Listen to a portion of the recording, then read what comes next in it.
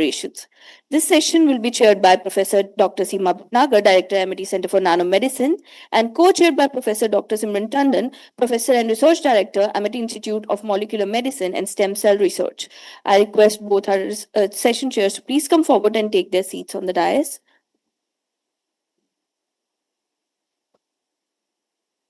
May I also request Professor Dr. Madhurita Ghosh, please come and take your seats.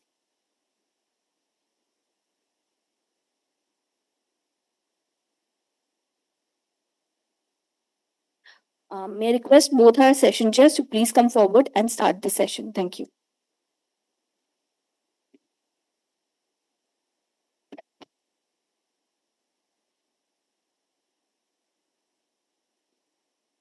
So good morning, everyone. Today, we are very fortunate to have with us a very distinguished speaker, Dr. Akhil Vashne. Dr. Akhil is an accomplished researcher in ophthalmology and vision science and currently serving as assistant professor at Department of Ophthalmology, Loma Linda University, California. He has obtained his PhD from JNU and completed his postdoctoral training at University of Kentucky and University of Virginia, USA. He is an expert in molecular biology, retina, and ocular surface, the cornea. He has authored more than 40 publications, 1,000 citations, and has an H index of 17 and I-10 index of 21. So we are very happy to welcome Dr. Akhil Vashne, and please share your presentation with us, and we'll be very happy to interact with you. Thank you.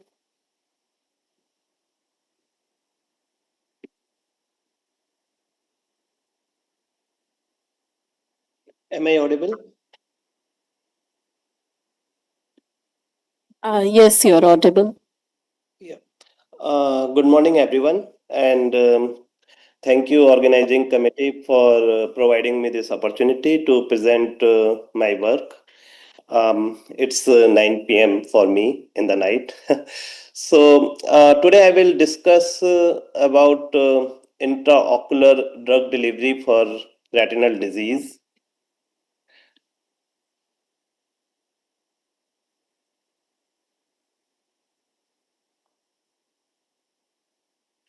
So, when I'm talking about intraocular drug delivery, so my talk focused on the intravitreal delivery. So, as you can see, the structure of the eye is basically ocular surface, the cornea, the front of the eye, and the intraocular is mainly the vitreous region, where today I will focus.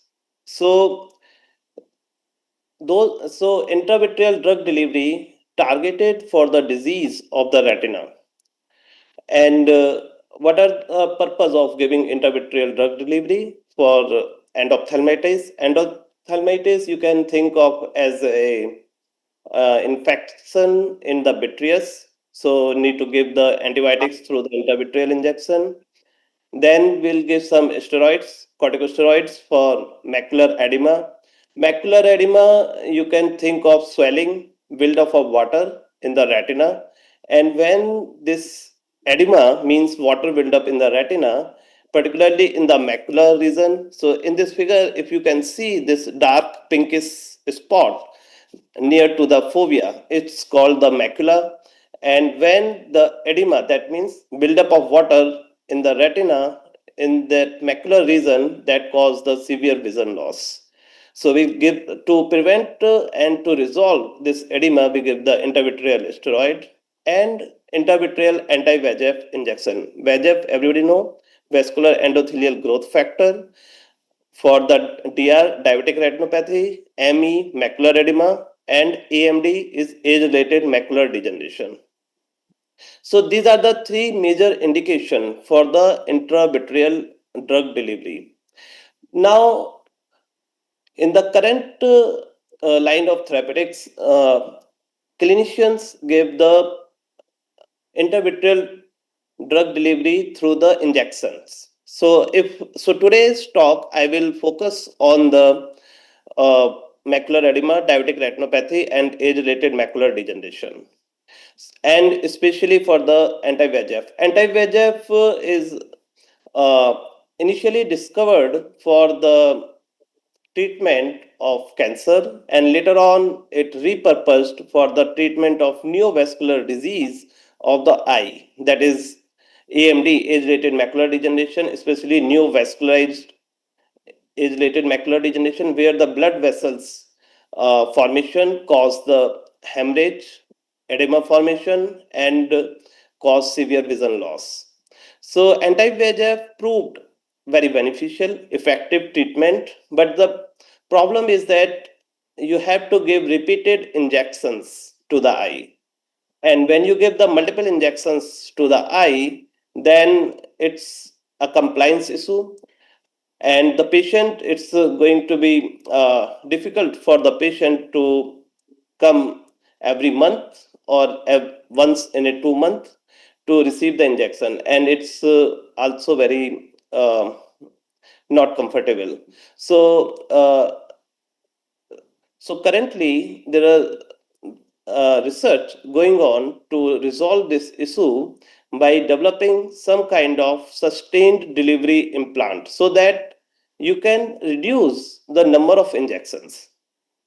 For examples, currently we give the bevacizumab. Bevacizumab is the first FDA approved for the treatment of cancer, and then off-label use for the treatment of neovascular AMD and PDR, proliferative diabetic retinopathy. Diabetic retinopathy can be further divided into non-proliferative diabetic retinopathy and proliferative diabetic retinopathy.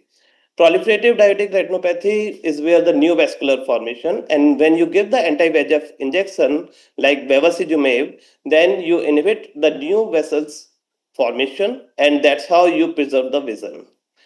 So, and after bevacizumab, that is also called Avastin, and then next drug developed called ranibizumab. Ranibizumab is Lucentis, and that is FDA approved for wet AMD and PDR. So, but the issue is that you have to give the repeated injections twice a week, thrice a week, or once in a 2 month, depending on the severity of the disease.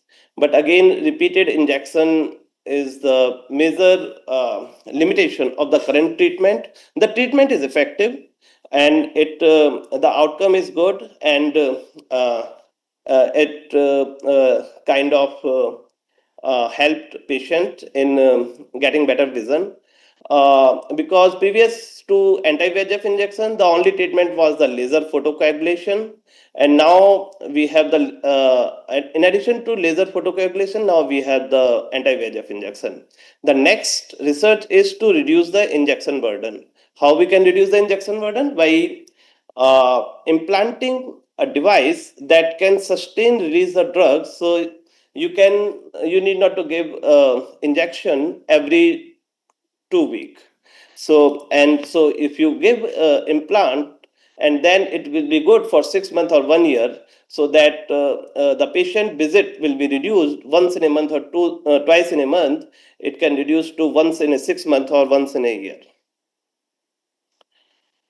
So, if we think of what are the FDA approved drugs for the uh, intravitreal implant, so this is a dexamethasone IVD implant that is FDA approved for ME, means macular edema, after BRBO, means branch retinal vein occlusion, or CRBO, central retinal vein occlusion, non-infectious uveitis, and diabetic macular edema.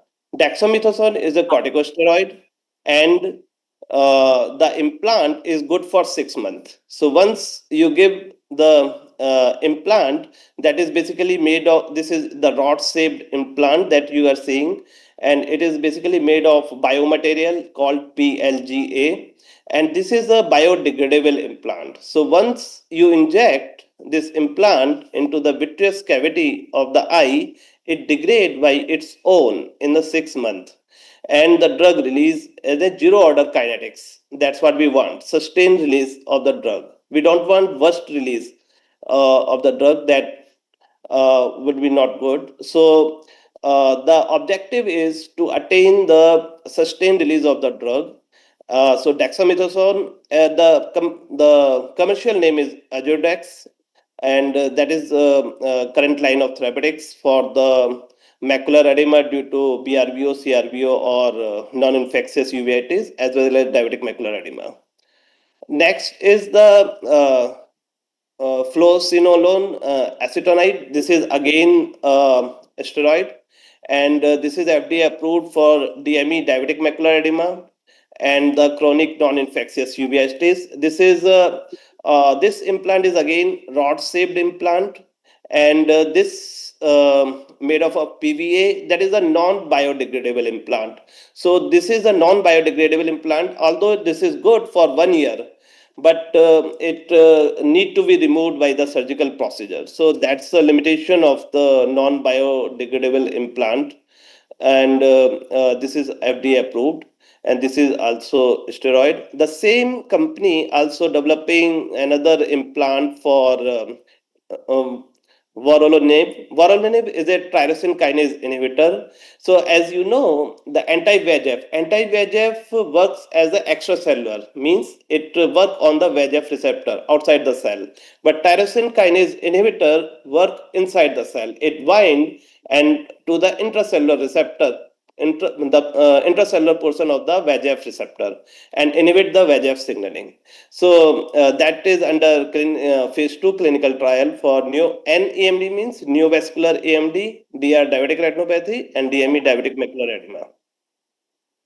Then another implant is again GB102.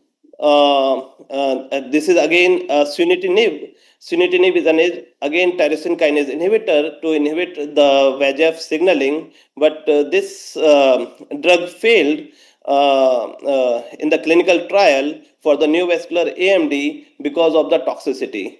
So, for example, there are around 10 or 11 tyrosine kinase inhibitor. All those tyrosine kinase inhibitor are approved for the FDA approved for the other cancers and other neovascular diseases.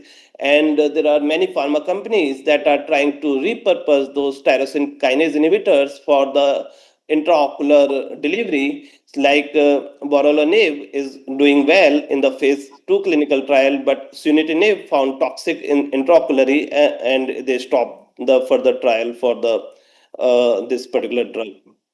Then OTX TKI is the another tyrosine kinase inhibitor, exitinib. Exitinib is again FDA approved for the renal cell carcinoma and other type of cancers. And trying people, there are pharma companies, they are trying to repurpose this tyrosine kinase inhibitor for the neovascular AMD and diabetic retinopathy to inhibit the angiogenesis, and trying to prevent the growth of the new blood vessels by giving this tyrosine kinase inhibitor. And they are using hydrogel technology for the sustained release of the drug, and they're using the polyethylene glycol PEG plus hydrogel combination, and that is again biodegradable, and that is the good for 9 months. So this gives the sustained release of the drug for the 9 months.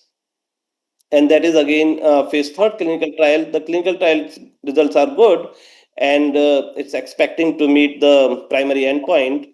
And soon we will have more FDA approved intravitreal implants for the neovascular age-related macular degeneration and diabetic retinopathy. So I will like to give you a brief information regarding the material used to make the implant for intraocular delivery. The material should be biocompatible, means it should not incite the inflammatory response inside the eye, and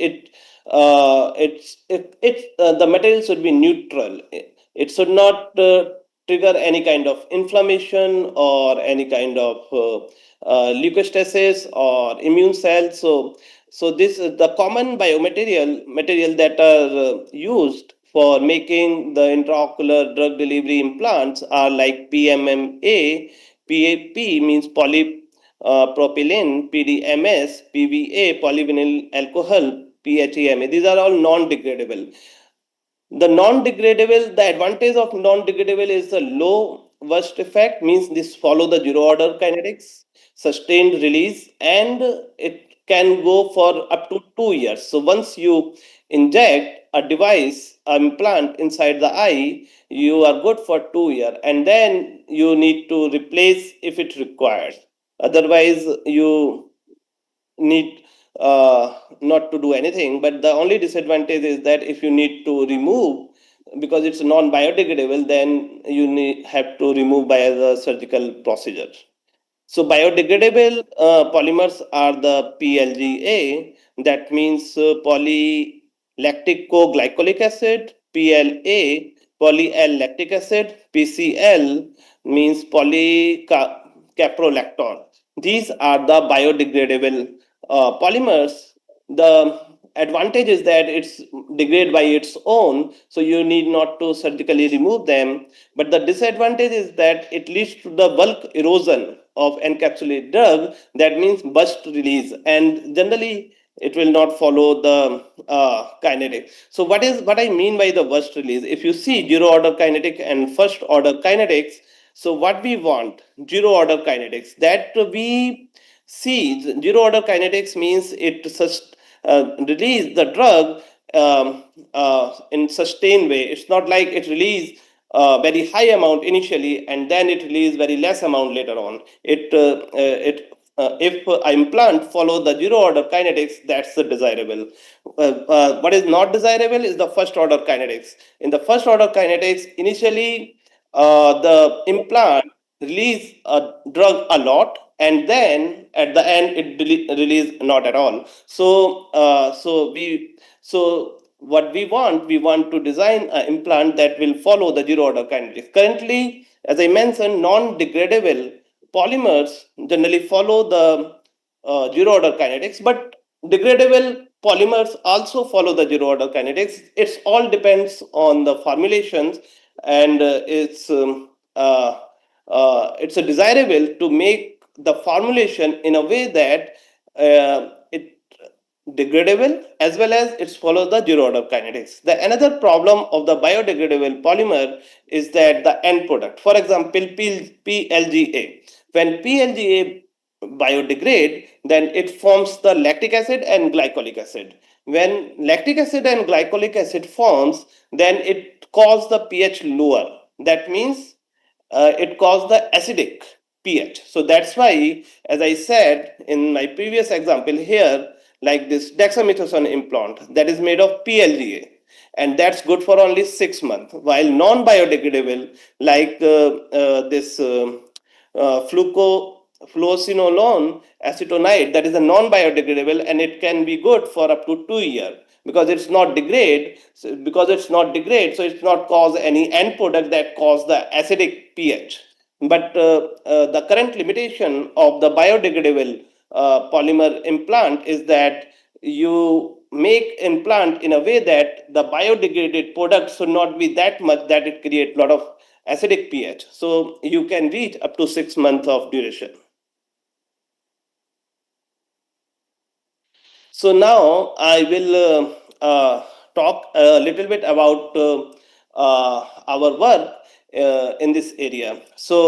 My rest of the talk will focus on one of the disease, that is age-related macular degeneration. So I mentioned you three different disease in the initially, the diabetic retinopathy, especially proliferative diabetic retinopathy, then DME, diabetic macular edema, and then neovascular AMD. Now I will focus on the age-related macular degeneration, basically the dry form. So age-related macular degeneration can be of wet, that means neovascular, where a lot of blood vessels forms, and that's where we use the anti-VEGF that is currently available, and that's doing good job. But for the dry form of age-related macular degeneration, still there are not much drug. There is a currently only FDA approved drug is the complement inhibitor C3 and C5, anti C3 and anti C5 antibody are currently giving intravitreal injection. But the limitation of those drugs is that they only prevent the geographic atrophy progression. So geographic, if you see here, so this is the see the fundus image of the healthy looks like this, and fundus image of the geographic atrophy means the advanced stage of the dry form of age-related macular degeneration. And if you see the white hyper-reflective region, that is that is the atrophy region. So current drug anti-complement inhibitor, that is the anti-C3 and anti-C5 antibody, only prevent the progression of this growth of this lesion by 20%. So basically, it's not helping too much to the patient to recover their vision. The only thing is what they are helping is delaying the progression. Means if you start giving the injection of anti C3 and anti C5, they still lose the vision, but not today, but they will lose the vision tomorrow. So they're just delaying the process, but so that's where unmet need is still there. So here, because age-related macular degeneration is a disease of RPE, retinal pigment epithelial cell. So you see the retinal, this is the healthy retinal RPE cell, looks like the nice hexagonal structure of the cell. But when in the disease of geographic atrophy, that is the advanced dry age-related macular degeneration, this nice hexagonal shape is all distorted. And that's where we want to develop therapeutic to prevent this disorganization and death of the retinal RPE cells. So first, so in the drug discovery, how you will approach. So the first step in the drug discovery is to identify the target. So first of all, you need to find the target. The target is what? Target is the molecule that is involved in the disease process. So what we find that ALU and ALU cDNA are involved in the disease progression. So if you can look, is the normal patient, there is no signal of the red color, while in the geographic atrophy you can see the red color. So there is an abundance of ALU cDNA and ALU RNA present in the geographic atrophy patient. So this means this is the target, this is the molecule that is highly abundant in the patient eye, but not in the healthy eye. So this means this is then a good target for the development of drug. If we can prevent accumulation of this ALU cDNA, we might be able to prevent the death of the cells. Further, we check whether, so this is the immunostaining by the in situ hybridization technique. So next we want to confirm by another technique called northern blot and the equator blot that we developed. And we found, if you can see, the geographic GA means geographic atrophy patient 1, geographic atrophy patient 2, geographic atrophy patient 3, and the normal one 2. If you can see, MEC is the macular region, the ALU RNA and ALU cDNA expression is increased. Again, you can see geographic atrophy patient 4, 5, 6, 7, and again you can see the expression of ALU RNA and ALU cDNA increased. So that means, yes, this molecule expression is increased in the geographic atrophy. So that means now we validated the target. Okay, now we are going after this ALU cDNA and ALU RNA will try to prevent accumulation of this toxic molecule in the cell, and that's why we hope to prevent the disease. And the life cycle of ALU, is, you know, is a retro element involve the line 1 long interspersed repeat element, line 1 reverse transcriptase, and again we see lot of line 1 reverse transcriptase expression in the geographic atrophy compared to normal. So this is the summary of the whole work that ALU RNA, ALU is the retro element, is reverse transcribed into the ALU-cDNA using line 1 ORF2 reverse transcriptase. This ALU-cDNA recognized by the CGAS. CGAS is the innate immune sensor inside the cell that recognize in the cytoplasm, because in the cytoplasm there should not be any DNA molecule present. If any DNA present in the cytoplasm, it triggers the immune system. So this ALU-cDNA in the disease situation, this ALU-RNA expression increased, and because of ALU-RNA and line 1 ORF2 increased, more ALU-cDNA formation. If more ALU-cDNA formed, it recognized by the CGAS, and then CGAS starts signaling of the CGAM and STING, and CGAM further cause mitochondrial damage that release the mitochondrial DNA, and then mitochondrial DNA again recognized by the CGAS amplify the signal, and that leads to the IRF3 and interferon type 1 interferon signaling leads to the NLRP3 inflammasome activation. This NLRP3 inflammasome causes caspase 1, IL-1 beta, IL-18 release, and the pyroptotic cell death. And this, so we showed that the reverse transcriptase inhibitor, that is a non-nucleoside reverse transcriptase inhibitor, NRTI, and nucleoside reverse transcriptase inhibitor that can prevent the progress in the formation of ALU-cDNA, and also that can block the NLRP3 inflammasome, and that derivative of that nucleoside reverse transcriptase inhibitor, camobrain, is currently in the clinical trial, phase 2 clinical trial for geographic atrophy. So now, in the remaining few minutes, I will try to quickly. So now we identify the target. Now, how to block this target is the lead. So our lead is the nucleoside reverse transcriptase inhibitor and the camobrains. Those can be used to inhibit the signaling and for the drug development. Before phase 2 clinical trial, we want to go the preclinical validation. So the first step is the target identification, and then lead optimization, and then you show the preclinical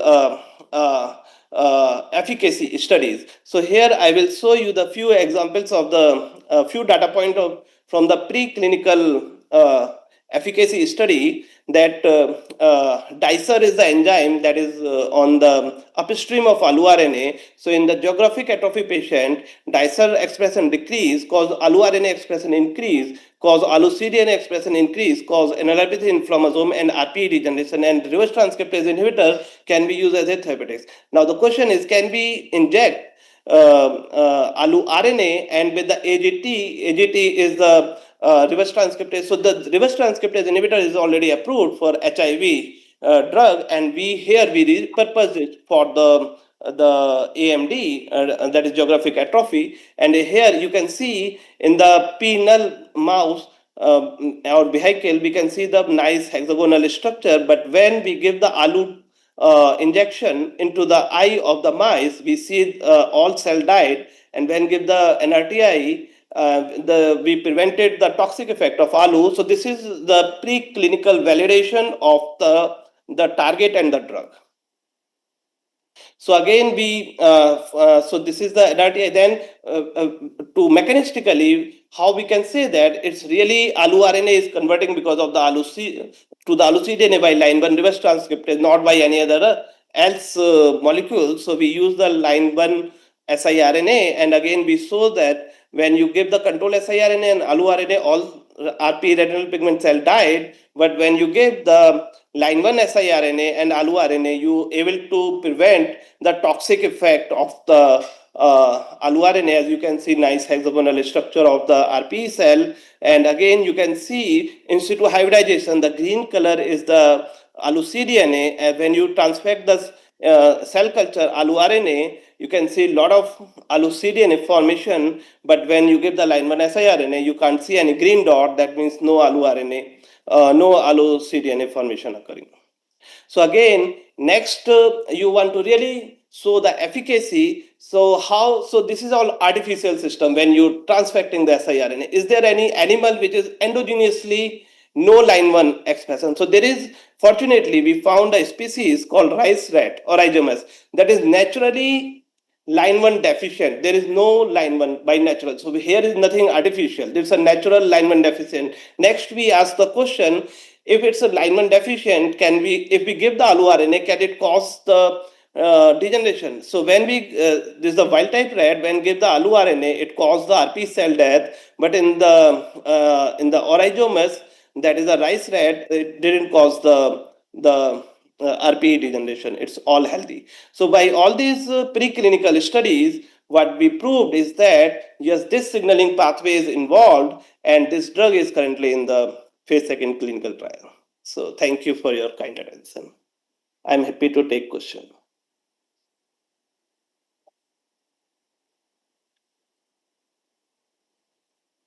Very interesting talk, Dr. Vashne. So the floor is open for questions.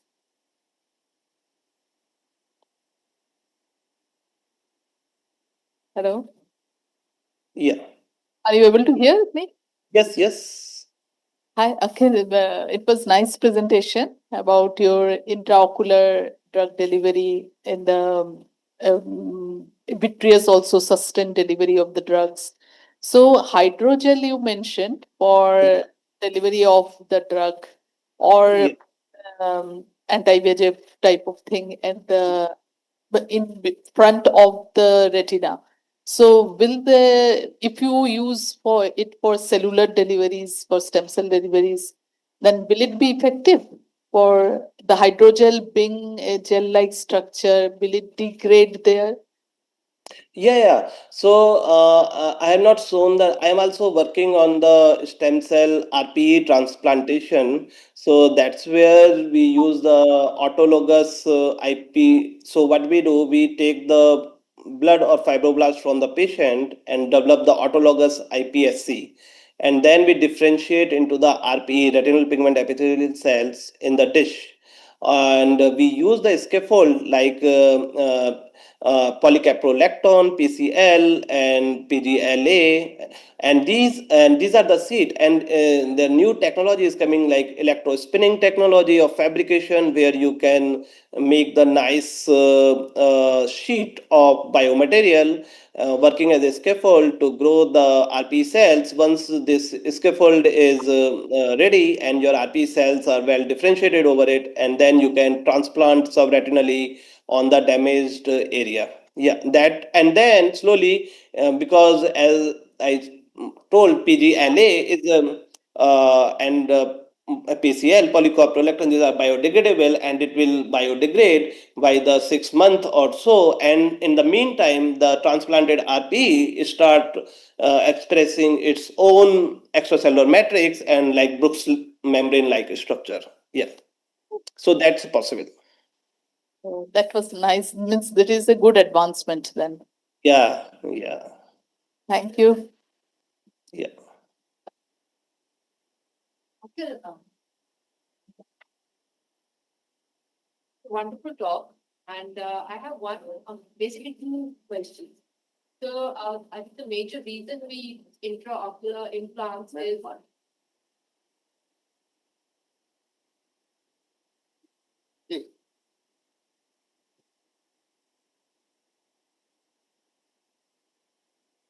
Hello.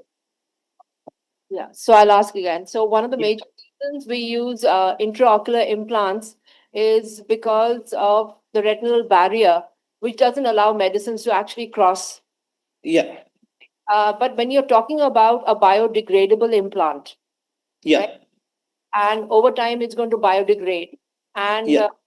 depending on the severity of the disease, the implant would have to be placed periodically. So what? Mm-hmm. So once something like your PGLA degrades, right? It's going to keep on accumulating, or is it going to be again crossing the barrier? Yeah. Barrier, then why do we have to have an implant? We can have encapsulated drug, which can actually cross the retinal barrier. That would Yeah. avoid the procedure. Yeah, so I will answer your question. So first thing, I would like to clarify one of the misconception in the field is that the purpose of the implant is not to substitute the ocular surface delivery, means eye drop. The purpose of implant to reduce the burden of the injection, you know. So like anti-VEGF injects. So current line of therapy is the giving anti-VEGF injection intraocularly. Okay. Anyway, the technology is not yet advanced to give eye drop, and that can cross the all three layer of the cornea, aqueous, lens, and reach the vitreous. So there is technology is not yet there. So that is not the question in hand. The question in hand is how we can reduce the injection burden that currently clinician giving, because it's very annoying, it's very uncomfortable that you have to poke the injection every once in a month or sometime twice in a month. So the current question in the field is to reduce the injection burden. So this is the first answer. The second answer is that when you give the biodegradable implant intraocularly in the vitreous, then it like PLGA, then it degrade in the lactic acid and glycolic acid, and this both are eliminated by the normal the physiology of the it's need not to be again cross the barrier.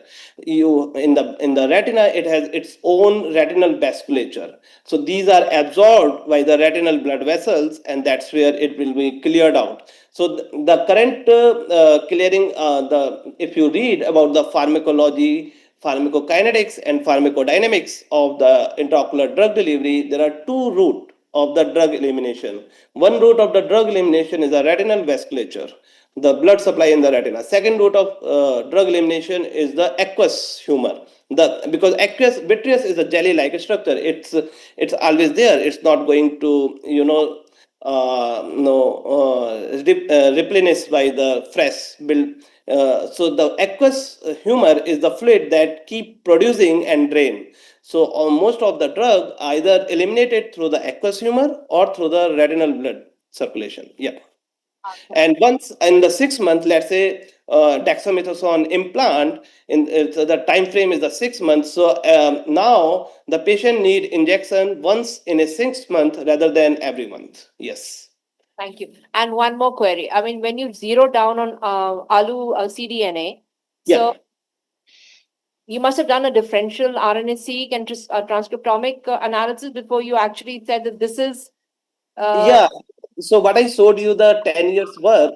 So actually the story start begin with every you discovery start with the exploration. The initial the 10 year before question was, is there any RNA is building up? So we use the J1 antibody, that is called anti-double stranded RNA antibody pull down experiment.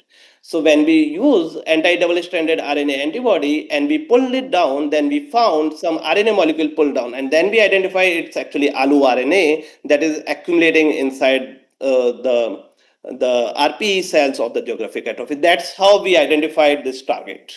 Thank you so So much. target identified through some exploration studies. Yeah.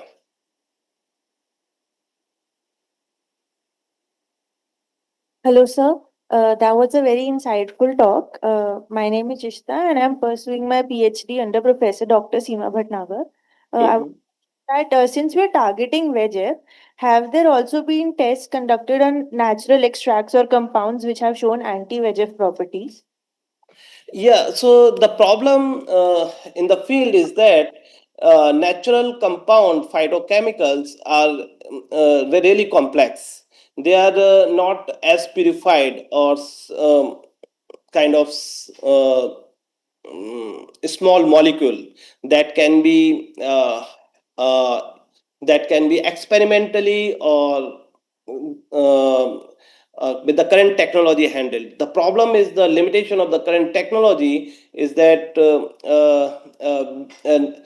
we cannot inject the natural phytochemical product direct into the eye. What we can do maximum, we can take the oral uh, formulation, but for the natural product or the phytochemicals, we are still not there. I think still need a lot of chemistry work to resolve the nuisances and issues with the phytochemicals.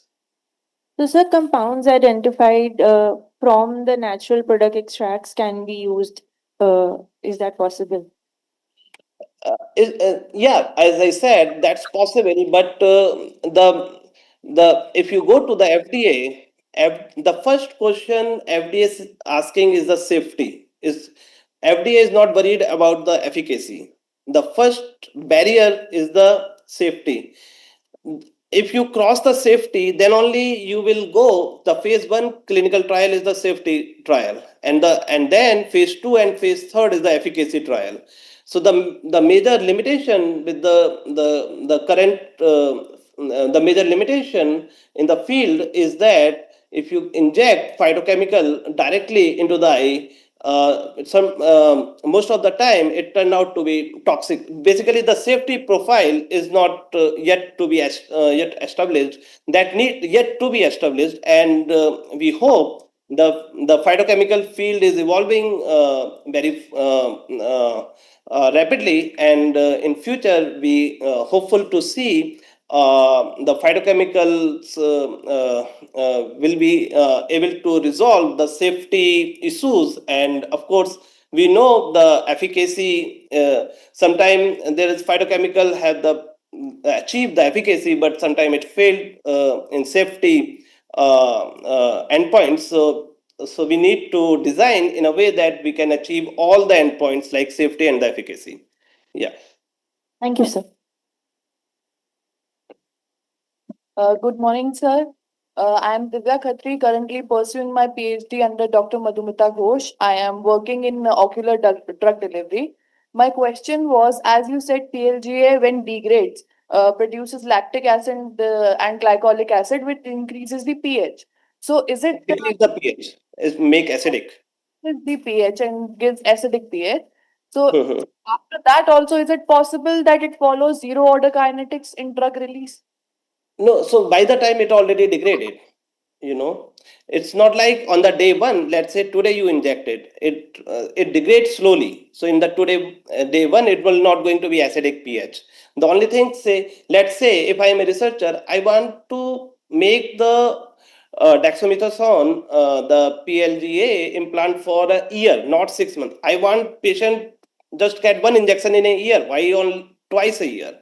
The problem is that I cannot make for the 1 year. If I, how can I make the 1 year? I have to give more PLGA implant, bigger implant device. If I give bigger implant device, then after 6 months, it start giving the safety issues. So that's where the current limitation is the 6 months. And by this time, it's not giving that safety issue. Okay, okay. Thank you, sir.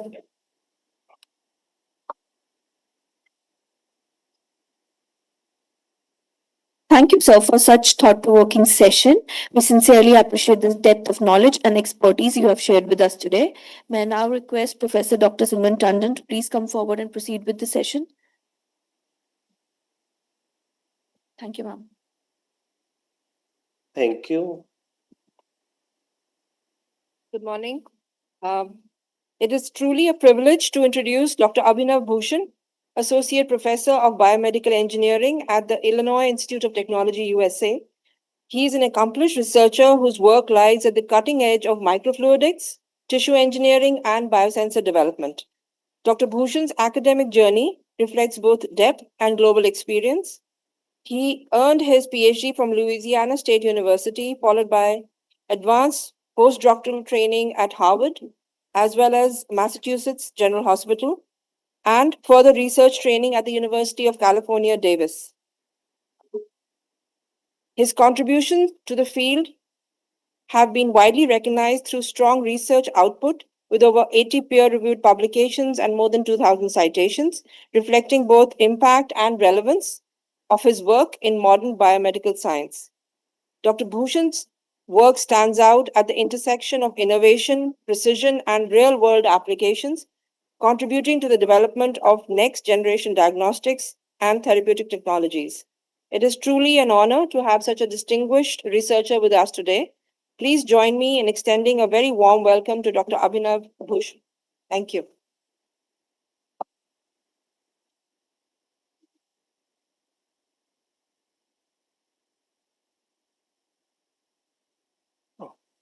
Hi, can you hear me? Yes, we can hear you. Okay, good. Thank you. Thank you for the very kind introduction, and thank you for the invitation.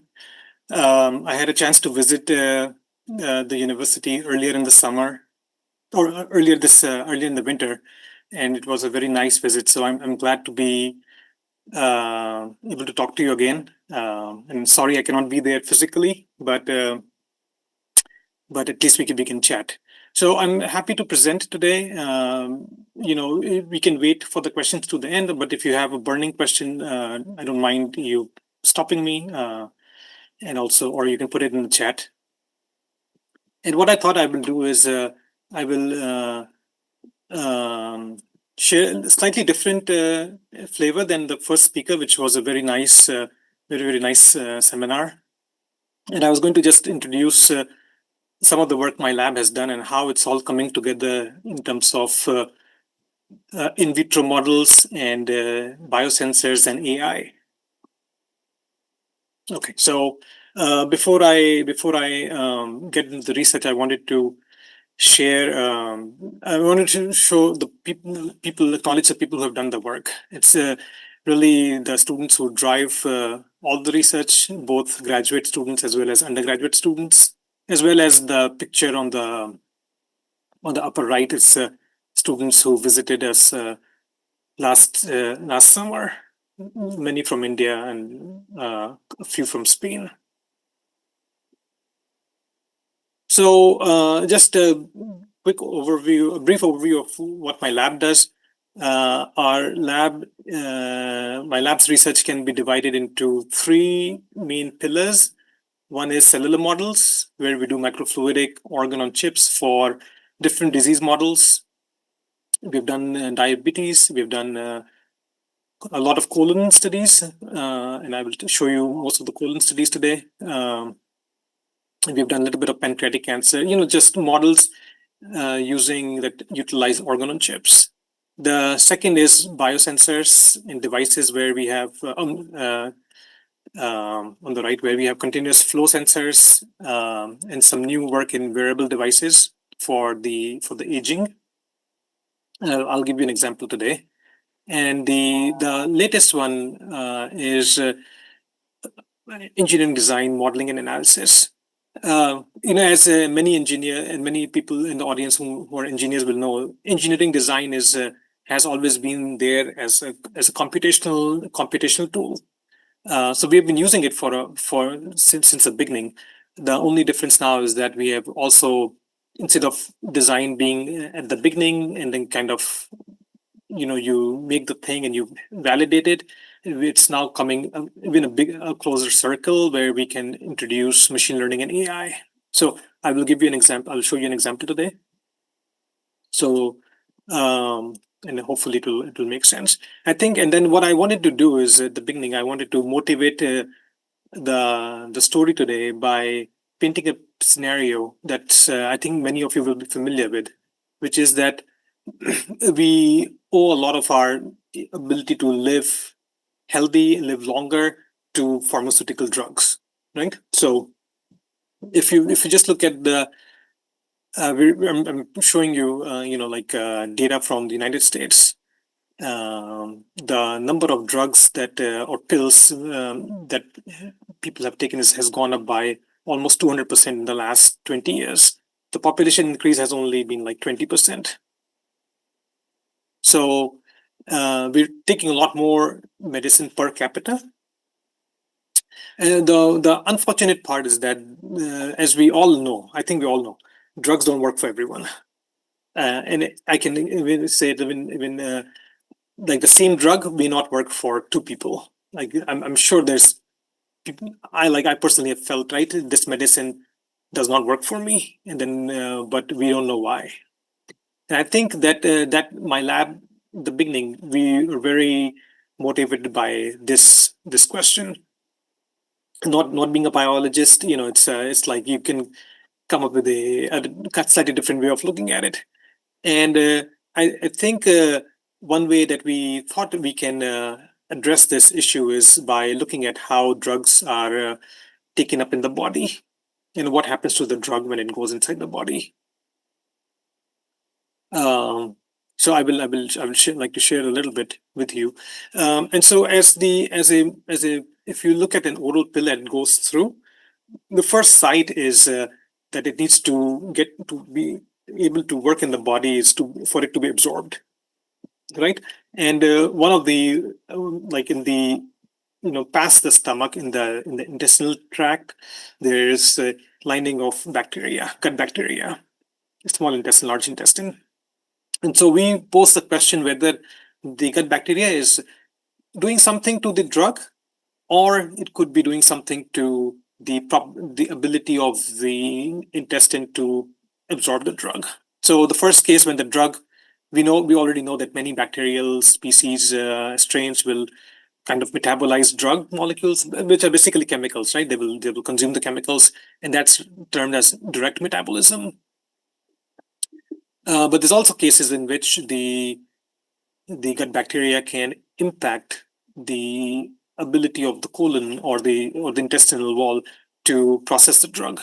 Usually absorb, changes the absorption profile, but the intestine also in many cases has high expression of cytochrome P450s, for example, lower than the liver, but they're present there, and the gut bacteria can change the properties of the intestine. So, and then we said our hypothesis or our framing was that if you imagine in an average PK or drug constant bioavailability to be in the middle curve, then the processing by the gut bacteria could change it, make it up, below, or higher, and that will really impact the efficacy or the treatment for a particular person, right? So we wanted to basically see if this is wanted to quantify what's the impact of the bacteria. Okay, so and so one of the challenges, so we and in order to study that, we had to build. We wanted to start with you can call it a reductionist model. The beginning, right? If you look at direct metabolism, where the bacteria is directly consuming the drug, you would do it in a bacterial culture, right? And so when we are looking at absorptive properties of the intestinal changes changing by the bacteria, we wanted to look at start with an in vitro model, and immediately I think you will understand that, or you will appreciate that that model itself is going to be complicated, in the sense that the infrastructure that we have in our labs for cell culture avoids bacteria. In this case, I want to introduce bacteria with the cultures. That's the first issue. And the second issue is that the mammalian cells in the intestine, they require oxygen, slightly lower oxygen than what the other tissues might be, or organs might be exposed to, but still they require oxygen. Whereas most of the bacteria residing in the intestine is anaerobic. Some of it is obligate anaerobic. So you have this situation where you have the epithelium, and which is aerobic, which is oxic, and then the environment above it, the mucosal layer, and then past the mucosal layer, it's really anoxic. And then how do you create this environment? And so, without going into all the details and showing you equations, actually, it's a very simple model. We decided to utilize basically an oxygen balance. So we think of this box, and there's oxygen sources that can bring in oxygen into your cells and bacteria, and then the consumers of oxygen. And if you can balance those and control it, then we can create an environment. So in this case, what we did is we accounted for oxygen coming from the outside, like the incubator environment. We accounted for oxygen coming from the media. We accounted for the oxygen consumption of the cells. And then we said, okay, if we can just tailor the oxygen in the media such that the oxygen consumed by the cells will basically will balance out. Yeah. And then there's nothing coming from the top, then really in the rest of the area, there's no oxygen left. And so how do you do that? In order for us to do it, we designed a microfluidic device where we have media flowing and we have oxygen sensors on the top. So as the cells consume the oxygen, then these oxygen sensors will report that there's no oxygen left. And really, when there's no, the oxygen cannot be like trapped in here. Oxygen, when it's there, it's not there and it's not there. So we were able to design this device, and then we have a lot of validation to show you. I'm not going to bore you with all the details. But basically, we validated using culture of obligate anaerobe, Bifidobacterium adolescentis. We showed, first of all, as you will expect, that if the environment is anoxic, then or hypoxic, then the epithelium does not look good, right? If it's oxic, normoxic, then they form these barriers, these junctions, and if it's you take away the oxygen, then the cells don't look good. That's a negative validation from the epithelium side. And from the bacterial side, basically we are showing that in a standard anaerobic chamber, which is this first bar, the bacteria is growing, and our device can do the same thing without an anaerobic chamber, just sitting in an incubator. So because we have blocked the oxygen from our device, we can block the oxygen, so we can create the environment which is inside it. It's going to be anaerobic. And then with the good thing is that because the inside is anaerobic, we can now perfuse media with oxygen. So then the cells can consume the oxygen, and then the rest of the environment is still anaerobic. So we did a lot of characterization of the oxygen environment in the device.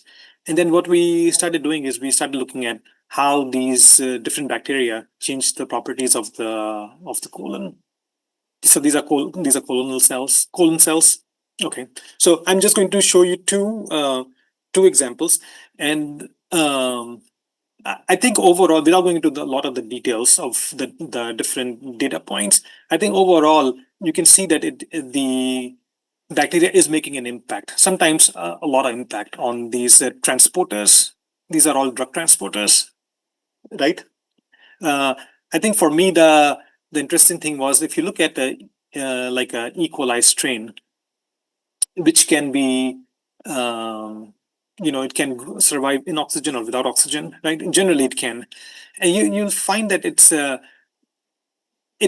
can survive, but also the effect it has on the index on the colonic transporters is different based upon whether it's oxygen or no oxygen, right? And I thought that was interesting. We're not there to find the mechanism. We're not yet, but I think it's very interesting that the effect of the bacteria on the mammalian epithelium can be different based upon the environment the bacteria is exposed to. Okay, so now so what we did is we took these, and then we wanted to see what's the cumulative effect of these changes that you can expect from if someone's colon is populated with, let's say, E. coli nissl, right? E. coli, and then what would be the sum impact of this on drug PK, drug bioavailability? So we looked at two drugs. I'm going to show you data on one drug, one of the drugs, and the other one is published. It's tacrolimus. The other drug is tacrolimus. The first one is sulfasalazine, and the reason we picked these two drugs is sulfasalazine is a drug that's very like almost used to be the first in line therapy to treat inflammatory bowel disease. It's a prodrug, so it's cleaved by the bacteria in the colon to release the active drug 5-ASA, and then the 5-ASA acts at the local site in the colon, at the site of inflammation. So one of the biggest problems with the sulfasalazine is that it is the patient response is very variable. So the question we posed earlier in the first, in the beginning was the drug doesn't work for everybody, and this is a prime example of that. That sulfasalazine does not work for, and that's one of the big problems with still standing problem with IBD, inflammatory bowel disease treatment, is that patients are basically subjected to their own clinical study. If first drug doesn't work, then you subject them to second drug, then the third drug, and then there's no way for in many cases for the doctor to know which drug will work for the patient. So anyway, so we're not, like, my lab is not there yet, but we just wanted to see what happens when what's the impact of these changes in transporters on this drug. So we made a very simple compartment model: lumen, liver, and the clearance.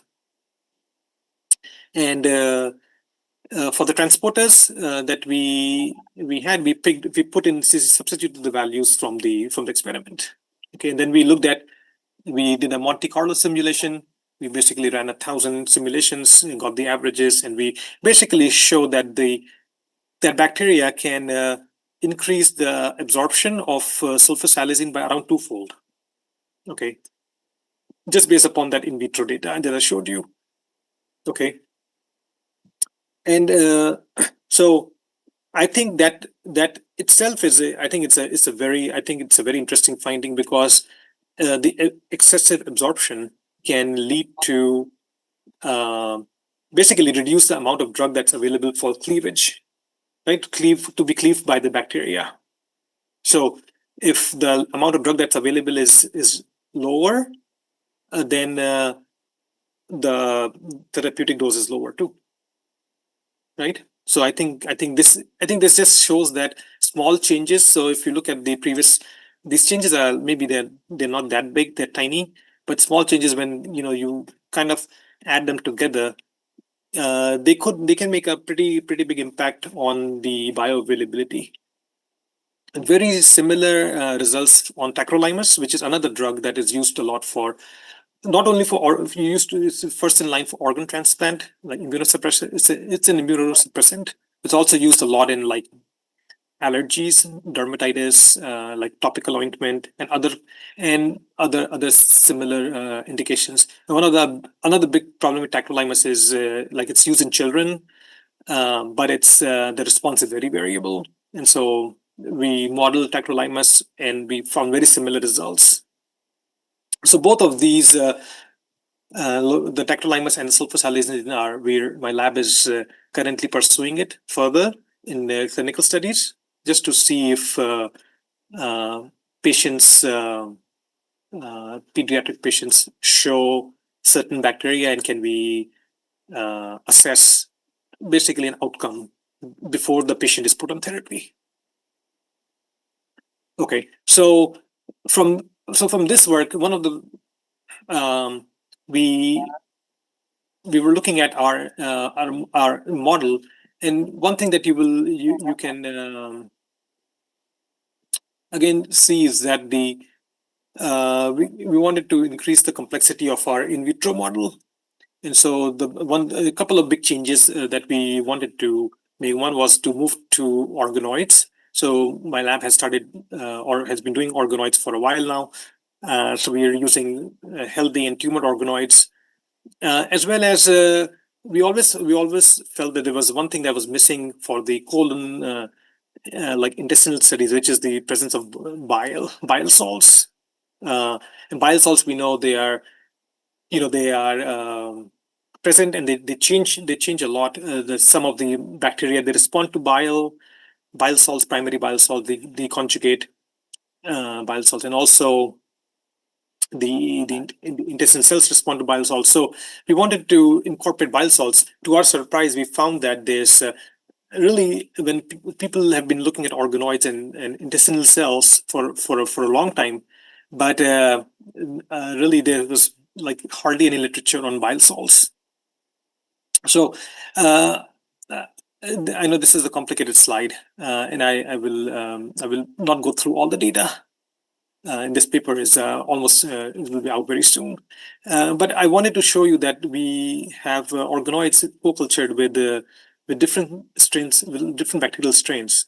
and our effort was to mainly quantify both the effects on the organoids, the effect of bacteria on the organoids, as well as colonization of the bacteria that takes place. And I think that was important because bile salts, we found they change how the bacteria grow.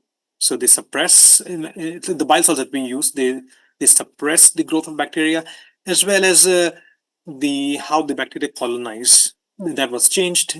We don't know all the mechanisms right now. So we were able to quantify the colonization of the bacteria, and we also were able to quantify. I think it was interesting for us, at least, to know how much is the effect per bacterium. I thought it was something to be something nice. Okay, so um, uh, when we look at when we're looking at this data, we're looking at, for now we're looking at only, like, if you like, we can bucket the outcomes into certain um, yeah cases. One of the ones is the stem cells. You can look at LGR5. We can look at sulfate markers, and then we can look at a tumor marker, FG15, and then last one is we're looking at an adhesion protein like HSPG2, which is the matrix perlecan, basically. And I think, again, for us, it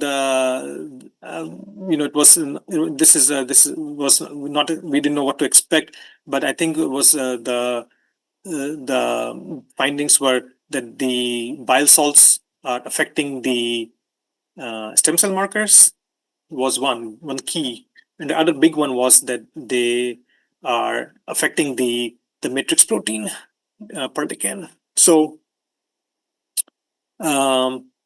we also looked at the what the bacteria actually do when they colonize.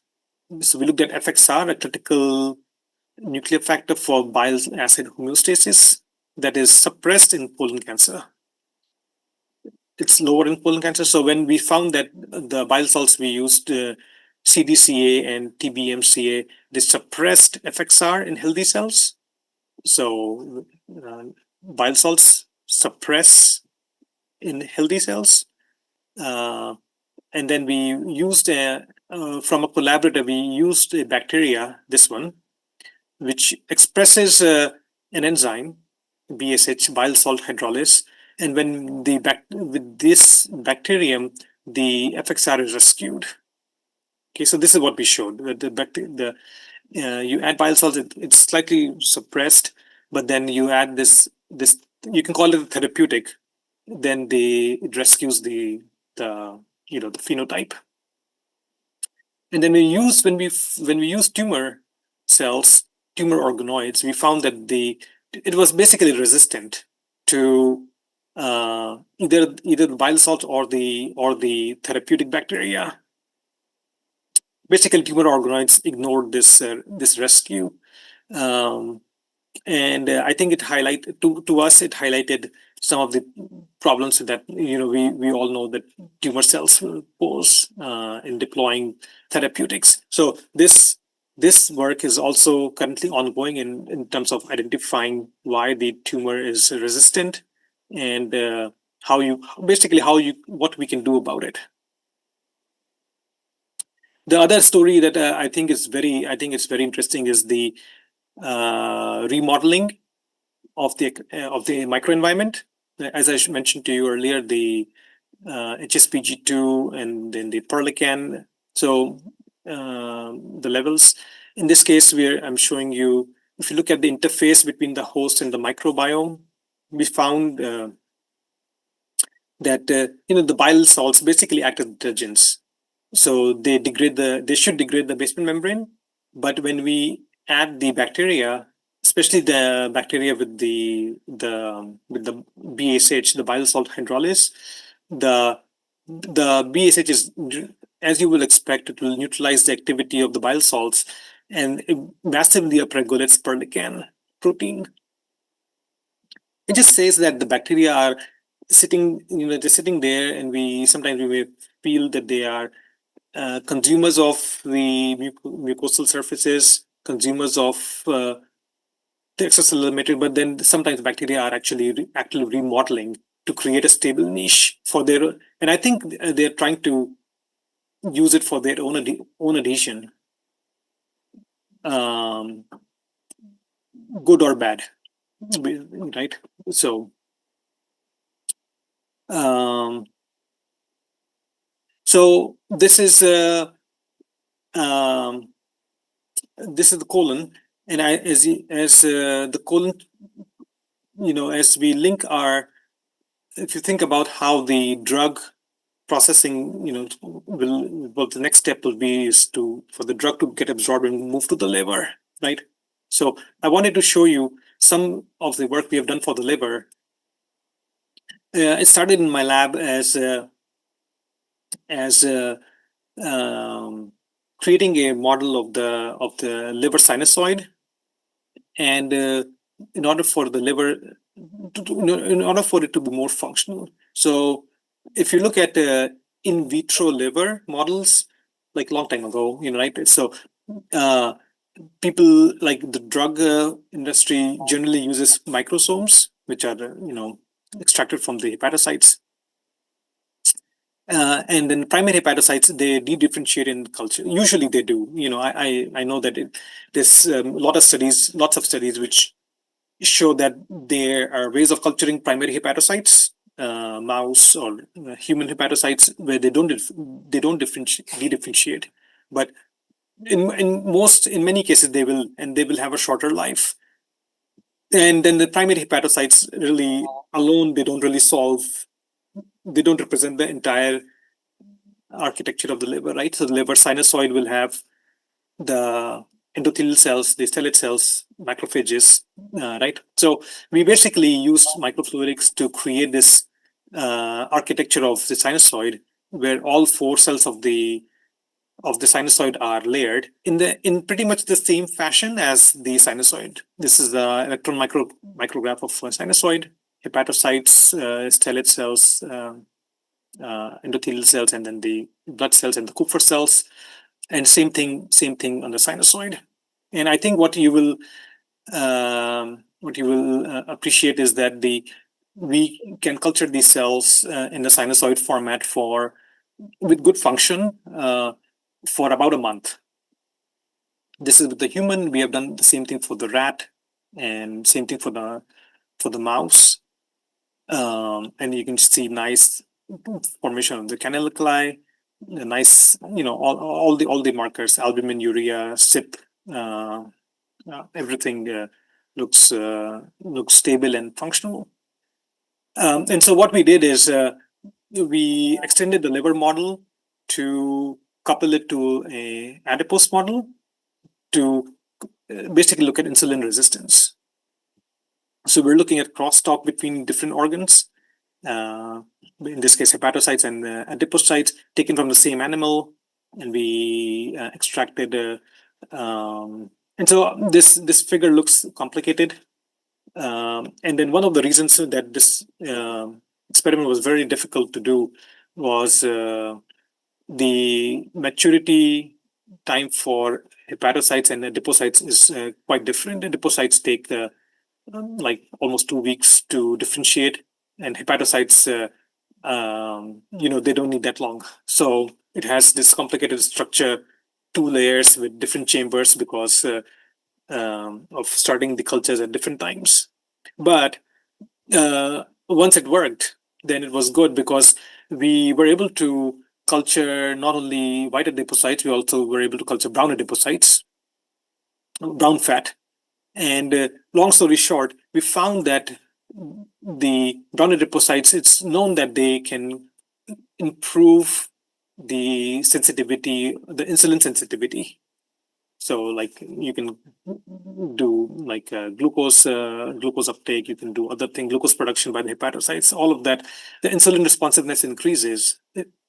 The thing that was not known, and that what we're excited about, is that the brown adipocytes also reduce the de novo lipogenesis. right? So the fat accumulation, as you will, like one of the big problems with insulin, people who are people with diabetes is that when they take insulin is that the glucose is maybe under control, but then there's a high chance of the liver getting fatty, right?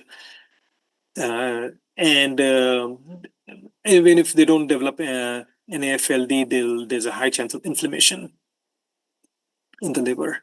So we basically found that this, at least the data shows that it is, it's lowering the triglycerides, lowering the de novo lipogenesis better than metformin. At least metformin is not known for that. So, but we had a standard of care control in the experiment. So that particular one this particular one we did RNA-seq, we did mass spec, we found a target, and the target is currently taking the next step, let's just say.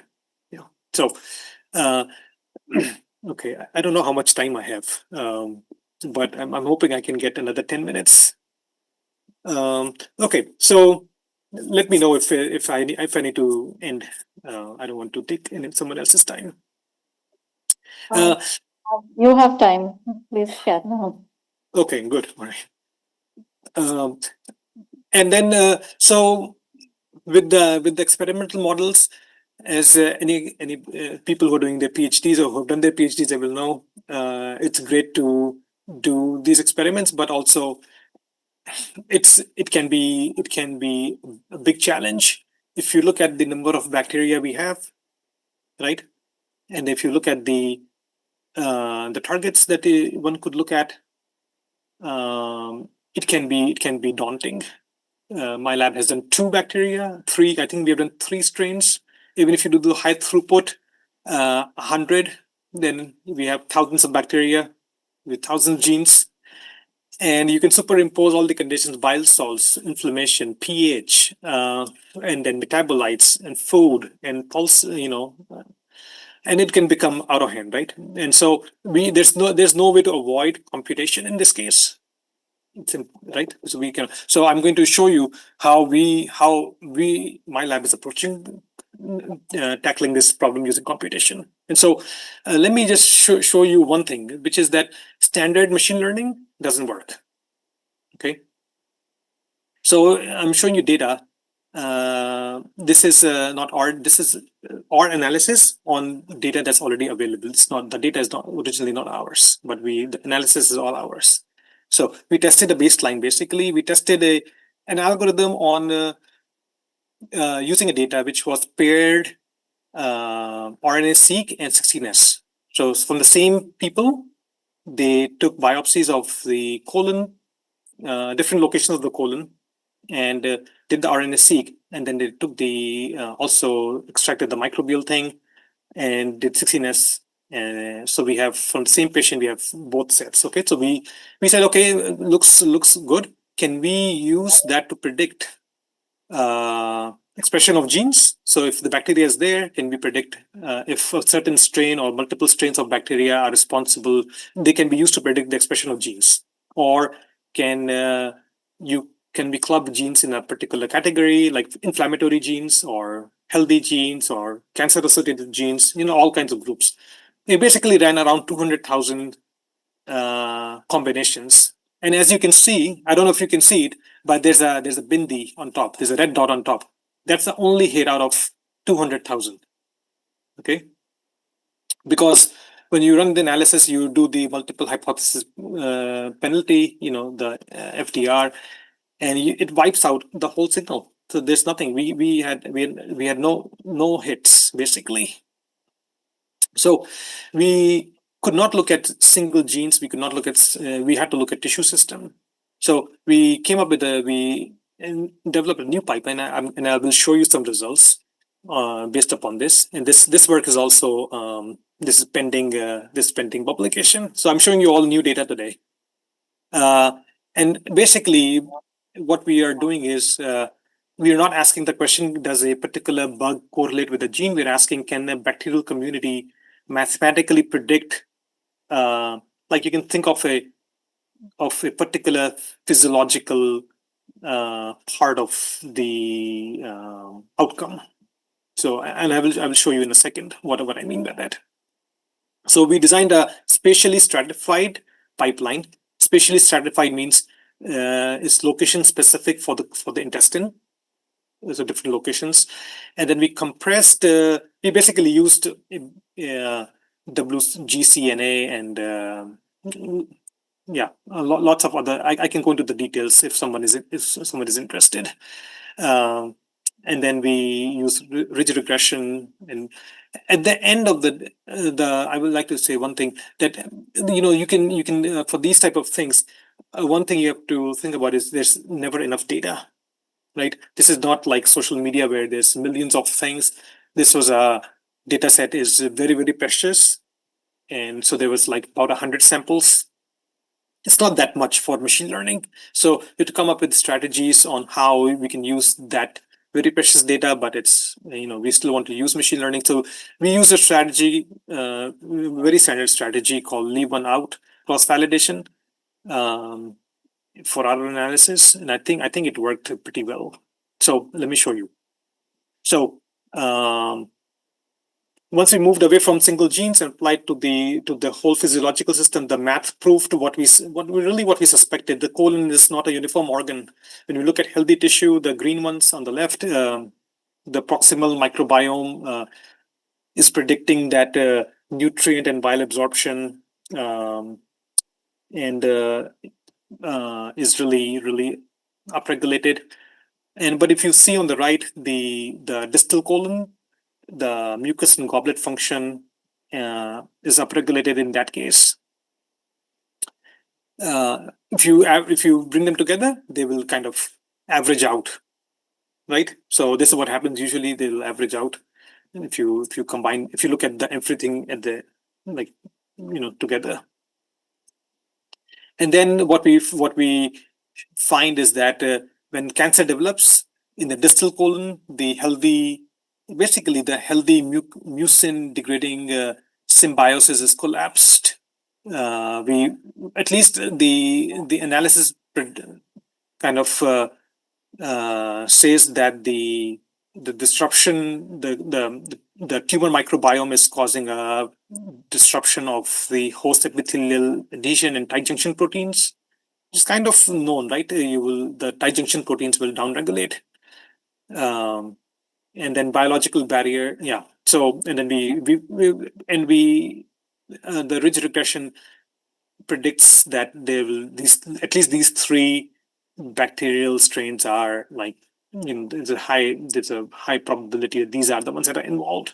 So if you think about from where we started, we had this about 1,000 strains and 16,000 genes, right? 1,000 bacterial strains and 16,000 genes for the whole of colon. Now we did the analysis. We have come down to a hypothesis that these three bacterial strains could be responsible for disruption of the host epithelial adhesion, the mucin and tight junction in the colon. Something that's testable, right? Something that's testable now. So my lab is now, we're not testing this right now, but we hope to use this for testing later in the future. Okay. And then the last thing I wanted to share with you is that you really, when you're looking at drug targets, drug delivery, and things like that, most of the time we're using endpoint assays. We're destroying the sample, right? You do RNA-seq, destroy the sample, you do something else, destroy. And we are trying to develop tools that we don't actually have to do that every single time. I'm not showing you RNA-seq today, which continuously, but there are things that can be done. And I will show you that you can look at response of drugs in real time. So I will show you two cases, very, very simple things that you have done in the lab. We have not invented new chemistry, but we have translated that chemistry onto a bead, a microsphere, like 5-micron microparticle. So first case is in ELISA, which many of you must be familiar with. It's to measure proteins, very standard assay, right? You use a primary antibody, use the antigen, and then you use the secondary antibody in most cases, right? Sandwich ELISA. So we're just doing sandwich ELISA instead of the ELISA being done in a plate where the antibody is tethered to the plate and you wash the sample, right? You dump the sample out from the plate, you add your new sample, then you dump it out, add a secondary antibody. In this case, we have everything, the primary antibody tethered to a bead. And just think that the substrate is not flowing. Substrate is moving along with the fluid. So you have cells being cultured here, and the media is getting perfused. Yeah. And I introduce my bead with the antibody here. And the media is flowing, the bead is flowing with the media. The bead is flowing too. Whatever is surrounding the bead, whatever media is surrounding the bead, the antigen is in that volume, will attach to the bead, nothing else, right? It'll just go like that. And then a little bit later, I add the secondary antibody, and then I detect the signal. Right? Makes sense? So, and then we did this for looking at albumin function in hepatocytes for when they're exposed to IL-6. You would expect the albumin production to go down, and which is what you see. I think you can. So it looks like if you look at this, there's a white streak that shows up. This is like many years ago in the lab. So at that time the camera wasn't fast enough, so the bead shows up as a streak instead of a sphere. There's a couple of good things here. One is that you can track the function in real time, drop in function or increase in function in real time. That's one.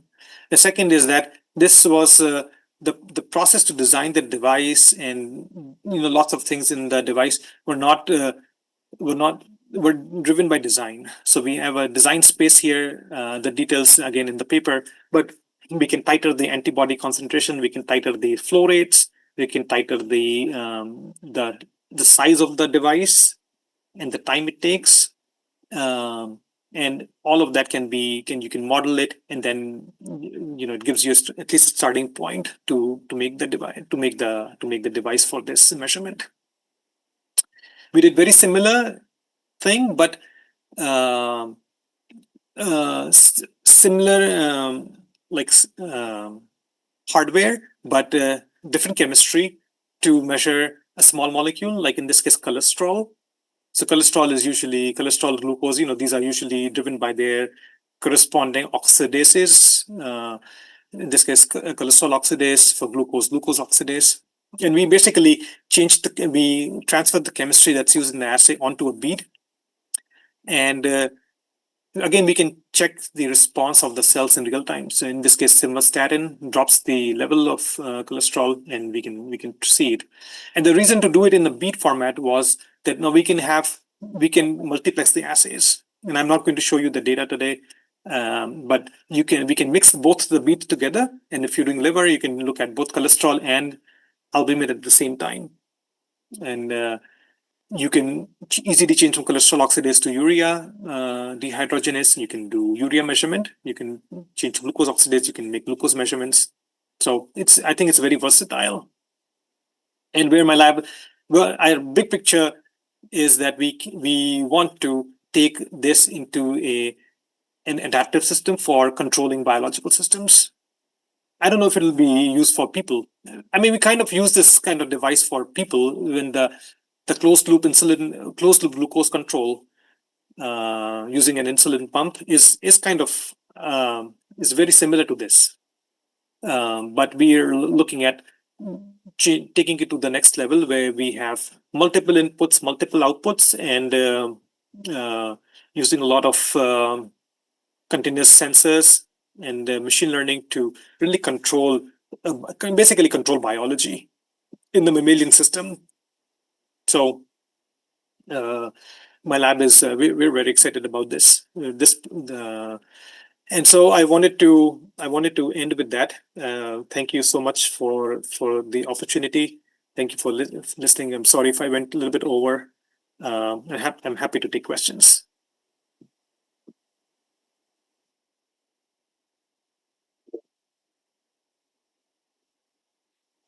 Dr. Abhinav,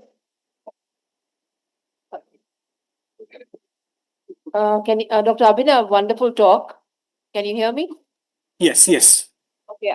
Actually, I'm very fascinated with the role of the gut microbiome. And I think one of the points that you had raised that there is both a direct and an indirect effect in the way the drug is utilized or impacted by the bacteria which is present in the gut. Now, it also works the other way. And you'd also shown a graph that the consumption of drugs has increased more than 500-fold in the past 20 years. So, doesn't this also correlate to dysbiosis? And if there is dysbiosis and the incidence of a lot of non-communicable diseases such as cancer has also increased over the past couple of decades. There must be some correlation between rampant drug use and the way dysbiosis is impacting the body. And one of the features which you had talked about is that you have done an analysis of all the species. And is there some kind of a way by which we can analyze and predict who is going to be vulnerable to a particular type of disease in the Mm.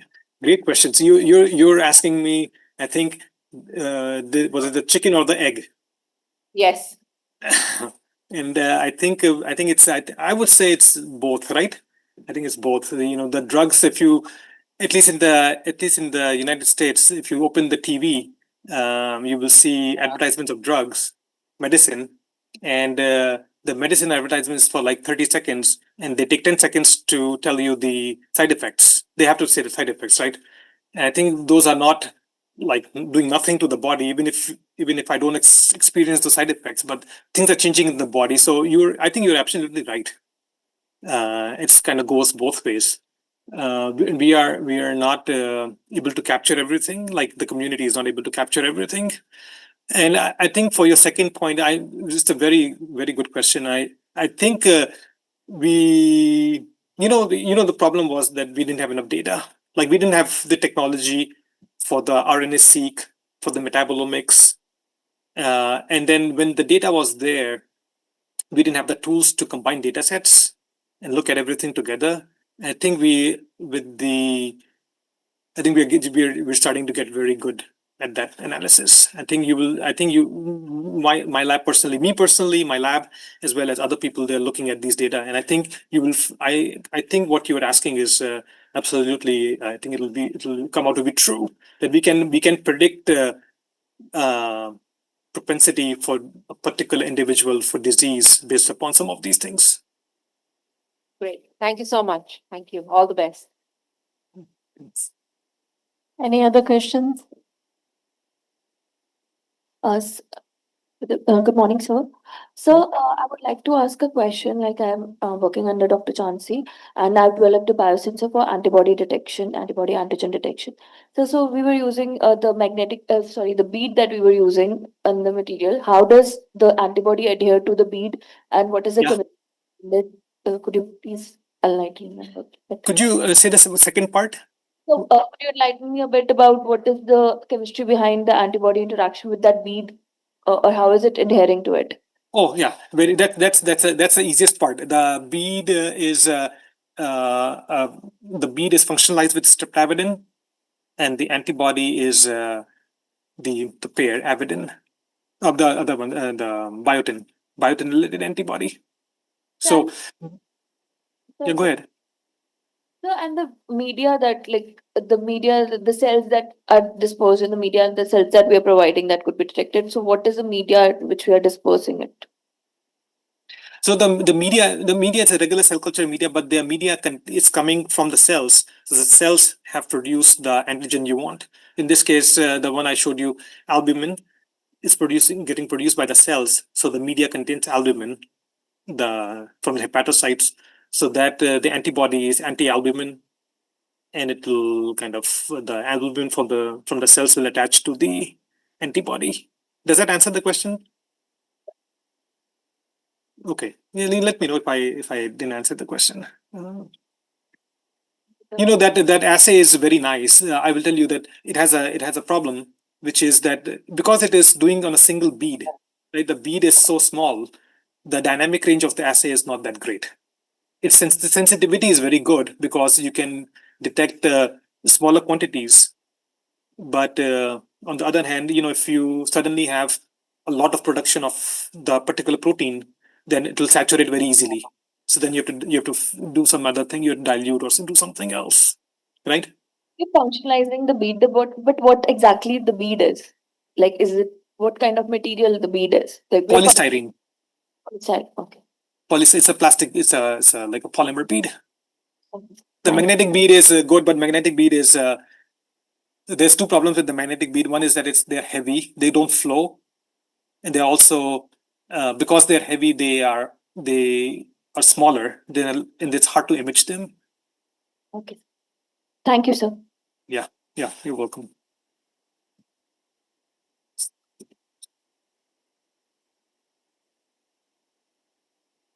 Are there any other questions from that side? Okay, so I think Asmita, please take over. Thank you, sir, for such an insightful and intellectually stimulating lecture. Now, with this enriching and enlightening session, it is now time. We would like to thank our our speakers and session chair for this session, and I would like to request Professor Ashish Padi and Professor Madhumita Ghosh ma'am to please come forward and felicitate our session chair, Professor Tandon. Please come forward. Thank you. So, Professor Abhinav, so we'll continue our discussions as we were through email, and we are moving forward in that direction as we had discussed. So, thank you very much. I think you're joining from Sweden. Are you joining from Sweden, or you're From Chicago. from Chicago right now? You're in Chicago. Okay. Thank you so much. So much for sparing your time at this late hour. It's a pleasure. No, it's not a problem. Thank you. So much. Bye-bye.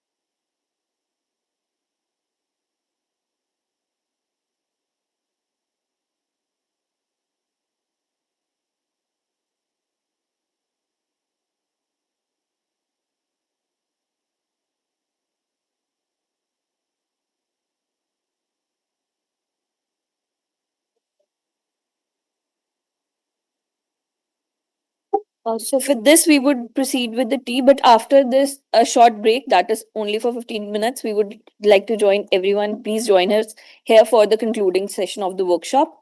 And we'll have a short presentation here first, and then we'll move forward to the next.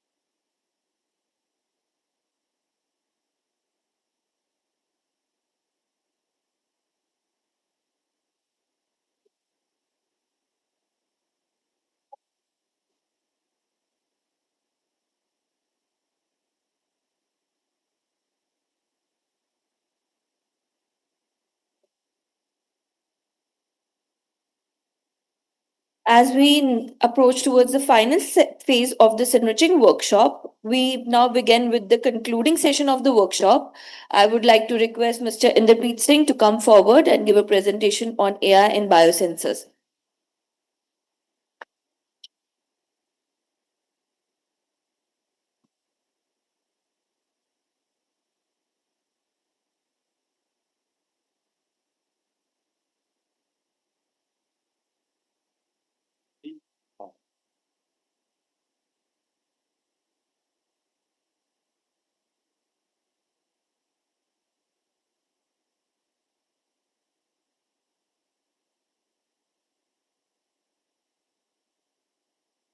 Hello. Hello. Yes, good.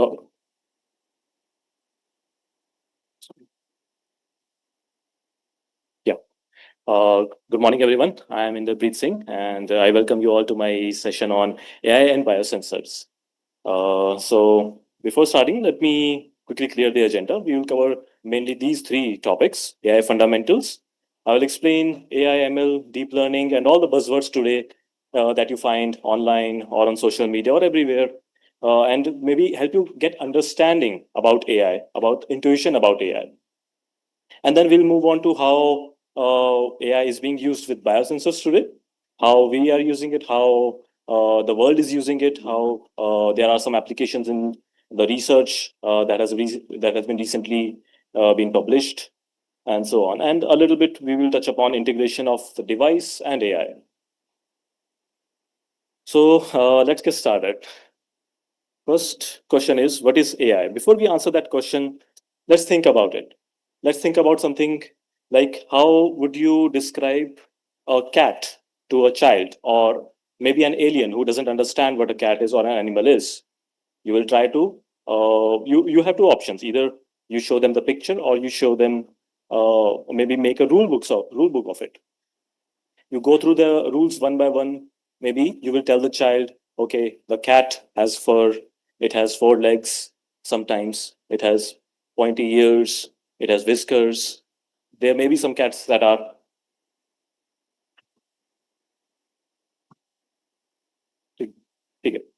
Okay, so these are what we call rules that we can use to explain to someone who doesn't know what a cat is. But as you can see, this can get very lengthy very quickly. And in some cases, there may be exceptions as well, contradictions as well. Someone might say, okay, there is also a hairless cat. And some might say that, okay, this does not fit the rule book here. You might need to create another rule. And it goes on and on. This is one way of doing things, that is writing the rules. On the other way, you can maybe show the picture of the cat. This is what a cat looks like. And in the second picture, it looks like how it would be a cartoon, or with the sunglasses. You show enough pictures, and the person, maybe the child or this mysterious alien from the extraterrestrial world, will finally be able to understand what a cat actually looks like. And maybe then you can show it a completely different picture of a cat, a different species, and we'll find, okay, that picture that you just showed of a lion or a tiger, that looks similar to a cat. So people inherently understand there is a relation between these things. So this is what AI tries to solve. Instead of doing it the old-fashioned, hard-coded way of doing things rule by rule, we can do it by pattern matching, giving it enough data to understand the patterns in the data, that there are sometimes fur, there are pointy ears, and all these are deduced internally. One more thing that I would like to emphasize on is that the four legs, pointy ears, fur, these are all our abstractions we have created. This is our language, so to speak. There are certain things that are in our mind that we cannot truly explain it in words, but we know, okay, this silhouette or this shadow looks like a cat, or an animal that is like a cat. So that is pattern matching that is going on inside our brains. And that's what AI tries to do. The intuition behind doing AI is to find implicitly the patterns in the data itself. So that was my attempt of giving some intuition about what AI is. Now, some formal definitions of AI. AI refers to the ability of machines to learn from data, reason about problems, and make decisions, tasks that would otherwise require human intelligence. And you may have heard of these terms like AI, ML, and someone says DL, deep learning. These are actually subsets of each other. AI is the broader field. It is a concept, rather, that we are making machines that mimic human thinking, reasoning, and decision making. So we don't have a rule book. Instead, we can build machines that can think on the fly. Machine learning is a subset of it. These are some techniques where we learn pattern from data without being explicitly programmed. Like this is what we are talking about. So that's why it is interchangeable sometimes, but it is always a subset of AI. And then deep learning is when, as the name implies, deep. There is something depth involved here. That is when we go into the realm of many layered neural networks that we don't have very simpler or we have much deeper networks that I will show you in the details in the next slides. But for now, this is the gist. AI, subset of it is machine learning, and then deep learning. So let's go into the depth of it now, deep learning. A neural network.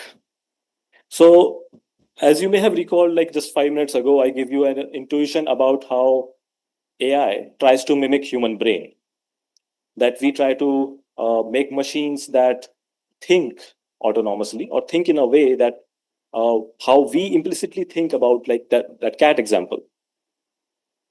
So there are similarities between a biological neuron that you may have read in your biology books or may have heard somewhere. We in AI or in deep learning try to mimic exact or not exactly that, but an abstraction of that through mathematics and linear algebra. What it means here is, as you can see, this is on the bottom left is your neuron that you may be already familiar with. And this is what neural networks try to model mathematically. So on the right, we have what we call a neural network. Here we have nodes. It has input layer, hidden layer, output layer. These are some terminologies you may hear a lot when you're talking about AI. So the depth of this network depends on how many hidden layers you have. And all these nodes are actually an abstract representation of this neuron. What it does is it's basically if we abstract away all the details, that's what we do in this modeling. What these nodes here are doing is they're taking some input from its previous layer, multiplying it with some weight. That's why where the term weights come from in the AI, and add some bias to it and add it all up from all the nodes in the previous layer. So that's the gist of it. I mean, the graph itself is pretty much self-explanatory, as you can see, all the lines and nodes that explain it. So what we do, we feed data into the network. It can be an image, it can be any tabular data. We pass it through the network. It goes through input, hidden, then output. After at the output, depends on the nature of the output. It is either prediction, classification, or any task that we are trying to make it do. And then we try to measure how good its prediction was. That through a loss function. We are sort of giving it a scoring and telling it, okay, you misclassified that cat as an elephant. You need to go back and adjust your weights. And then that we do through backpropagation. So these are some high-level terminologies to understand AI and AI-related papers in biosensors or even any other fields. A very quick rundown on types of machine learning, because this is where we can see at a very high level or maybe understand like what all things that AI can do. And maybe it will help us get an understanding even better when we read those papers in like how AI is being used with biosensors. So first is supervised learning. It's like learning with a teacher. You have labeled examples. Learns to predict an output given an input means you have a data set of those images. For let's go back to our cat images. We have those images and we have its labels. Okay, this is cat, this is dog, this is not cat, this is elephant, and so on. This is what a label data set is. And this is called supervised learning. But there is also another kind, which is unsupervised, where we do not give any labels to it. We do not give any answers to it. In fact, the ML model tries to find the patterns in the data itself. like this chart you see, this is maybe a 2D plane of some data, can be a tabular data, or can be anything. It can be height versus weight or something. That doesn't matter. But the fact that matters is the unsupervised learning will try to find these groups that are similar to each other. So this is used maybe like in financial data to group or maybe find anomalies and many other tasks. We will get into details how it works in biosensors or in biotech field. And the third is reinforcement learning. It is like you are playing a game. But instead of you playing a game, we are letting an agent play a game instead. So agent will take some actions, it will receive rewards and penalties, and it improve its strategy over time. So what this agent, or if you try to put yourself in the agent's shoes and maybe try to learn, let's say, chess, the game of chess. The opponent, that's your search space. Sorry, that's your environment. The opponent will play something. You have some actions that you can take. You can move your bishop, you can move your pawn, you can move your any other piece that you want to move. And that is your action space. Now, how good that action is dependent on how much reward you're getting from it. If you win, if you take others' piece, you are rewarded. If someone takes your piece, means there's a penalty there. So it works on similar principles. We try to find what we call a policy. A policy is basically what the action the agent will take for a given set of space in the environment and from a given set of actions. A very famous example is RL agent that was made to play the game of Go. It was named AlphaGo, and the research was able to find out strategies or tactics that were not known before through reinforcement learning alone. And that way they were able to defeat even the best Go players in the world. All without any supervised learning, without any explicit answers being given to the model. There are a few other terms, a few more things that you may have heard or you may want to know, like how generative AI and autoencoders. Autoencoder is a separate topic. I will cover generative AI first. How generative AI is different than what we have discussed so far. I mean, we all may have read blogs or social media about ML, AI, and then there comes this new term called generative AI. It's not a buzzword, it's like one different category of models that can create new data for you, create new realities for you. So far we have discussed how the AI tries to look for patterns in the data, like the cat example. But now generative AI can create a new type of cat that you have not seen before, just by looking at the patterns in the data.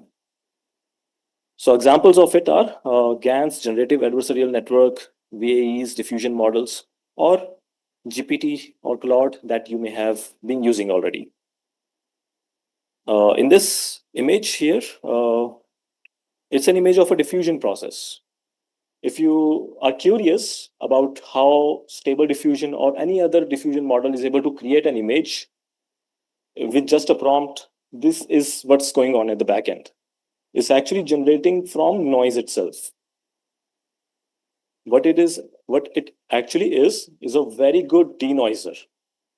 You have a prompt, you give it a prompt, and it conditions the noise, and the denoiser works through multiple steps to get to this image that was actually not even real. It's all AI generated. But it's a deep rabbit hole. For now, we just understand, okay, generative AI can generate new data or can generate new realities. Now, autoencoder, it's a type of neural network that compresses data into a compact form, then reconstructs it. It's like your neural network that we discussed earlier, but it has a specific architecture to it.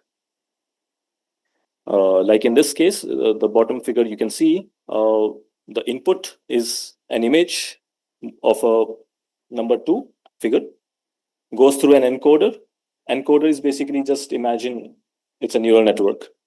and it creates a compressed representation. It's a lower dimension representation of this number 2. And the decoder then tries to reconstruct it. Why do we need this? I mean, isn't this circular reasoning to go from 2 to 2 again? That really doesn't make any sense, right? But there's a very good reason to it. Once we remove the decoder part, these are actually trained together. So the encoder tries to create this representation, decoder tries to get it back from the representation. So what we get is this representation that is very important. This is another soul of machine learning. In many areas, it also called representational learning, where we are learning the representation of the data. And once we have learned the representation like this compressed representation, we can use it for a very quick example is compression. I mean, the image that was taking so much can be just stored in that format, a very small compressed format. But another very good use case of this is denoising. It learns the data, how it looks like, the patterns like that figure 2. But if there is any noise present in it, because noise is independent, there is no correlation to it, there is no pattern to it, it will actually denoise itself when it goes to the decoder. So that's another very cool observation about autoencoders. And there are many other applications, but you get the gist of it, like what it does. It goes through compressed representation, then recreates it, reconstruct it. So that was all about AI, generative AI, on types of AI and all. Just to give you a good understanding, holistic understanding of how AI is being used, I'll just give a few examples. So in healthcare, DeepMind's AlphaFold solved 50-year biology challenge. They predicted protein structures. In finance, ML can be used to flag frauds or scam calls. You already get those messages and get those in your Airtel app. In agriculture, AI-powered drones can detect crop disease before the human eye can. In transportation, Tesla's full self-driving mode has driven around 7 billion miles on real roads. It's a very complicated system involving computer vision and reinforcement learning. Language and NLP, we all know, ChatGPT, we use it, and Google Translate, speech recognition, and so on. Computer vision, it involves the use of images and making the computer teach about vision as a human sees. So applications may involve things like face unlock in phone, like we have it in our phones, and the biometric attendance that you may have already noticed, or that you may already be taking care of. And then Adobe Scan. So that was all about AI, the first block in our presentation. So now we move on to the second block, that is how AI is being integrated with biosensors. Now, my friend ChatGPT has told me some things about biosensors that I put here. You are probably already aware of it throughout this workshop. Biosensor has some bioreceptor, transducer, and it produces a signal. That is its output. The signal can be current, voltage, optical intensity, or this is exactly what we try to do here, right? So AI can work on the output part of it. Like once we have the output, the things that we can do with it, the data that we have, the data that we capture, the data that we can denoise and maybe make it more useful. So some applications can be biosensors generate data, AI can make sense of it. It can do signal denoising, like I showed you that compressed representation example of an autoencoder that can be used for denoising. It can be for analyte detection, multi-analyte analysis, sensor design via RL, clinical decision support. There's a lot that can be done because AI is a huge field. Every day there is new algorithms that are coming up and new research that is being integrated with biosensors. I will try to cover a few in this, maybe give a brief overview of how AI is being used. So first is signal processing and denoising. You may be familiar with this device on the left. It's a benchtop potentiostat. But if you go from benchtop to a portable potentiostat, the signal kind of degrades because of susceptibility to noise. The components that are being used that are low cost and cost efficient, and the less shielding because of less shielding. So we can use AI to reconstruct the original signal back as if it came from a benchtop potentiostat. I'll cover this in the future slides. Another paper by this Buchan et al.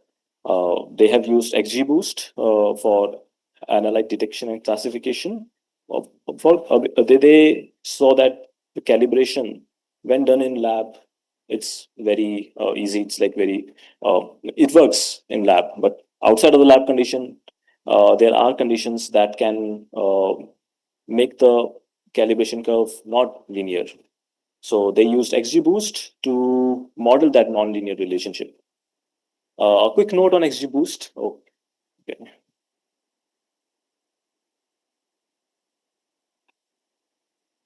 Really sorry for that. So a quick note on XGBoost. It's an ML technique, machine learning technique. It is an ensemble of decision trees. Now, decision tree. If you think about it, you can, I think, already probably guess what it is. It's like a tree where you have to take decisions. So what it actually is that it's an ML model that tries to take any input. It can be any parameters, and will try to create decision nodes and keep doing so to fit an objective function, and finally get the output that we want. It can be classification, regression, or anything. But XGBoost is a very interesting term about it. It uses multiple of these decision trees and tries to, you know, how you do voting. If you are not, if you don't know where to, you're making plans, you don't know where to go, you do voting. Okay, you are 5 people in a group. You say, okay, we go to Shimla, we go to Manali, and whoever says wherever whoever gets the highest vote, we go there. So that kind of voting thing also happens in this XGBoost. So that's about this paper. Another one is this one device with multiple analytes simultaneously. So there is this problem of detecting multiple analytes simultaneously. If there are multiple involved, then the electrochemical peaks may not be very clear, and there may be multiple peaks there. So it becomes difficult to find exact composition of each analyte. So here also ML is being used by these guys. They have used PLS regression. PLS is partial least square regression mechanism. And they take the voltammetry data and then try to predict the concentration from that data of all these 3 analytes. And they were able to get good results, as can be seen in this graph, in this now, one more thing that you may have noticed in this training test, that's another ML terminology that I may have skipped earlier, but in ML, we try to train our models, our deep learning models on a data. It's like fitting the model on the data, like making it learn the patterns in that data. But then it memorizes those patterns. So we have a separate test set for it, and that test set is used to evaluate the performance of the model. The data that the model has not seen, that is what is the standard practices. So that's why you see here 2 curves, training test. They both clearly align with each other, which shows that the training was successful. And a very interesting use case is, can AI design a better material? So in this paper by MOF GPT, they are able to at least find out good candidates for metal organic framework using a combination of GPT, which is a language model, and reinforcement learning. So remember reinforcement learning that I that we talked about in the previous slides. So the concept is similar here. The action that is being taken is to generate a candidate MOF as electrode material, and the agent is our AI agent that is trying to generate this structure. And environment is MOF former, which is actually their own model. The authors that they have made this. Uh, it evaluates the properties like porosity, conductivity, target affinity, and then the reward. We give it a reward. If it is high validity and target property is matched, then we give it a positive reward. Otherwise, poor structure and duplicate, that's a penalty. So this way, we can keep iterating until we find the best, the most optimal structure. So these are a few examples how reinforcement learning is being used today in biosensors. I mean, this is one of the seminal papers, and I think we have covered quite a few papers now. Yeah. So that was about block 2, how biosensors are being integrated with AI, or how AI is being used to improve the outcomes. So now let's move on to the next part, where we try to find out how, or figure out rather, how AI can be used to integrate with the device, with a point of care device. So a potential stat, like we saw in the very first example, you may have heard of it, like it's a device.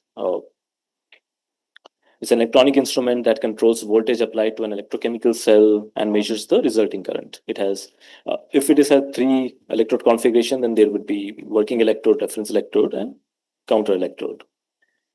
How does it work? So on the right, it's a circuit based on the op-amp architecture, which is op-amp is basically an operational amplifier. Without going into much detail about how op-amp works, consider it like it's a building block of potential stat. These circuits, these are built. Most of these circuits follow the similar structure, where op-amps are being used for a voltage follower mode and a buffer mode. And another mode is transimpedance amplifier that we have not mentioned here. But in a nutshell, you set the voltage, you apply a defined voltage between the working and reference electrodes. Then you sense the actual voltage at the reference electrode continuously. Then you compare the difference between measure and target voltage, correct it via the counter electrode, and then measure. So all this is what produces the signal that we see in the potential stat. Based on whatever technique that we are using. It can be DPV, CV, etc. Yeah. And we just saw earlier benchtop versus portable. A benchtop is your industry standard, precise, low noise, reliable but expensive, bulky and confined to the lab. Impractical option for field deployment or point of care use. But on the other hand, a small, like this is a very tiny, this small device, you can literally convert this thing into that very small thing. But because we are now operating at much lower power, a battery operated op-amp control circuit, and with a much less shielding, the performance kind of degrades due to environmental noise. And that's where AI can help. So what these potential stats can do, I think we have covered it. CV, DPV, it can do all these. A little bit about the devices also. These are the devices this is also a very small device. All these are very tiny devices. They connect wirelessly to your smartphone. And you can then maybe run your AI models on the smartphone itself. Now, what are the challenges with these devices, these portable devices? When you shrink a lab instrument, you make 2 unavoidable compromises. One is like limited shielding. Benchtop instrument use heavy Faraday cages, portable devices cannot. And compromise 2 is miniaturize low power components So lower power, smaller op amps, they are fundamentally more susceptible to noise. So this is all physical constraint, but you still want to make it useful so that you can use it at point of care or outside of the lab. That's where AI can help. So these noise you can get like thermal noise, flicker noise, power supply ripple, and there are many other types of noise. Let's not get into detail. Let's get into the structure of it, like how denoising works. So traditional denoising, why it falls short? There, there are a lot of traditional denoising techniques as well. These are just a few, like moving average, Savitsky-Golay, wavelet denoising. Uh, Moving average is just taking the neighborhood signal points and simply take an average of a window. Like in this example, uh, it's a very wavy line. They are probably taking average of maybe 4 or 5 data points and moving it across the entire data. That's how you get moving average. I mean, it's kind of self-explanatory. That's one of the most common used traditional denoising technique. And there is another one, Savitsky-Golay, which tries to fit a polynomial to a moving window. So it's like your moving window concept, but it fits a polynomial. And another one is wavelet denoising. This is another very interesting one. It's a very different format. It takes your signal and converts it into uh, frequency components. Like those three are the components of the signal that came from the original signal. And we can then remove the components where the noise is present. But again, it's a very manual task because we don't know which coefficients or which components correspond to the noise. So there are a lot of problems or with these traditional denoising techniques. A more visual representation of the denoising performance, as can be seen here for all of these three. As you can see, moving average kinds of mimics the envelope of the noise structure. Savitsky-Golay is still not accurate enough, and wavelet denoising has some ringing artifacts. So these are the problems, and these are just the problems on surface for this data, but they also need careful fine tuning, like the fine tuning the parameters for a certain data type. So that's where AI can come into the picture, a denoising autoencoder. Now recall from our earlier discussion about autoencoders, the latent representation, the compressed representation. So this is the work done for denoising DPB data using a denoising autoencoder. The encoder layer is shown on top. It's like a funnel, and inverted funnel is your decoder layer. And then there is some block in the middle, residual block, that will produce your compressed representation. Why is it funnel? Because what we are trying to do is take a data and convert it into a compressed representation, as we discussed earlier. So it has to go through multiple filters. Filters is a word being used in ML, but you can think of it as another layer in the network.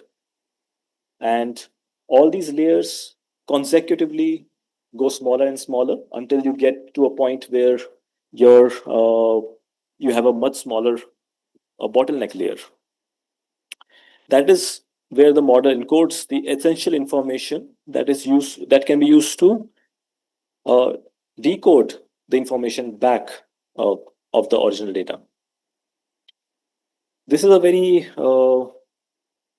deep architecture which has a lot of information abstracted away from it, but the concept is same as we saw in the example that in the previous slide about that number 2 that was trying to recreate. There also it was learning some representation. Here we are learning some implicit representation as well. And from this representation, the denoised data can be reconstructed back. What we are trying to teach our AI model is to minimize reconstruction error between model output and clean reference signal. So that's our training objective. And that's exactly our loss function as well.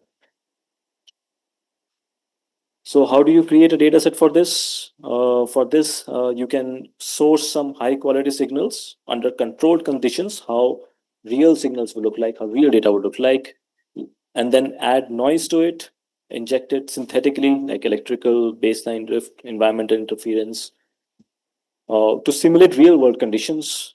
And then you have that's basically a pair data set. You have a clean data that you sourced, and then you added noise to it. That's your noisy pair.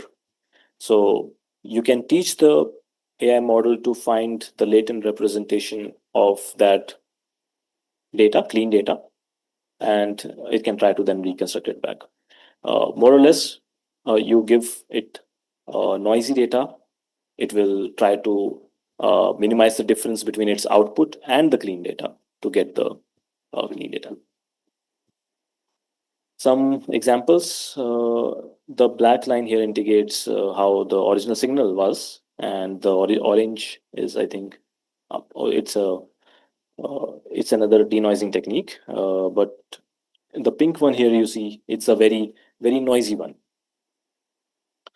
But the darker pink one that is following the black one is the one that the model is able to generate. A very high quality denoise data that no other traditional technique has been able to do. And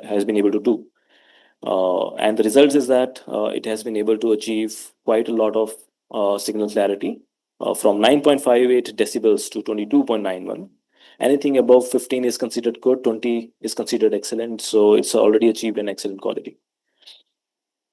And one more thing that you will notice in this graph on the right hand side, there is an area where, because the noise was too much, the traditional techniques were able to form an envelope, but the AI model, just because it is trained on the data that there is no such noise usually present there, it recreated exactly as the original data.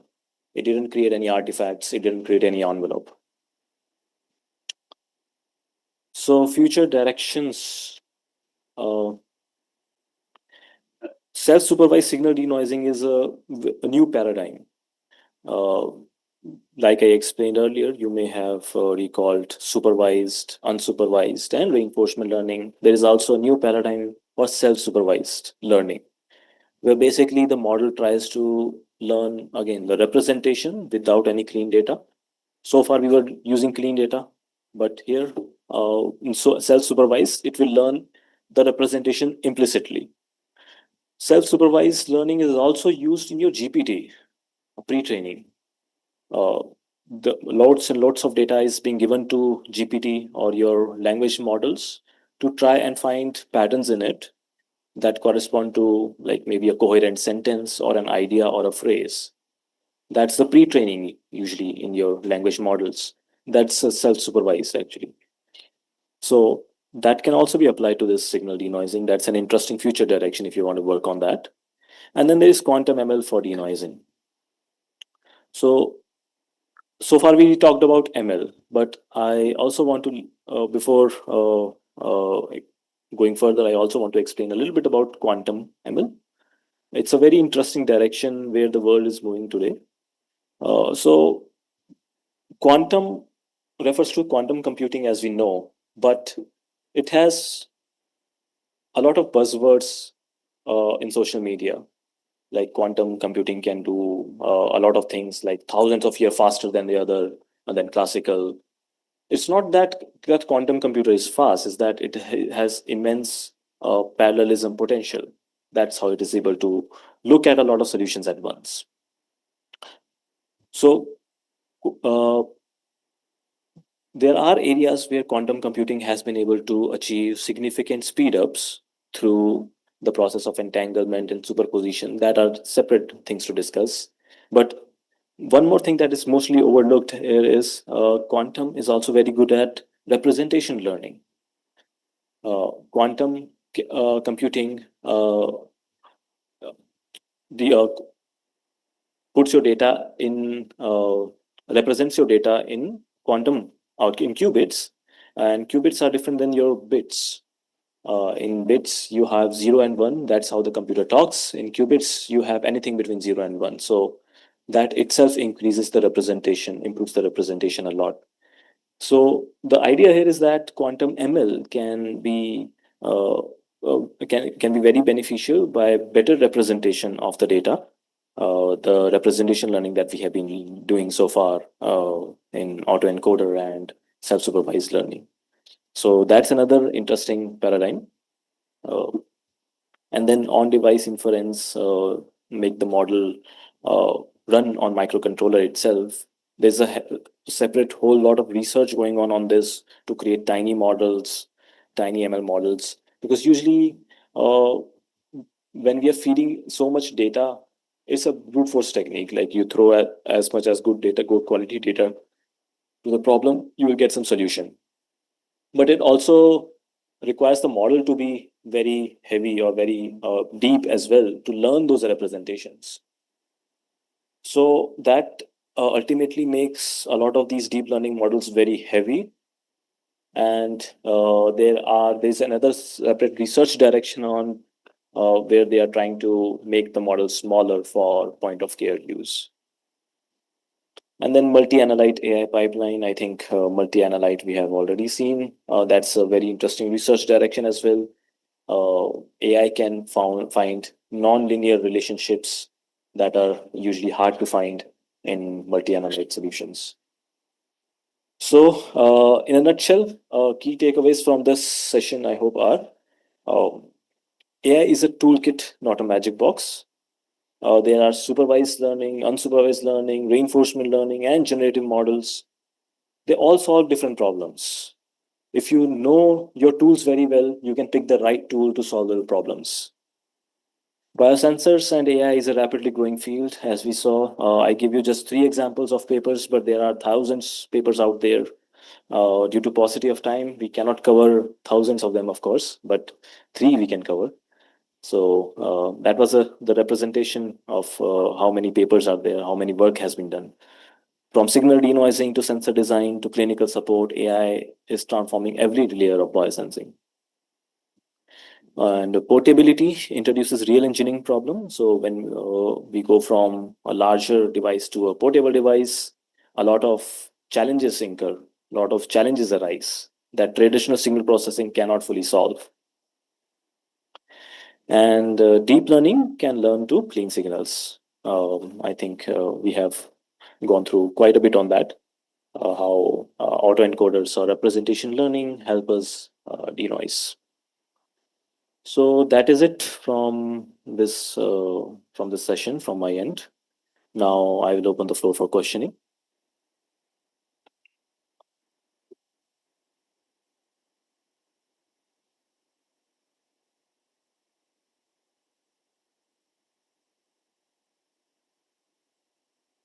So no questions? Okay.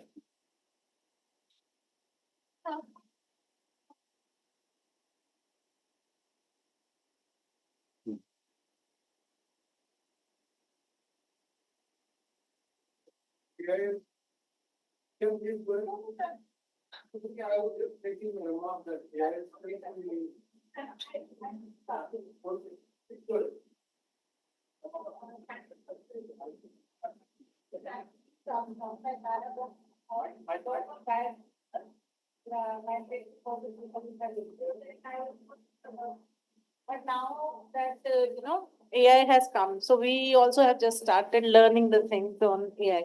So I was just reading somewhere that in Chat GPT, if you give whatever prompt, it was in other context, not in biosensors. So it will never say that it's wrong or something. Yes. It will just generate something out of it, and then um, but there was something some solution to this, that you have to tell Chat GPT that just consider this answer as prompt as wrong, and then tell me what to do. So in biosensors, how does this work? If we feed some data, can we 100% trust on it, the data it is generating based on that? Because I haven't gone through this thing, like in biosensors, I haven't done anything in AI. That's a very nice question, because uh, that's a real concern. That's called hallucinations. And as you may recall in this presentation, I explained as when I was explaining generative AI, I was talking about how it creates new realities, how it creates new data. So in some cases, that is very useful in creative tasks. Like I want to write a poem, I want to write a new song. It can help me unlock my potential, my writing style. It can help that because there I need to go out of the distribution of my own realities. So ChatGPT is one of the generative AI models. So it has the tendency, it will hallucinate a lot of times. What we need here is something that is more grounded in real data, in real realities. A lot of AI ML models that are trained on the data sets, not the generative AI, but the other models for classification, regression, or other tasks, they can do those tasks very well. But again, there the problem is different. Hallucination is not a problem, but accuracy can be a problem because, again, what it is doing is trying to find patterns, but sometimes their contradiction exists. So, uh, in those scenarios, what we can do is try to find the uncertainty. Like if the model is, yes, mhm, mhm.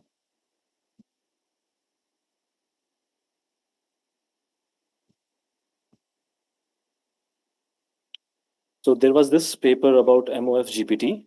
Uh, Here it is trying to use RL to reinforcement learning, and we have defined the parameters here. Here the authors have defined the parameters to only look in this state space. So it is looking at those space only and trying to find the new MOF IDs. It's an interesting paper that you can give a read. Uh, but again, what I would like to say in my original point that AI will always have some accuracy, like 95%, 96%. It cannot be 100% because it's not a rule book anymore. It's a pattern matching. So another interesting direction that research is focusing or research should be headed is finding uncertainties. Like when the model is uncertain, when the model is not confident enough for even correct or wrong. So once we define that, then we can maybe get models that we can rely upon at least for the time when it is confident enough. Hmm.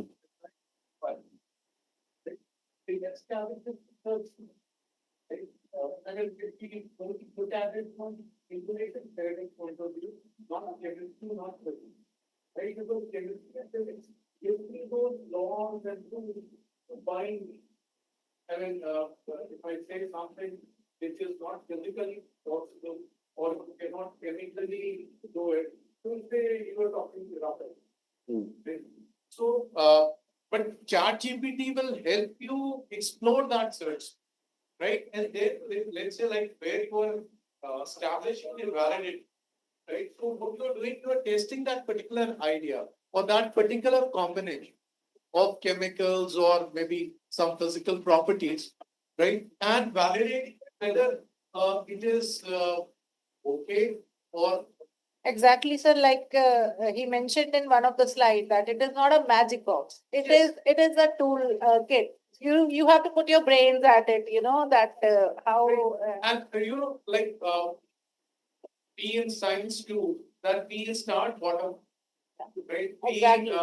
We pick up things, we say that we need to know theory very well, right? Over here, it's all about combination, right? Eventually, you if you see any bias, it's a combination. You can reduce it to a certain combination, right? How did you form that combination? To your law, to your physics, chemistry, Yeah. knowledge, Exactly. you form it, right? But there is another one, which is called group thinking, right?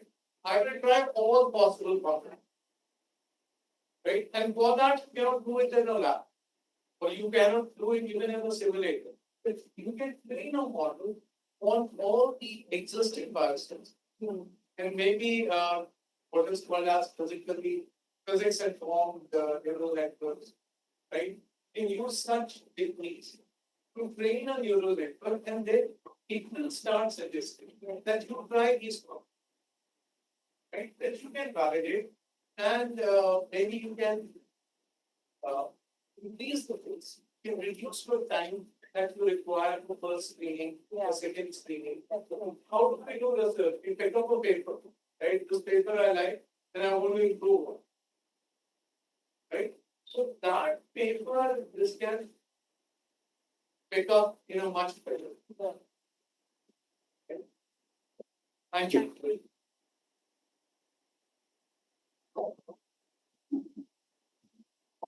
So just to add to what sir is saying, so basically, even if you're selecting a paper, you are putting some keywords and you are telling the system, even if it is Google, that this is what I want to look at.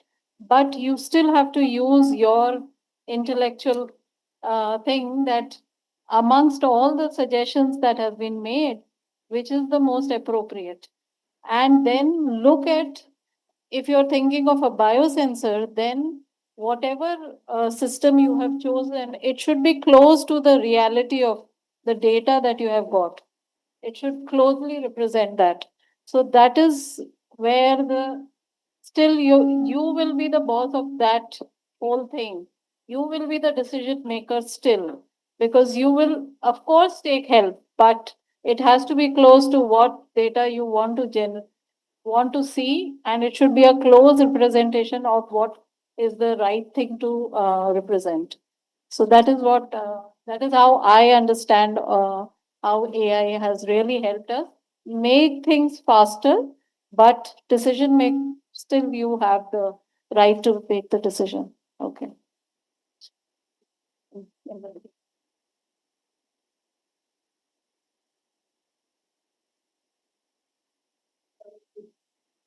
Any other questions on AI? Anyone?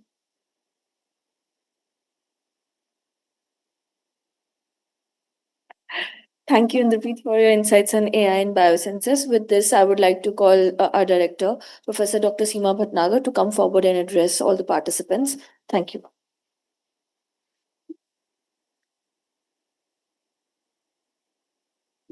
So this is the concluding session of the workshop. And after this, we have a very important session, which we call the valedictory session. So we have two experts who will be coming, and expect all students to be there, because very nice talks. One is from AIMS and one is industry medical devices expert and regulatory expert. So it will they will give you more insight into all those things, and how data which is coming to the hospital and how it can be replicated when you're making a biosensor. This is a very important question, because automation is okay, but automation should also reflect what really is happening. I mean, it shouldn't extrapolate things, or it should not underestimate the if you're studying a disease or anything, any biomarker. So that those questions are very important, and that is what we will be addressing in the valedictory session. So I think some part of your experiment is still left, so which you will be going, but there is a quiz, because it was a workshop and we expect students to come up with some learning outcomes. So there will be a quiz, and then after that you will move to your lab, and then we'll have lunch, and then is the valedictory session. So good luck to all of you. I'm sure you had a good time in the lab doing some hands-on work and incubations and all those things I came to know. So good luck with everything. Thank you.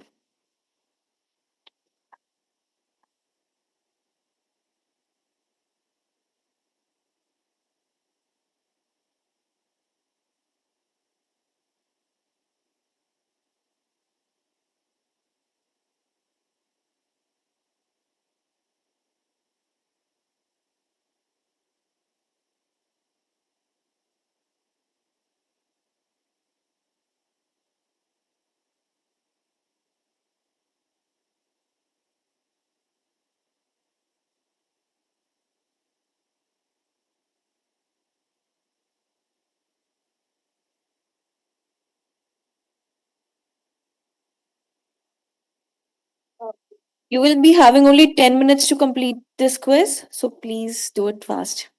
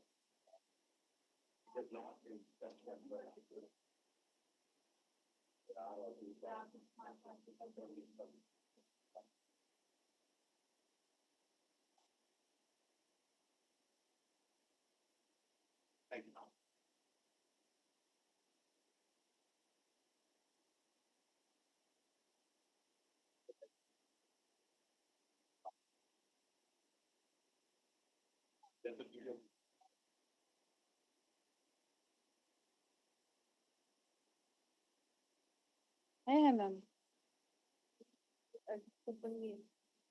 वो तो कोई बात नहीं, अभी तो felicitate करना था मुझे, अभी फेलिसिटेशन वगैरह होने का उसके बाद मैम ठीक है।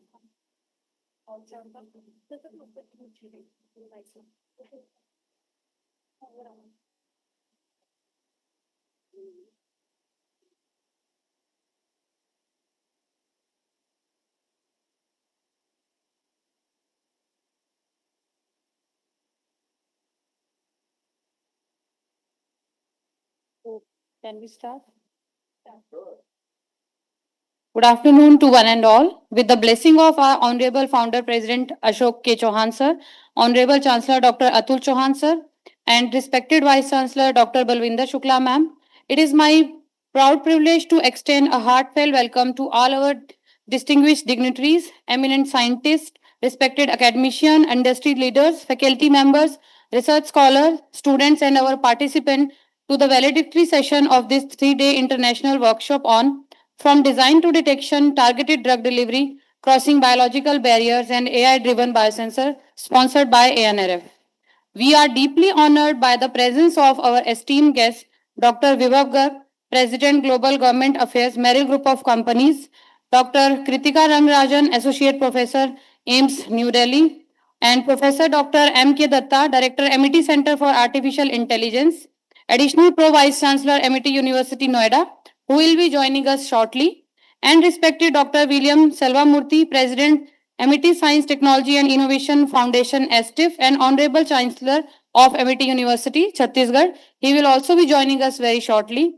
So may I request all the esteemed dignitaries to kindly take their seats on the dais. I also, sir, we have felicitation, then you can. I also welcome Professor Seema Bhatnagar and Professor Madhumita Ghosh to come forward and take their seats. So let's welcome them all with a big round of applause.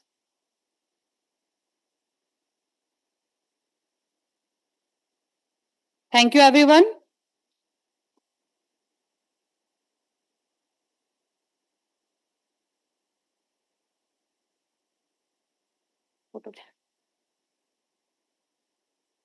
As a cherished tradition at Emini University, we extend a warm welcome to our esteemed guests by presenting them with our saplings. So I would like to request our chairman for this workshop, Professor Seema Bhatnagar, and co-convener of the workshop, Professor Madhumita Ghosh, to welcome our guest, Dr. Vibhav Garg, with the sapling.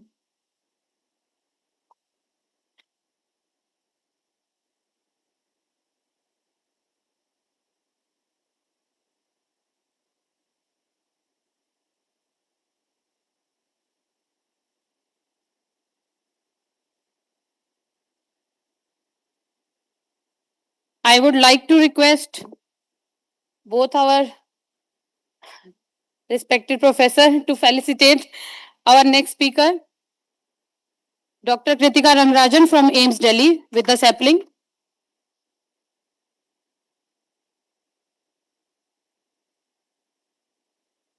Thank you, everyone.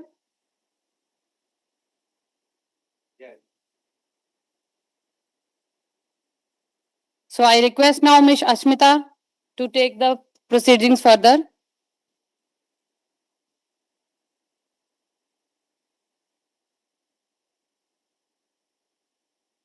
So with the permission of all our dignitaries, may I start the session? Thank you so much.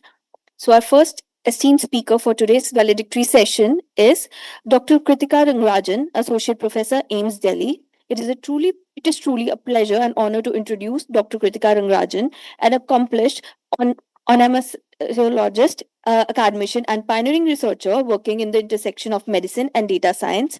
She currently is an associate professor of oncoradiology at the All India Institute of Medical Sciences, AIMS. Delhi, holds an MD from AIMS New Delhi and is a fellow of Royal College of Radiology. She holds a doctorate from IIT Delhi, where she developed expertise in data-driven healthcare solutions. Her research focuses on precision healthcare, AI in medical imaging, and digital health innovation, aiming to integrate advanced analytics into clinical workflows to improve diagnostic and therapeutic outcomes. She has authored 100 plus publications and with over 1,000 citations, and has an H index of 14 and I-10 index of 21 respectively. May I please invite her to come on the stage. Thank you. Thank you. Thank you very much for that very kind introduction. Let me just try to get the slides up. Yeah, perfect. I think that. You can just put it on to slideshow. I said you want to share it.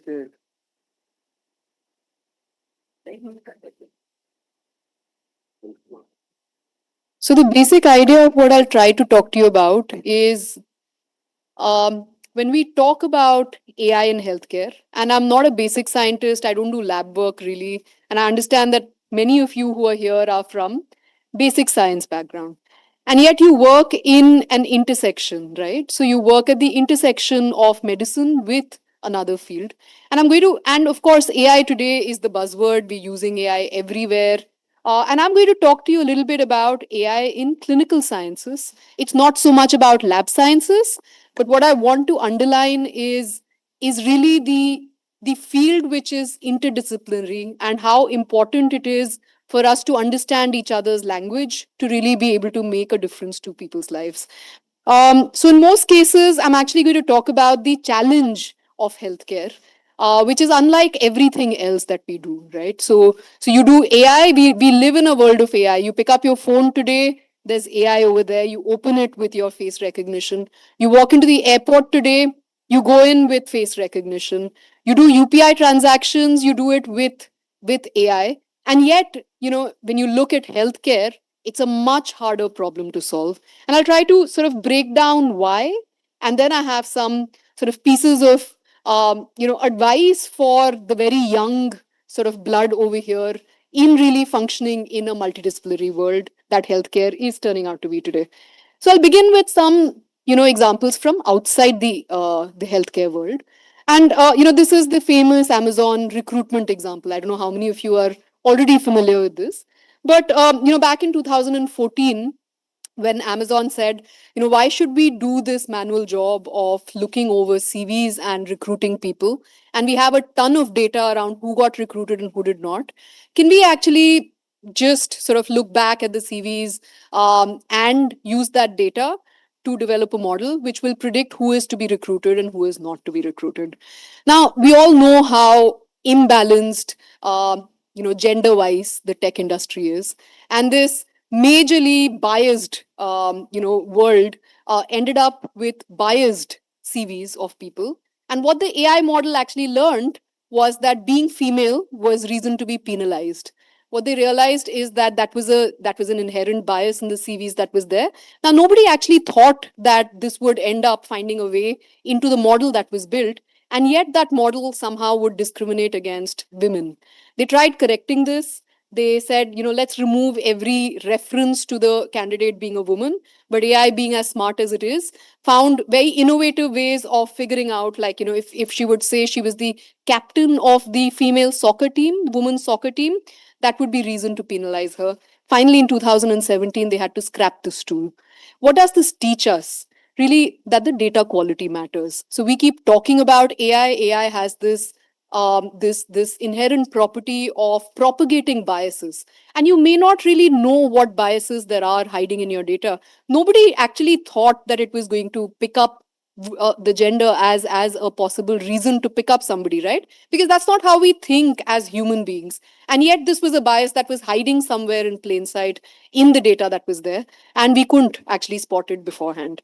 Second, that human oversight is critical. Imagine if this was not monitored, then this would have gone on for years.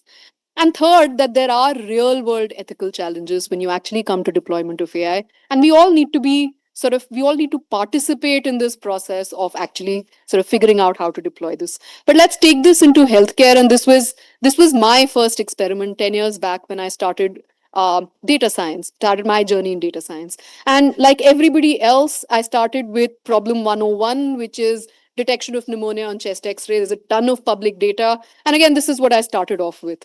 And the first cut model performed very well. We got a 90% accuracy. But when we actually took this into the AIMS casualty and deployed it there, it was terrible. It didn't perform anymore. And then when we did we drew some heat maps to see what is the model actually looking at. Interestingly, it was looking at lines and tubes. So certainly, so these are tubes which are put in when you could just say when the patient is sick. So whenever the patient is very sick, the patient would have a line and tube in situ. But also, a patient is often sick because the patient has pneumonia.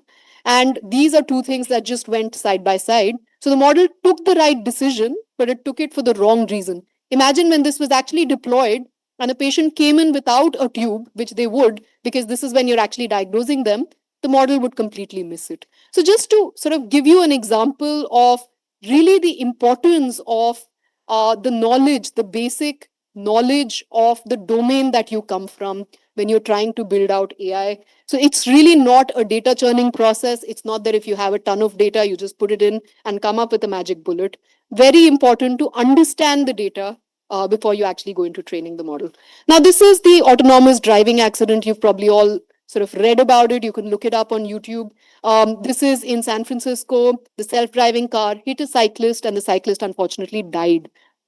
When you look at this video, you can clearly see the cyclist. If you had to go back into the training data and the testing data of this model, it did identify, cyclists in these light conditions, very similar to the one presented here. Then why did it miss the cyclist in this case? The answer is nobody knows because, AI is essentially a black box. You don't know what is going on over there. And I will give you the opposite example. And before that, the question I want you to ponder on at this point is, if this was to be taken into a medical domain, and if I was to say that I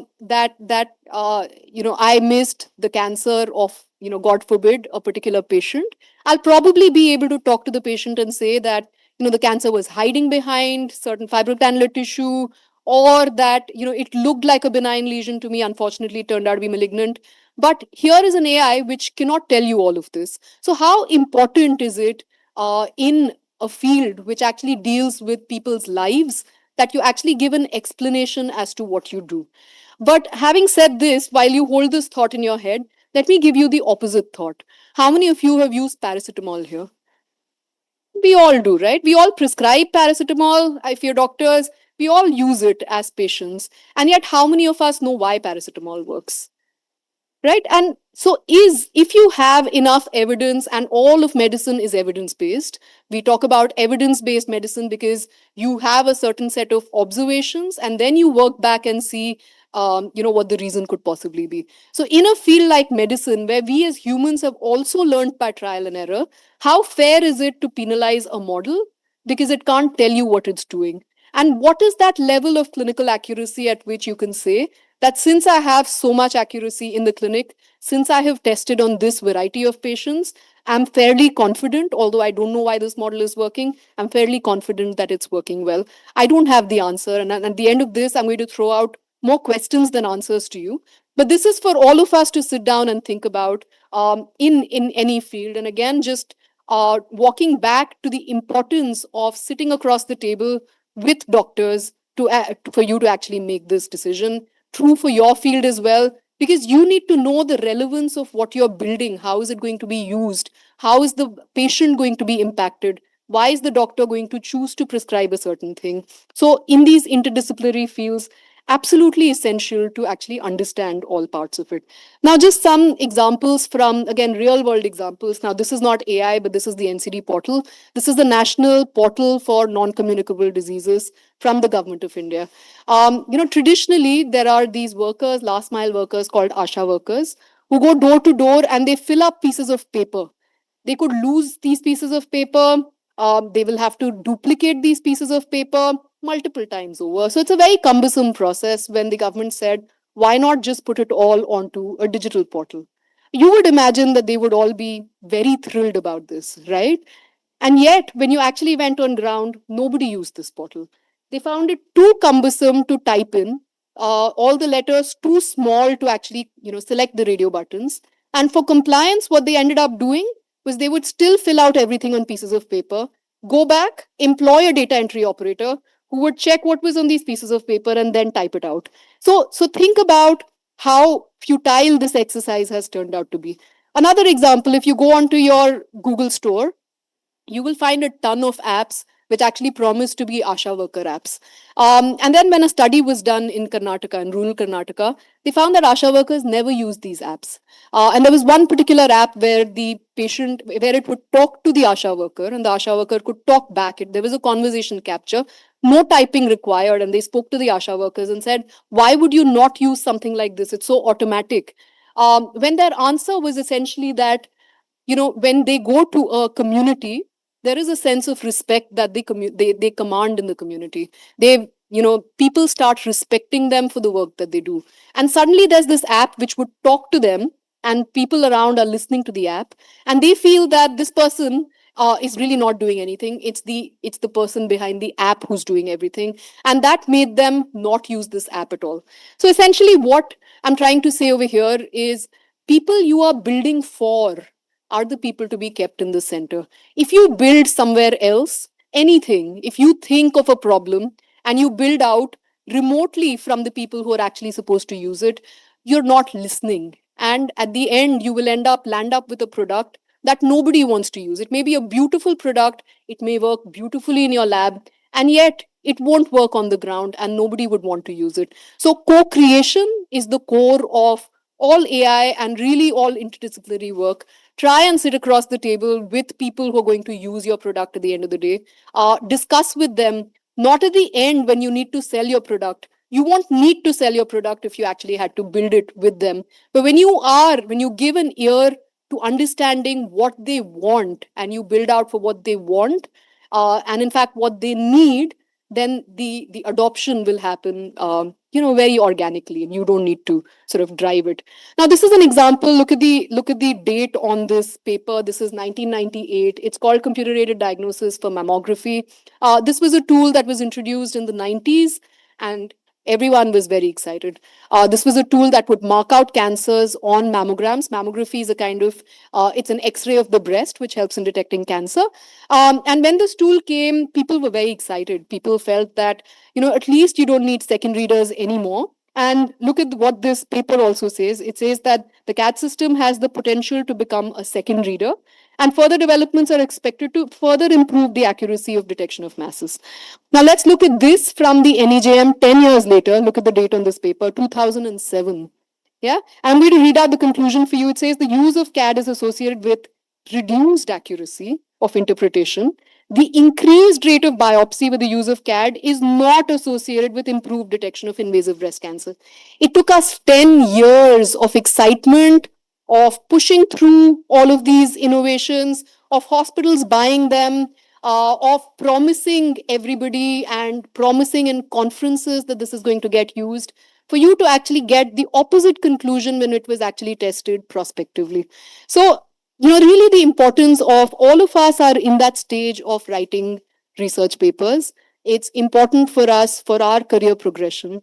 And yet, do remember that when you want to go a long distance, you're not running a sprint, you're running a marathon today. And when you want to go that long distance, you want to remember that it's not just a research paper. This is the document using which therapy is going to get changed. Therapy for patients, the way patients are diagnosed, the way patients are treated, depends on this research paper that you're writing. So be honest about it. It's okay to be slow. It's not easy to publish. Wait for your turn. You'll get your turn. But insist on quality and satisfy yourself. If you yourself are truly honestly satisfied, that's when you go ahead and give that message. Don't write a paper for the sake of writing a paper. The world already has too many papers of that kind, but you'll find your name shining if you just wait for that extra distance. This is one of the last few slides, but this was me in my PhD. I mean, I'm basically a doctor, but then I went on to do a PhD in data science. And when I did that, I had to draw a graph on piecewise linear transformation. This was me being really lazy, and I told an LLM to draw this graph for me. So I gave this prompt where I told the LLM saying, okay, draw me this graph with piecewise linear transformation, 3 segments. I gave it all the sort of what it needs on each of the segments, and this is what I got. And now when I looked at this graph, I wasn't quite happy. I said, this doesn't look quite so right because this is too horizontal. And, like I said, I'm basically a doctor. So I said, I'm not sure. Am I wrong? Is the LLM wrong? So I went ahead and said, look, why are these segments so horizontal? Should they not be vertical? And look at the answer I got. It says, you're absolutely right. In piecewise linear transformation, segments 1 and 3 should not be horizontal, and here is the corrected sort of version of this. Now imagine if I did not know this. We've all become far too dependent in all fields on writing our research papers this way, on writing our thesis this way, on unfortunately even dealing with patients this way, or treating ourselves with medication in this way. But think about the sort of subtle hallucinations that are going behind all of this. Certainly use all the technology that you have available to you, but don't let it compromise the quality of knowledge you get today, right? So use it for you to become more efficient, but make sure you have all the knowledge. Don't replace your knowledge with what your LLM tells you. So really, I mean, and there's no reason why you should not do it, right? So this is the opposite thought. 10 years back, I used to remember the phone numbers of all my friends. Today, I don't remember anybody's phone number. Is that a good thing or a bad thing? Maybe it's not a bad thing because it's freed up my mind space for doing other things. And maybe it's improved the efficiency of doing things. There's a larger number of people we can reach out to today. And yet, you need to do it in a controlled way. I mean, so the jury is out on what is the perfect thing to do. This is a little bit about developing real AI. These are some of our experiments where we sort of I work on mammography and breast cancer. So where we develop these models to really detect cancer on breasts. And one of the first experiences I had is when I went to the computer vision lab and gave these mammograms. Mammograms are big images. They're 4,000 by 4,000 pixels.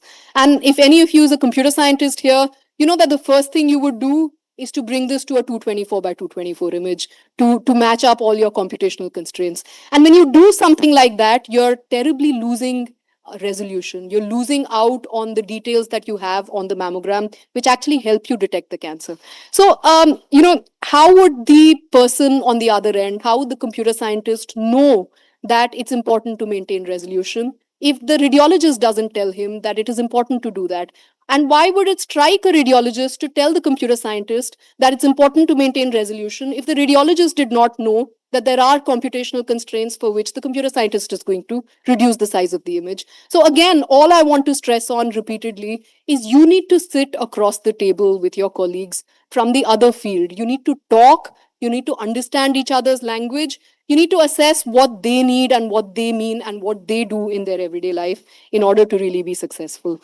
This is my last slide, and I'm going to leave you with this thought. This was actually an experiment we did where we were training radiologists. We said that so cancers are far more difficult to diagnose in certain type of breasts, which are called dense breasts. Like if you see a breast like this, it's harder to look at a cancer on a breast like this. This is the cancer over here, than on a breast like this, which is almost entirely black and fatty. So we said, why not give the resident a possibility of generating mammograms? Why does it have to be real? So let them generate all kind of mammograms and let's gamify this process. So all of these that you see over here are actually generated mammograms. And we gamified this to say that this is the same cancer here, where this is the same cancer here, the same cancer here, same cancer here, and same cancer here. So now we gave the resident the ability to draw mammograms and draw cancers in a very realistic way. And we were able to show with this experiment that it shortened their training time and it improved their accuracy at picking up cancers. Now, what I'm going to put to you is the opposite scenario. Now, what if there was a hacker tomorrow who actually decided to introduce these cancers into all mammograms that were done in the hospital? We did this experiment before we did the training. We actually gave these images to radiologists whose job was to say whether this image is real or it is AI generated. And they couldn't tell the two apart. Now, imagine if this happens in a real clinical workflow. Do we have the capacity to actually deal with these? So today we're faced with this situation where we have to be innovative. There are bad players who are going to be more innovative, and we need to be even more innovative to actually protect ourselves against all of that. I'll leave you with these four thoughts, which is the first message I want to give all of you is it's a collaborative world. Collaborations, collaborations, and more collaborations. That's really, really the only way to go to really do some good work. The second very important thing that I'd like to tell you is go from problem to solution and not the other way around. Much too often, especially in biomedical science, we see the opposite. Why are you building an AI to do a certain thing? It's because there's a lot of data available on it. But are you really solving a real world clinical problem? Nobody knows. We often tend to first build the product and then take it to the doctor and say, please use it. When you don't get adoption. Instead, if you were to go at the beginning and say, what are the real problems and let me solve the problem, you won't struggle at the end. So always remember, go from problem to solution and really not the other way around. The third is something that I really can't stress on enough, which is test, test, test. And first satisfy yourself. In this world of social media, don't post before you test. Begin with testing, satisfy yourself, then go for real peer-reviewed publications. Get it vetted by the scientific community. Be patient. You'll get all the laurels that are due to you, but be patient and be honest with your scientific publication and really be true to science. I'd like to thank you for your attention and end with that. Thank you very much.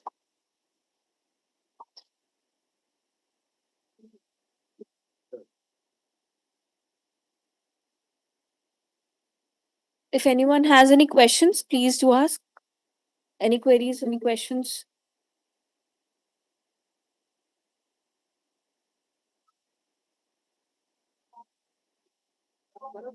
नहीं नहीं अभी चल कर आएगा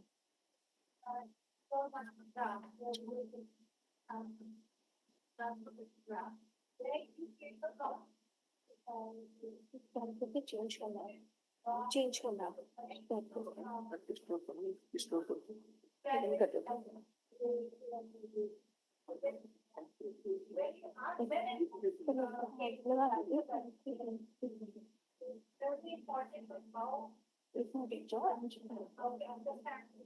So the prompt should be correct. Yeah. Having said that, even retrospectively, I don't see anything wrong with that prompt. There was perhaps a gap in what it understood and responded with.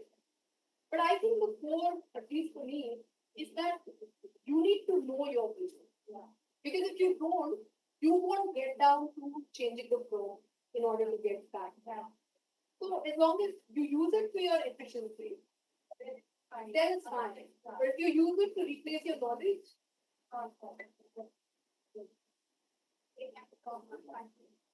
I think the variation in the with data or mechanisms, there are lots of variations. Model, and then of the life. And the difficult part, I think. Yeah, so your model has to capture biological variety. Yeah. That is very essential. So the amount of your data, the variety of your data, whether anything is underrepresented is important. I would still say that despite that, you do see one-off cases where, because you will threshold it at some level. Possibly the model has caught it at a lower threshold, has not caught it at that threshold, and there's always going to be that trade-off between your sensitivity and specificity of it. So, it's almost never 100%, but you need to bring it to clinically acceptable ranges, basically. Difficult task. Medicine always.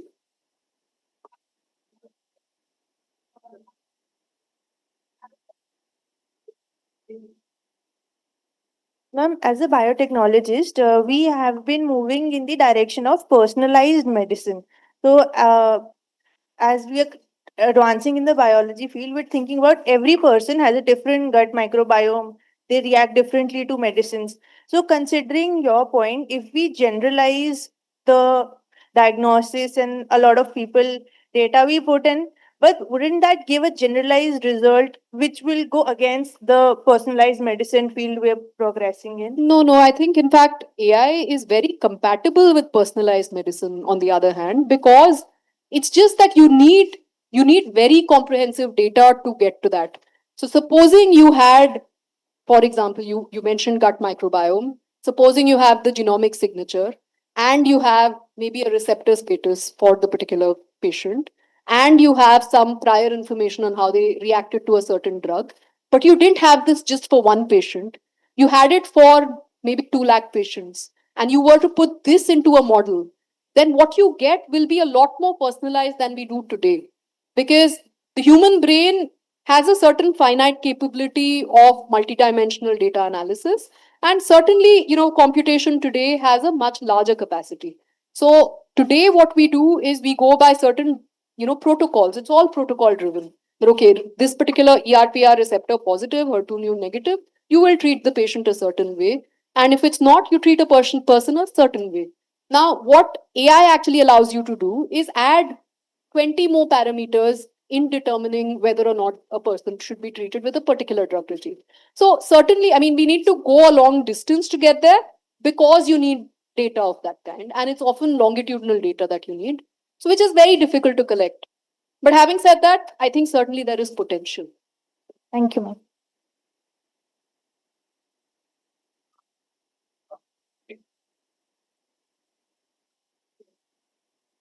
There are some cases the ML models or AI models fail very badly or perform very terrible.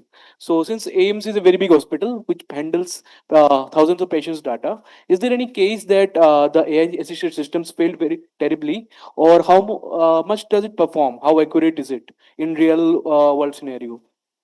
See, I think the deployment has always been extremely guarded at the moment. There have been instances. So at the moment, our X-rays are read by AI, but we use it only in a normal abnormal scenario. Only when the X-ray then finally goes to a clinician, and there is this possibility of the clinician coming back. Only when the patient's symptoms actually correlate with what it's actually saying. Similarly, in mammogram, we are using AI again, but only in situations where it's a screening mammogram, only when it is a non-palpable, there is no palpable mass. And even then, it's still all mammograms go through two radiologists and then get followed up. So, I won't say there is any patient level impact that has happened so far, but all of them are under clinical study. So there are certainly cases where, possibly if AI had been used by itself, a cancer would have been missed. There are certainly cases where an abnormal X-ray would have been passed off as a normal X-ray. But there are checks and balances at all points in the system, and I think that's the solution to using AI also. So at this point, it's only second opinion. It's only, I mean, I don't see it completely, excluding a human in the loop situation. How many times AI was wrong?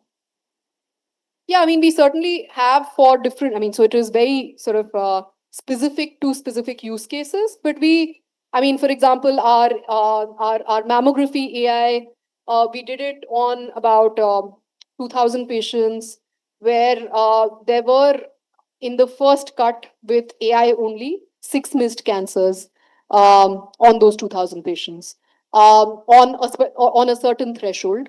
So we studied it at 2 thresholds. And if you were to use the second threshold, there was only 1 missed cancer.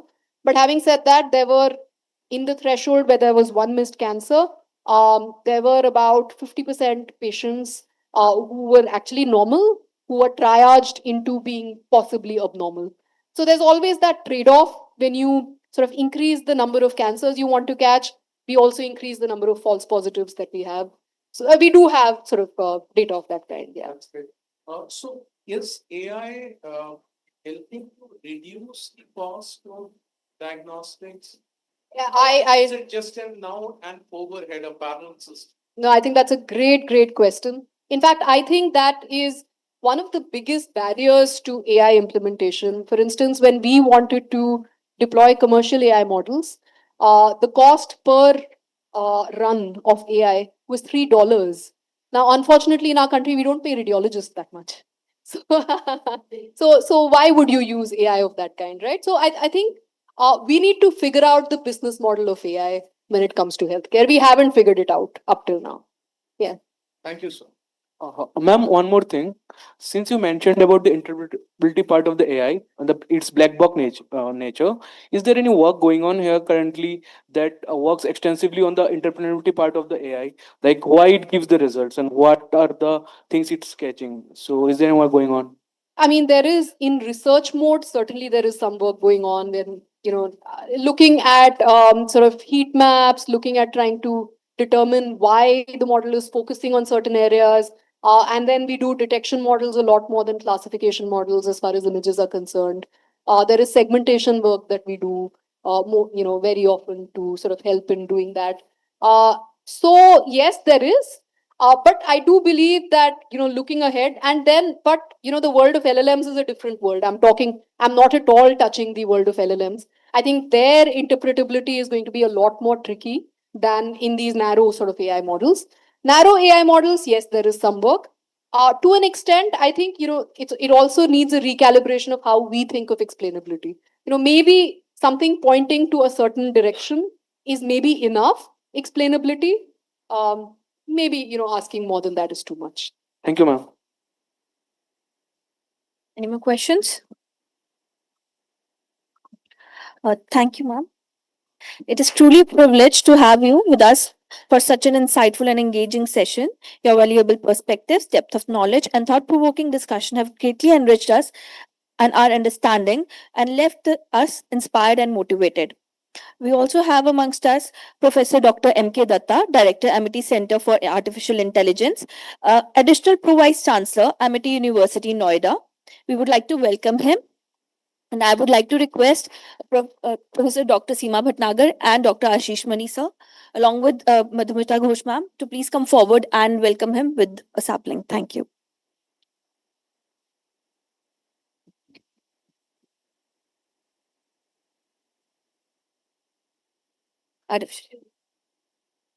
So may we please welcome him with a big round of applause.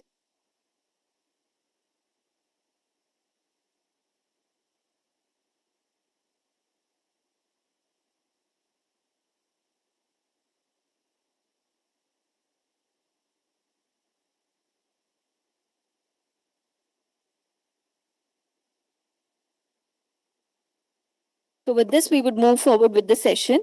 Now I would like to invite our next speaker for today's valedictory session. That is Dr. Vibhav Garg, who is the President, Global Affairs, Merrill Group of Companies, New Delhi. The company develops... No, sir. So it's really a proud privilege to introduce you. The company develops advanced solutions across interventional cardiology, orthopedics, surgical robotics, and diagnostics, and has a presence in over 150 countries. His research focuses on policy advocacy, public-private partnerships, stakeholder engagement, and healthcare market access, and aligning corporate innovation with public healthcare priorities. He plays a key role in fostering cross-sector collaboration and advancing dialogue on equitable access to healthcare innovations. Today, we are deeply fortunate to have someone with us with such a global outlook and impactful experience So we would greatly look forward to gaining some profound knowledge and insightful perspectives. May I please request everyone to give him a big round of applause? Thank you.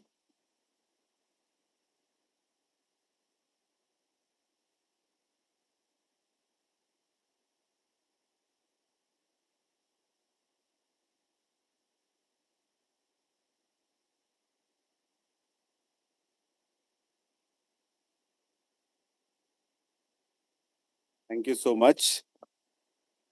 Dr. Seema, thank you for having me. I was informing you, my association with MIT has been almost 20 years old now. I used to come here as guest faculty for MBA Biotechnology in 2006. So I always love coming back to MIT campus. So thank you for having me again. So, the title of the event was the workshop, right? So let's come into the workshop mode. What is workshop all about? What is workshop all about? Getting your hands dirty. अब यहाँ पे lab तो है नहीं, तो dirty कैसे करेंगे? Discuss करके, ठीक है? Let's not be quiet. If it is one-way communication, then there is no fun of workshop, right? So let us discuss why, how, when, and what. It's very critical, right? Unfortunate part is, we as a student sometimes forget to ask these 4 questions. Let's not forget that, right? Let's challenge each other. ऐसा होता है तो क्यों होता है? Is that okay with all of you? सबने जलेबियां खा ली है मैम, अभी नहीं हो पा रहा है. Okay. So, Kritika ma'am talked about AI in health. I will take a step back. वैसे हेल्थ केयर डिलीवर करेंगे उससे पहले कुछ टेक्नोलॉजी बना लें पहले, है ना, तब डिलीवर करेंगे health care. Am I right? All of you understand Hindi, right? Can I use Hindi in between? Okay, all right. So I will try to include nano with AI. How many nanomedicine students here? Raise your hands. Okay, this side. And that side is biotechnology, biotech, all biotech, or anything specific? Forensic science also. Fantastic. Say specialized. By the way, I'm a pharmacist and a biotechnologist. I did my B Pharm and then MTech in biotechnology. अभी 3-4 साल पहले PhD complete की है health economics, health policy में. That's what I come from.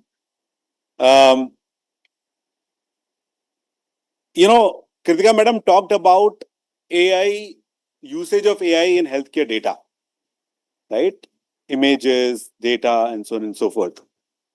I will little more talk about AI, usage of AI and nanotechnology in developing the technologies, basically. How, when. We talk about nanomedicine, we talk about nanotechnology, but actual usage kahan pe hai uska? It's very important to know, right? That is our direction that we intend to take, basically.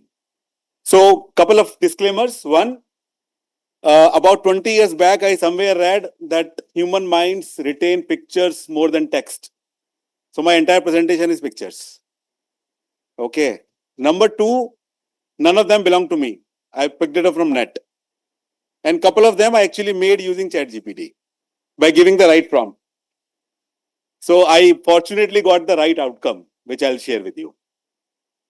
So, when we talk about, so I have put a very big word here, nano and AI synergy. मुझे actually पता भी नहीं है कि दोनों synergistic है भी कि नहीं. Okay, but we'll find out during the course of our discussion. Anybody in the beginning who can say, yes, sir, they are synergistic? Nanotechnology and AI. मतलब ऐसा होता है ना कि गेम शुरू होने से पहले विल टॉक के आज कौन जीतेगा, इंडिया जीतेगा कि पाकिस्तान जीतेगा. Bets. Any bets on they are synergistic? Sir, I have a bet. You have a bet? They are synergistic. Okay. Biotechnologist, what's your bet? They are synergistic. Everybody, yes, ma'am. Synergistic. 100%. Sorry? नहीं. Might be. ये आप बीच में बैठ के ना मतलब ना मैं इस साइड में हूं ना मैं इस साइड में हूं. Anyways, we'll see to it. So let's understand what nano is talking about. Okay.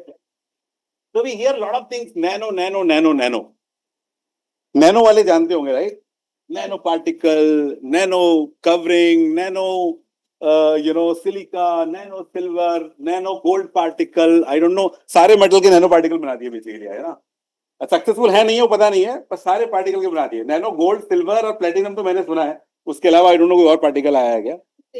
हाँ, zinc. Exactly right. So see अभी पता चलेगा और भी आएगा. Right. So point is, as Kritika madam rightly said, it is very important to understand. Let's not move from solution to problem.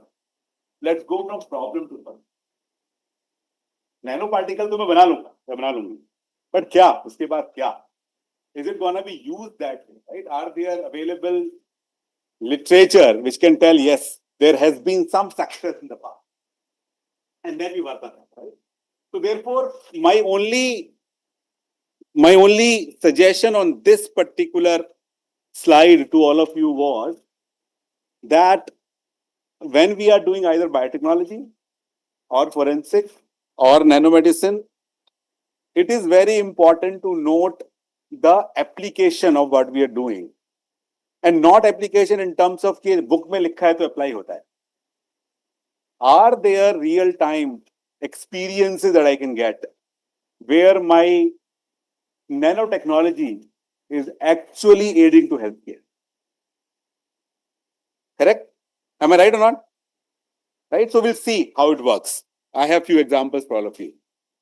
Okay, by the way, nano होता कितना है? Anybody? एक बताओ, कोई हाथ ऊपर करके एक बताओ. What is 1 nanometer equivalent to? कितने मीटर? 10 to -9. -9. Anybody for -12? पक्का? Nano is -9. Everybody agrees. So that means मैं जब नैनो पार्टिकल की बात करता हूं तो वो 10 to -9 मीटर, यही उसका डेफिनेशन है. तो जब मैं गोल्ड पार्टिकल्स की बात कर रहा हूं, नैनो गोल्ड पार्टिकल्स जो आजकल कैंसर के लिए यूज कर रहे हैं काफी जगह पे, फार्मा कंपनी ने भी बनाया है, तो उसका मतलब डायमीटर होता है 10 to -9. Is that right?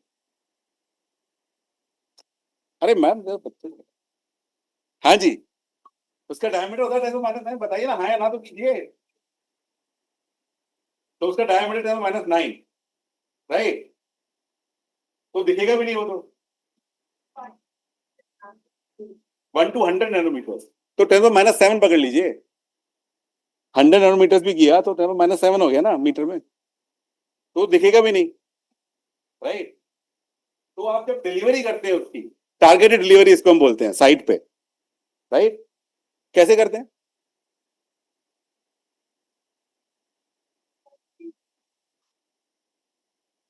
Receptor को यूज करके. रिसेप्टर को टारगेट करते हैं, रिसेप्टर के थ्रू डिलीवर करते हैं.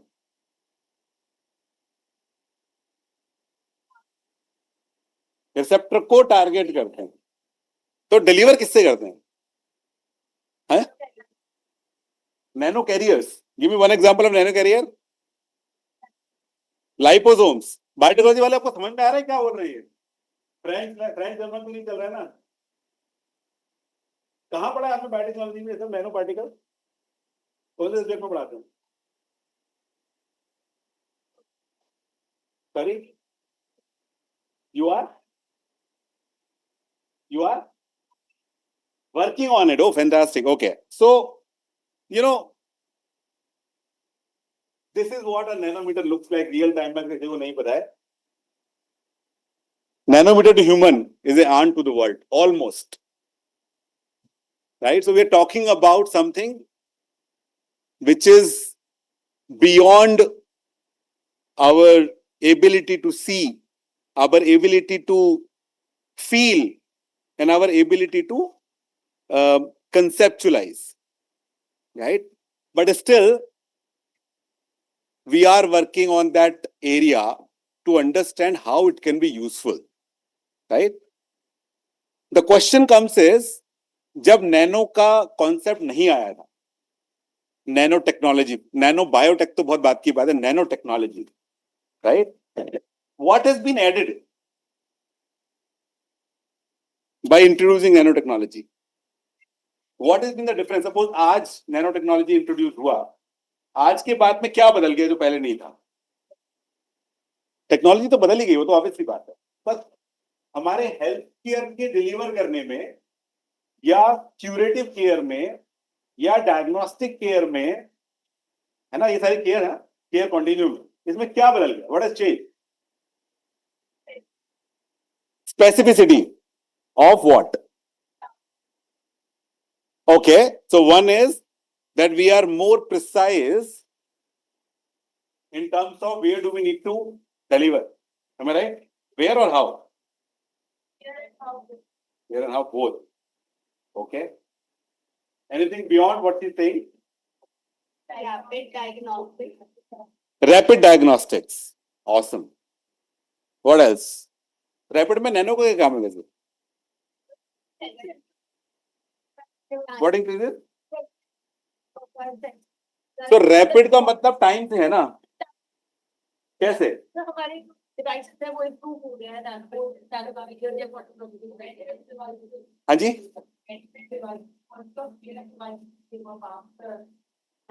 No, absolutely not. हाँ, प्रिसिशन की बात करते हैं. POC were there even before. POCs are there, ma'am. Maybe decades हो गया होगा, right? Yeah. Yeah, so I think that's where the idea is. How specific and how sensitive are we getting in terms of our care delivery by using these technologies, basically, okay?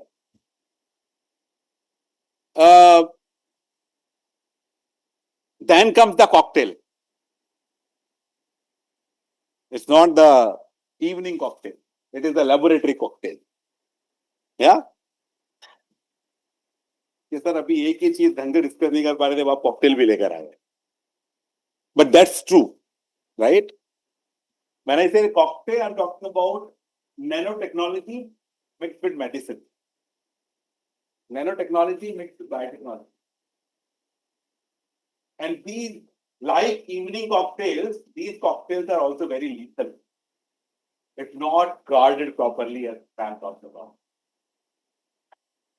Right? So when we are learning nano, and I'll come to AI in a little bit. आप बोले sir AI का conference है, AI का workshop आप nano कर यार, तो we'll come to AI also. The question is, it is very important how responsibly are we utilizing these technologies. Okay? These are few examples. Again, as I mentioned, image. How many of you are familiar with these areas? मैं इसलिए पूछ रहा हूं क्योंकि अगली slide में इनके usage की बात करेंगे हम. All of you? All of them? Most of them? कौन सी वाली है जो नहीं सुनी है? रेज करो हैंड यार, क्या मतलब वर्कशॉप है ना, बात करते हैं. क्या प्लीज मैम बताइए, आप बताइए कौन सी वाली नहीं सुनी है आपने? तो ये मत कहना कोई सी भी नहीं सुनी. कोई सी भी नहीं सुनी है? सारी सुनी है. Fantastic. Everybody has heard all of them? No? Anybody who has heard about biological anemia?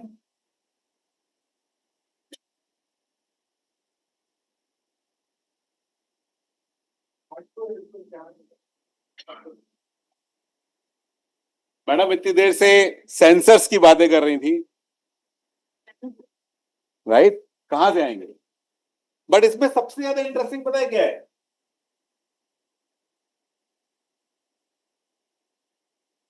You know what is happening in 3D printing nowadays? क्या क्या बना लिया गया है 3D प्रिंटिंग यूज करके? ऑर्गन. आपने देखा किसी ने 3D ऑर्गन बना हुआ? हाँ जी मैम. यस. पर आपने किसी ने एक्चुअली ऑर्गन देखा है 3D प्रिंटेड ऑर्गन? एक वर्कशॉप में देखा है? रियल टाइम रखा हुआ है थे, टिश्यू था. Okay okay. किसी ने देखा है? अच्छा 3D प्रिंटिंग किया हुआ कुछ भी देखा है? ये बताओ. Anything which is 3D printed. Have you seen anything? Devices. Right. Sorry?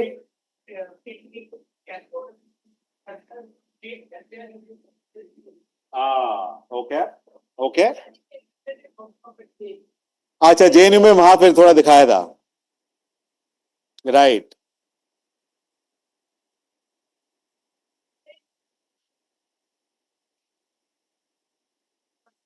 Very good, very good.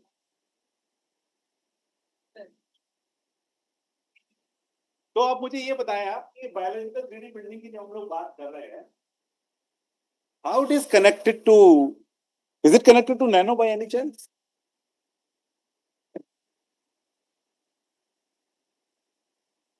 Anybody?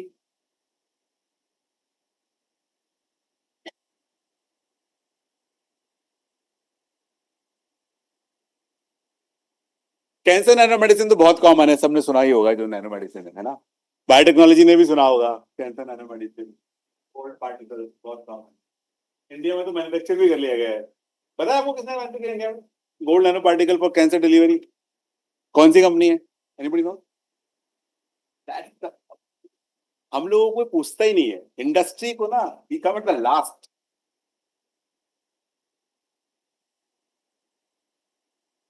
है नहीं, but ultimately it is very important for us to understand the commercial usage of anything that is. अगर हमारी research translational नहीं है, like madam ने बोला, paper छापते रहिए छापते रहिए छापते रहिए, क्योंकि no end versus you take a patent and start developing the technology. Right? Why I'm saying this is critical? Because 3D printing gives us precision. Precision in what? What can I 3D print? Can I 3D print nanoparticles? Can I 3D print nanoparticles? Anybody?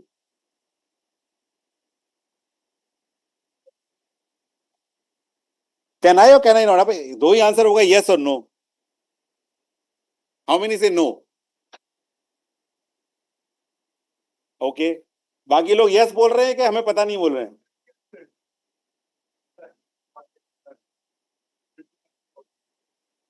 Sir अब आप बहुत ही ज्यादा optimistic हो, मतलब I love your truly. So today, unfortunately, we don't have such micromanaged 3D printers which can print nanoparticles, but it is possible. If we get to that level of printing them, today there are macromolecules that we are printing. Macro. Macro क्या होता है? किसके लिए बोलते हैं macromolecule? हाँ जी, macromolecule किस चीज के लिए यूज किया जाता है?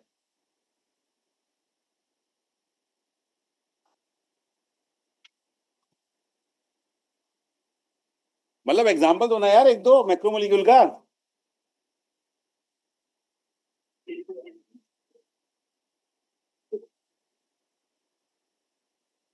हाँ हाँ, आपने बोला, सही बोला, बोलिए बोलिए। Proteins, exactly. इतना क्या सोचना है उसमें, इतना क्या सोचना है इसमें, come on. Okay, now let's come to area where I want to really talk about. These are the devices today which are available commercially, which are utilizing nanotechnology. And why I'm showing this slide to you? अच्छी लगी आपको सही? अच्छा, sorry. So why, what is important today is, please understand, this slide was critical for me to show to all of you because जो हमारी political understanding है, it is already converted into commercial understanding. Right? So it clearly shows that you have a role to play. It is no more theoretical. The question comes is application. Right? And one of the most interesting in there was nano silver wound dressing. Have you heard about it before? Heard about it? Have you seen it? not a commercial one, but one of my fellow PhD mate was developing the dressing for the diabetic patients. Sure. Because they actually have this problem. Absolutely, absolutely. Now question comes is, sir आपने हमें छह चीजें दिखा दी, आपने nano coated stent दिखा दिए. Stent तो सबको पता होगा, बहुत कॉमन चीज हो गई आज के टाइम, राइट? है ना? ड्रग एलूटिंग स्टेंट सबको पता है, राइट? उसमें ड्रग का क्या रोल होता है?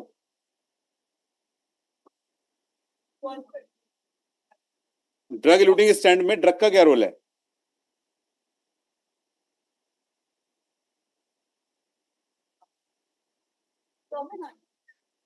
ब्लॉकेज रिमूव, वो तो स्टेंट करेगा ना, वो स्टेंट करेगा, स्टेंट जाएगा, blockage remove.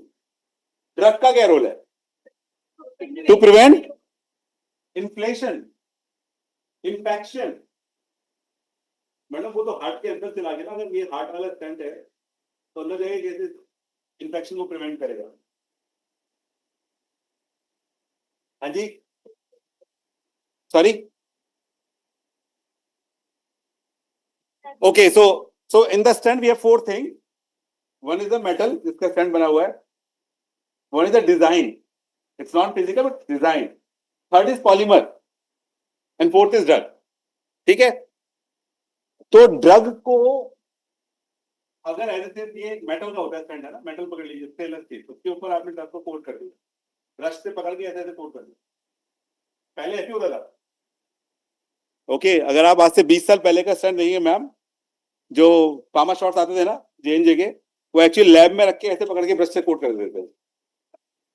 Now think about it, you are taking some, किसी की एंजियोप्लास्टी हो रही है, अगर आपने किसी की देखी हो, आपके कोई जानने पहचानने वाले का कभी किसी का हो ना, भगवान ना करे हो, लेकिन अगर कभी हुआ है तो या तो यहाँ से कैथेटर डालते हैं या फिर ये हाई पे से कैथेटर डालते हैं, राइट? तो जैसे आपने कैथेटर डाला, स्टेंट को डाला, तो इमीडिएटली ब्लड के कनेक्शन में आ गया ना. तो जब ब्लड के कनेक्शन में आ गए तो क्या होगा? अगर ड्रग जो उसके ऊपर है वो रिलीज कर देगा वहीं की वहीं. लेकिन रिलीज मुझे कहाँ करानी है? तो क्यों करानी है? जो ड्रग हमारा होता है, सॉरी, अच्छा मैं इससे बार बार जा रहा हूँ तो गड़बड़ हो रहा है. नहीं, मैं यही खड़ा रहूंगा, कोई बात नहीं. अच्छा, रिकॉर्डिंग हो रही है.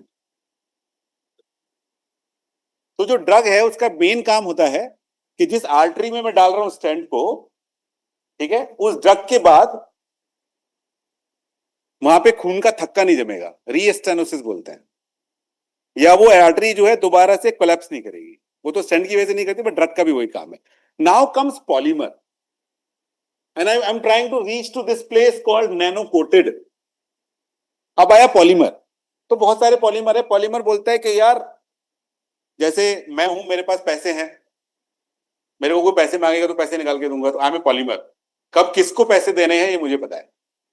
तो पॉलीमर का भी यही काम है कि कब ड्रग को रिलीज करना है वो पॉलीमर को पता है, राइट?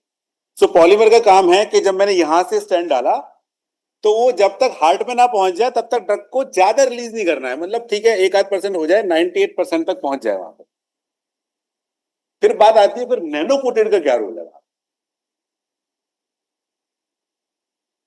आप ही से किसी कोई साइंटिस्ट होगा ना जो उसने बनाया, तो नैनो कोटेड का, सॉरी, हाँ, तो ऑर्गन में तो होगा, वो तो हमने बात कर ली. यहां पे कहां पे आता है नैनो का रोल, मैं आपको बताता हूं. आपकी आर्टरी ऐसे गोल गोल है, ठीक है, ये तो बहुत बड़ी है, बहुत छोटी छोटी होती है ना. फिर आपने इसमें स्टेंट डाला, तो स्टेंट क्या हो रहा है? बीच में स्टेंट पड़ा हुआ है, चारों तरफ में ड्रग कोटेड है. The problem remains at times when it is not properly placed where the blockage is. आगे पीछे कर दिया थोड़ा सा. उसके लिए आजकल टूल्स आ गए हैं जो देखते हैं, इंट्रावेस्कुलर अल्ट्रासाउंड वगैरह, अल्ट्रासाउंड करते हैं आर्टरी को, तो पता चल जाता है. पर पहले ऐसा नहीं था. लेकिन इसका रोल कहां पे आया नैनो का? Is basically where you are talking about timed release of drug in the artery, whether it is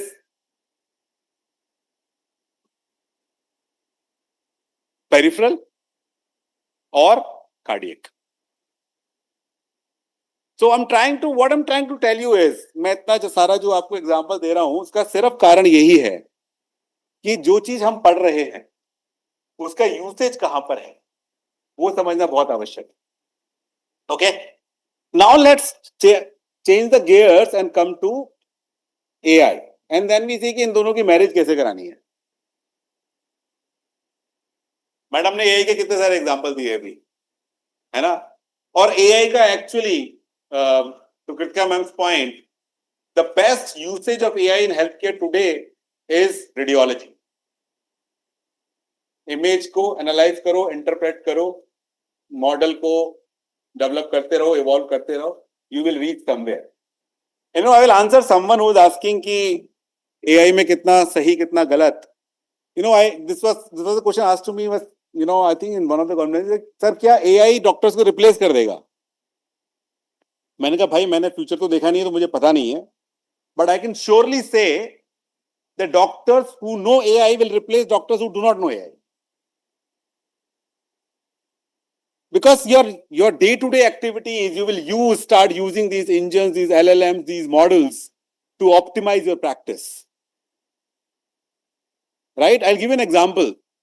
So, सबने MRI तो सुना होगा, है ना? उसमें 0.5 टेस्ला होता है, 1.5 टेस्ला होता है, 3 टेस्ला होता है, and so on and so forth. So, the companies like Siemens, GE and all, I heard they are now getting into, ma'am 7 Tesla तो हो गया, अब 10 टेस्ला की बात कर रहे हैं वो MRI. Right? So I was in Stanford about 2 years back, and there was a startup who came to me. और मैं इस टाइप का डिस्कशन कर रहा था, 10 टेस्ला MRI आने वाला है and all those things. Basically, I was GE then basically. He came to me. He said, "Sir, आप मुझे ना 0.5 टेस्ला का MRI स्कैन दे दो. 0.5 टेस्ला का MRI स्कैन दे दो. मैं AI यूज करके make it to a 10 Tesla image." क्या फर्क होता है 0.5 टेस्ला और 10 टेस्ला इमेज में? Anybody? Huh? Depth of what? Signals. The signals that we get, right? The imaging quality that we get. Absolutely. So what I'm trying to tell you is that people are thinking the areas which were unheard of before. Right? So now you got nano wale examples. Now you have got AI wala example, and there are more in AI. I'll show you here. ये सारे भी market में available हैं, बल्कि मैंने यहाँ कहीं पे कंपनी का नाम भी लिखा होगा, मतलब एआई ने, सॉरी. देखिए हाँ, डिवाइस के नाम है सबके, जहां पे एआई ऑलरेडी डिवाइसेस में यूज होता है. जो मैं आपको अभी बता रहा था, इंट्रावेस्कुलर अल्ट्रासाउंड सबको पता है. एक अल्ट्रासाउंड तो आर्टरी के अंदर का भी अल्ट्रासाउंड. जब आप एंजियोप्लास्टी करते हैं, you do a intravascular ultrasound.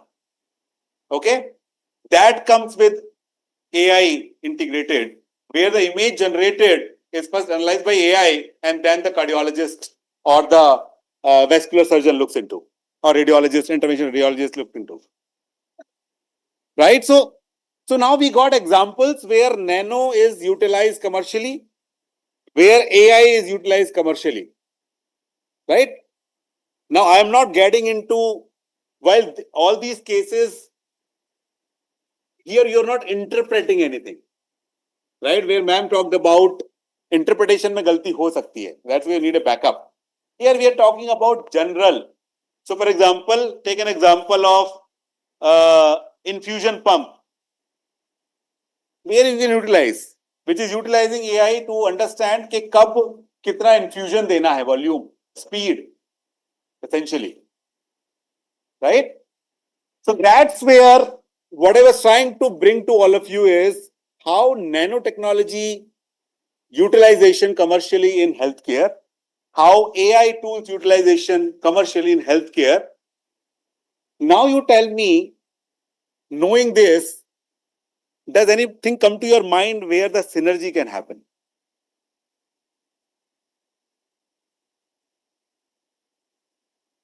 अरे आप तो सब लोग बोल रहे थे होता है सिनर्जी. इधर वाले उधर वाले तो दोनों ही हाथ उठाया था, तो मैं आपके बाद में आऊंगा. किस चीज का noise reduction?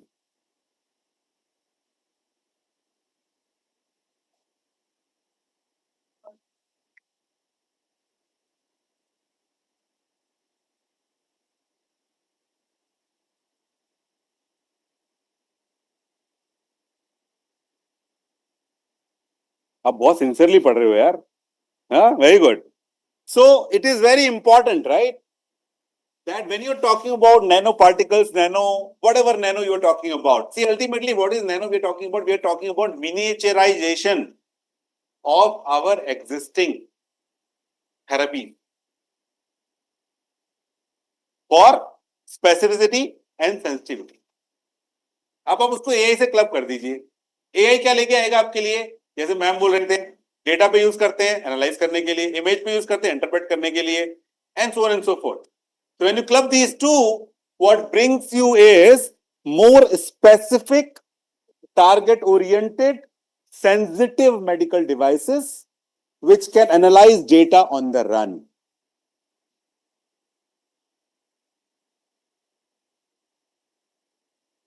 Are you with me? Everybody? Yeah, jalebi काम कर रही है? Huh? Okay. So few examples. Again, on this side, you will see, few examples of which are working at the synergy, at the interface of nano and AI, basically, right? And that's why it is very important for us when we get into this, we look for translational aspects of whatever we are learning and whatever we are doing in our respective laboratories. Thank you, everyone. These are the areas you can read through it. These are just the recommendations. Like Madam gave 4, I gave 8. मैं बोला मैं 4 और दूंगा बाद में आया हूं तो. हाँ. So these are all, obviously, it is theory right now for all of you, but that what is important, right? Convergence is very critical. ऐसा नहीं होना चाहिए कि नैनो मेडिसिन अलग काम कर रहे हैं, बायोटेक्नोलॉजी अलग काम कर रहे हैं. Both of you need each other, by the way, and also engineers, and also information technologists. AI का तो वही बताएंगे ना, है नहीं? So I think it is important for us to collaborate. Ma'am का पहला word collaborate ही था, and I'm talking the same thing here. Collaborate, collaborate, collaborate. More you collaborate, because this is today's word is no silo. It is all purely interdisciplinary. If you are not collaborating, believe you me, you are behind already. Okay? Translational, we have talked about it.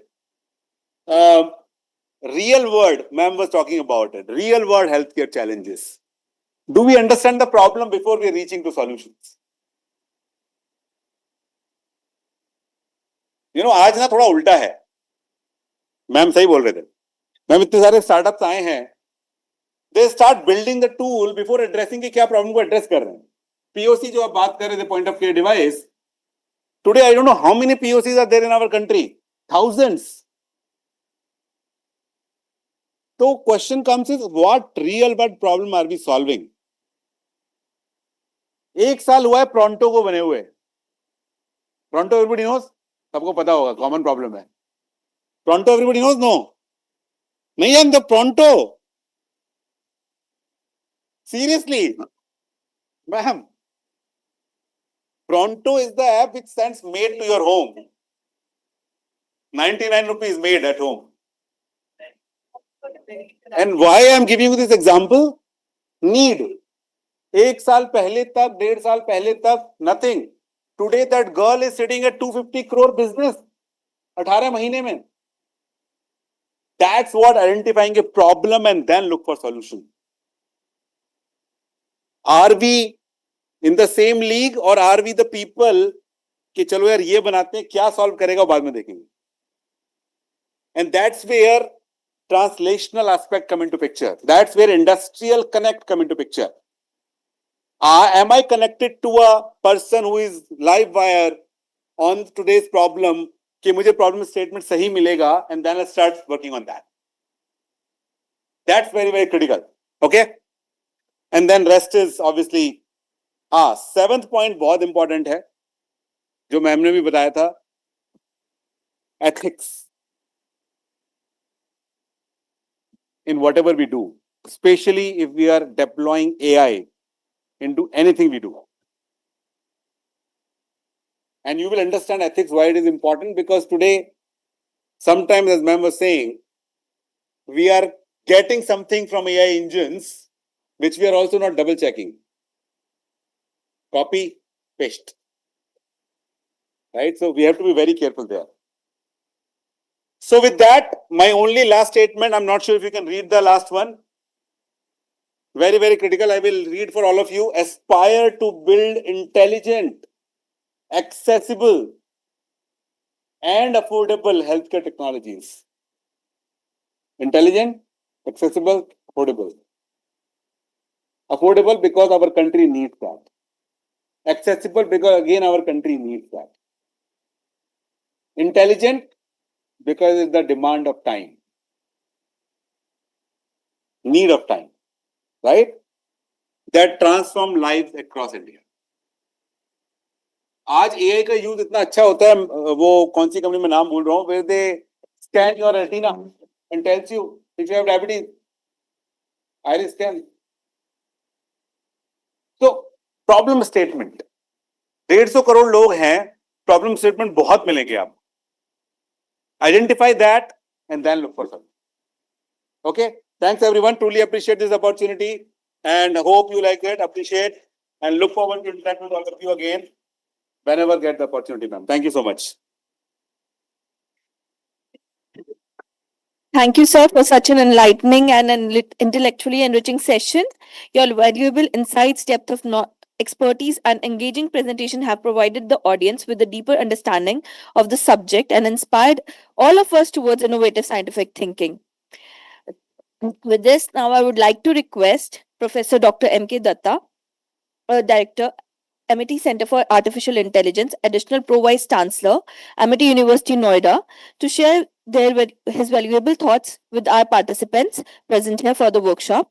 Professor Datta is a distinguished academician, researcher, and visionary leader and has made remarkable contribution in the field of artificial intelligence, advanced research, and innovation. He has also served as the director of the Center of Advanced Studies, Lucknow, and is a visiting professor at Brno University of Technology, Czech Republic.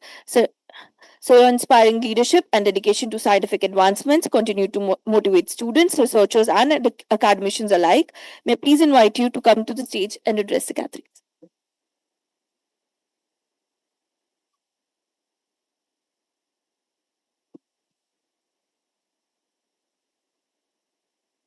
Okay, so good afternoon to all of you, all my distinguished guests and speakers, our esteemed faculty members, and all participants. She already told something about me. My name is M.K. Datta. I don't know whether I'm an AI scientist or not, I don't know. But I'm a mathematician. I do maths. And that is the only thing I can do. So, I don't know what to say. I don't have a presentation anyway prepared for, to show you. I'll tell you something. I was actually maybe 2 months back. I was in Lucknow. The governor of the state was hosting a AI event for the vice chancellors and directors of that state. I was there. I was a speaker there. There are some discussions going on, and a lot of discussions. There are people from IBM, and you know this. Do we need this? Is that okay? This is better. Okay, so there a lot of discussions happening, and so many AI things people do attend. So finally, they asked me to, can you conclude and tell what is, in very short, what is AI? So I told them actually. For me, AI is 3 steps. There's something called as linear algebra. I don't know if you have studied dot product, cost product. You do a forward propagation, that's linear algebra. Then you reach a end, the last layer of the network. You do a probability. You do some binary cross entropy. You do a probability to generate some value, some error. And then on the basis of that error, you do a differential calculus to do some gradient optimization and just train the weights. So for me, AI is this much. For me, now you talk about a vision model or a language model or whatever. So, just to relate it and just proceed. So for me, I look at AI at a completely different perspective. It's the engineering side of it, but all our distinguished people had, I don't know if I can show, can we open a browser and show something, because I don't have anything to present. Can you open a browser by the time I talk? So my journey with AI, I'll tell you a couple of stories, interesting. One of my students His name was Shubham Mittal, and we were doing a project that was on retina. I mean, somebody was mentioning that diabetic retinopathy and glaucoma you can detect using a digital fundus image. So long back, you just open a browser and put amity.edu/ACAI. And then one of it, in the same this university, I was doing a funded project from Department of Science and Technology, and we were not able to get some results, and they were having some problem with the supervised learning and all these things. Then Shubham suggested, and me, it was I think 2014. We suggested that let's buy a GPU NVIDIA. So, NVIDIA GPU. Those days, I don't remember the card. Now 64,000 rupees card, and we wanted to train models. We floated a proposal. amity.edu/ACAI. Yeah. /ACAI. Yes. Thank you. So we floated a proposal that we need some GPUs to train our deep learning models. 2014, and finally the result was they called me and they say that you are asking GPUs to play the video games. They gave me a warning letter.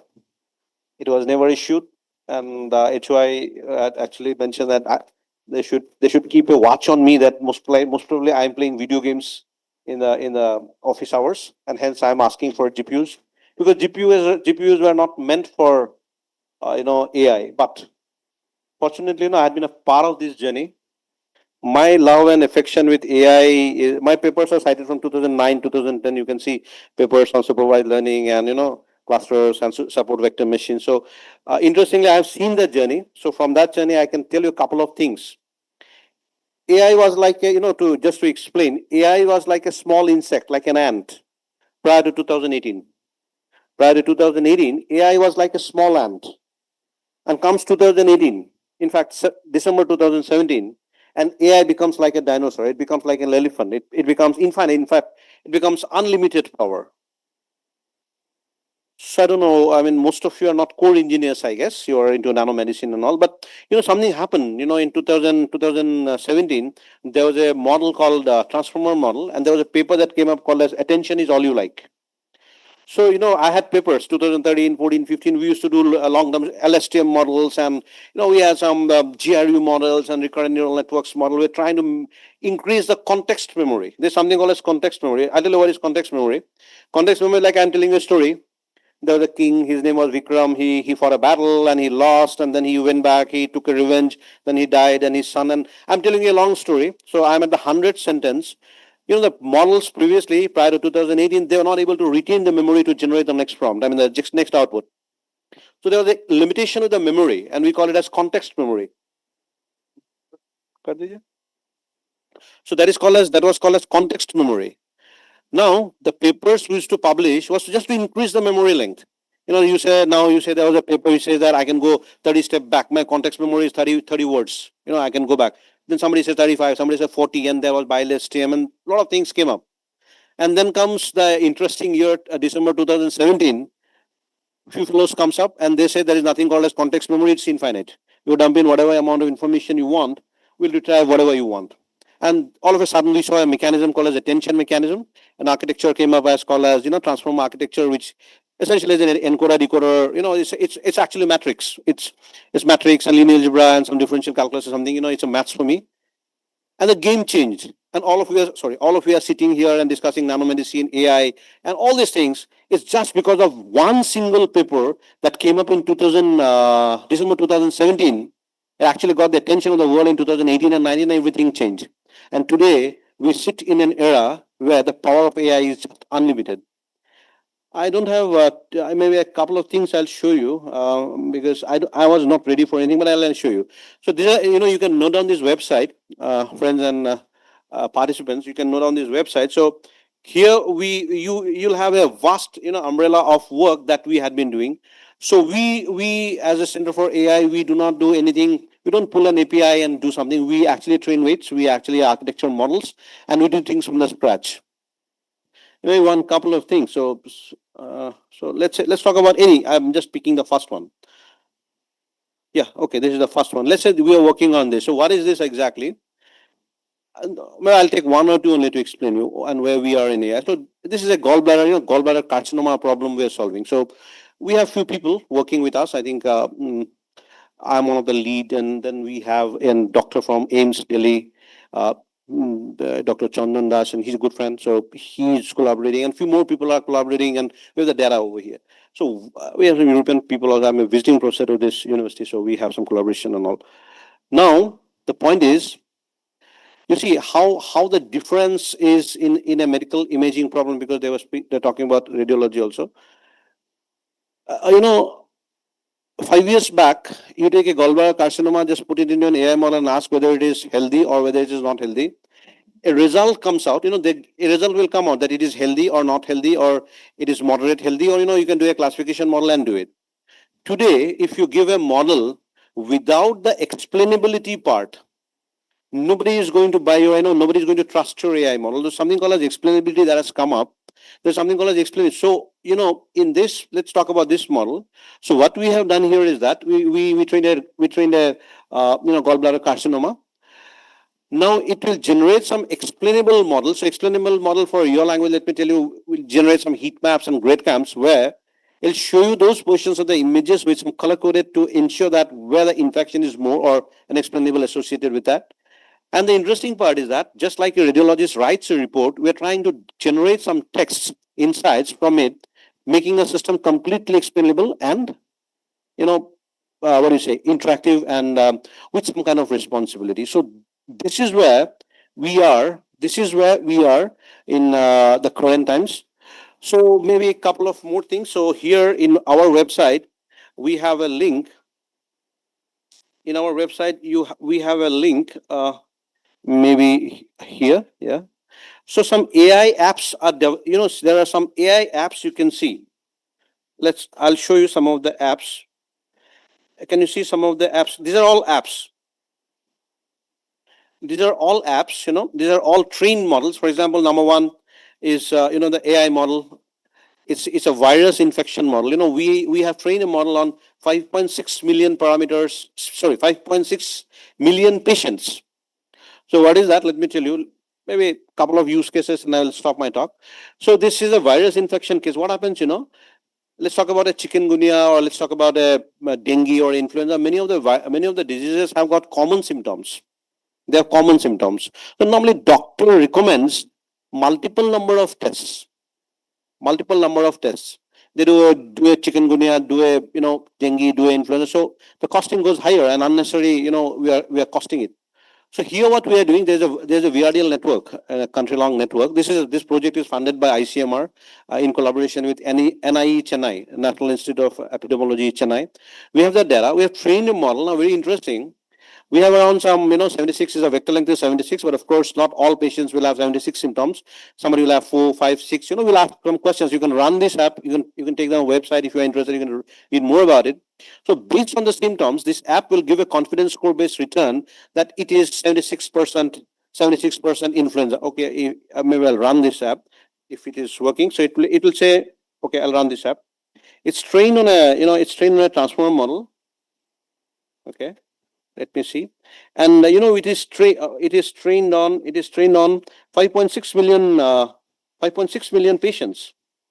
I'm just putting some random things. Okay, let's say I put something like this, and let's say I put something like this. Let's say I put it as 2025, and I'm randomly putting some of the symptoms. You can see this, right? Some random symptoms I'm putting.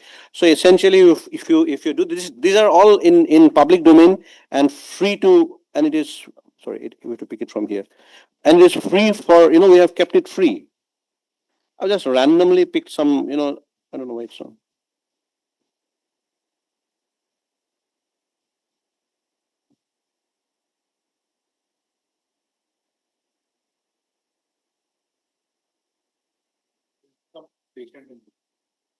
Somewhere, maybe this, maybe 5 days. Okay. Oh, I'm sorry. So 34. That's right. Yeah. So here there's a, yeah, you can see. So I have picked some random data. This app is available. We have made it free actually. Now it shows like this is because it was a random data. But if there is an original patient who puts his data particularly very carefully, then you will get a score like let's say chikungunya 67%, 70% something, where we're very confident what is the blood test to be done. So this is one of the project we are doing. We are doing multiple projects. We have a project with ICMR Kolkata where we are working on the pharmacokinetics problem, the absorption of a drug in tuberculosis disease. So that is something where, and we're also trying to map it with saliva. Let's see how much we proceed. We have some project with SGPGI Lucknow. There's a good project on pain management. Actually, the umbrella is big. So you are nanomedicine. I don't know about nanomedicine. I am particularly from mathematics. So I'll sum up saying that. I think already some of our speakers said, because I sit in many national television interviews and all many times. So they ask me, the anchor always asks me, you already answered the answer. I think he already answered my question. They ask, do you think AI is going to take away my job? This is one question I always hear. So she has already answered. The answer is that AI is not going to anyway take your job, but somebody who knows AI is likely to replace you. Young people cannot live without AI for the rest of whichever profession you are. You are a mechanical engineer, you are a biochemist, you are a pharmacist. So you need AI, and look at AI as a friend, as a companion, who is going to make your job easy. I mean, you cannot depend on it. And as far as, because I have been working with many ICMR projects, the responsibility of training models with because Indian government has already started putting a lot of priorities through ANRF, and there are many other agencies like even ICMR. They're actually asking for Indianized solution, because if there's a cohort, if there's a data which is trained on a European cohort or a North American cohort, and you're pumping in our information to get outputs for Indian, most likely there may be some false positives and the confusion matrix may be skewed.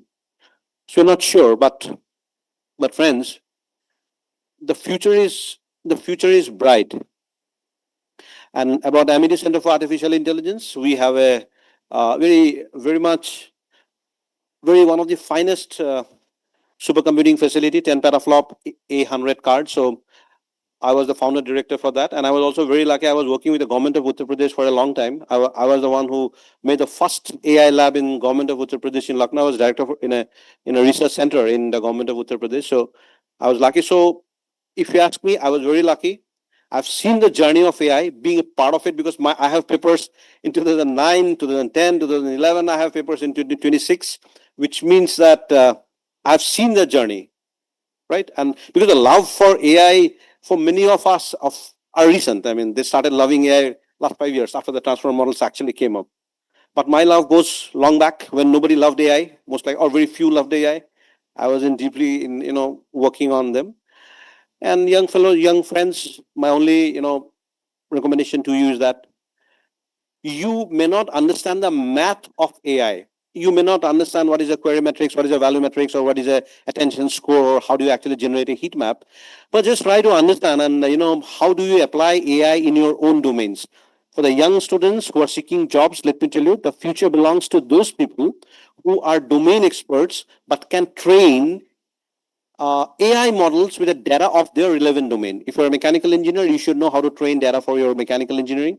If you're a if you're a pharmacist, you should know how you train. And I'm saying this for all my, so many projects and so many interviews that I take. I sit in many selection committees in government systems and others. So where they say that I'm into AI, and the moment we start asking questions, we get confused. I mean, so the definition of AI, either you go for maths, you become a core scientist, AI scientist, or you know how data is to be trained using the particular models. The second part is important. The future of AI, there is no reason to explain more on that. The country has taken it as a priority. The startups have come up. There's so many funding agencies coming up, especially in healthcare. And I'm sure all of you, in fact, all of us will use this disruptive technology, making things happen great in future. Thank you so much for listening to me, and indeed it was a pleasure. If you have any questions, you can ask me. You can stop this, please. You can stop this here. And I think some of the participants are from Amity. Okay. If my lab is in E3 block, you come to our center, E3 block, ground floor, room number 16. Any one of you, yeah, madam, can also recommend. We have supercomputing facilities. 25 till 25 GBs of GPU will give it to you for the first shot for 7 days if you want to train models. So that much is my commitment from my side. Thank you so much.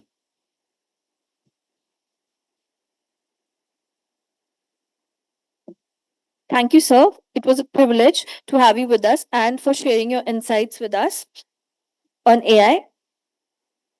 Now, as we move forward, we would like to felicitate our esteemed guest, where we express our heartfelt gratitude to all the esteemed dignitaries present here. I request everyone to join me in welcoming them with a warm round of applause as we felicitate and honor their valuable presence. I would also like to invite Professor M.K. Datta, Professor Madhumita Ghosh, Professor Seema Bhatnagar, and Professor Ashish Mani to please come forward and felicitate our first guest, Dr. Dr. Dr. Vibhav Garg and Dr. Kritika Rangrajan.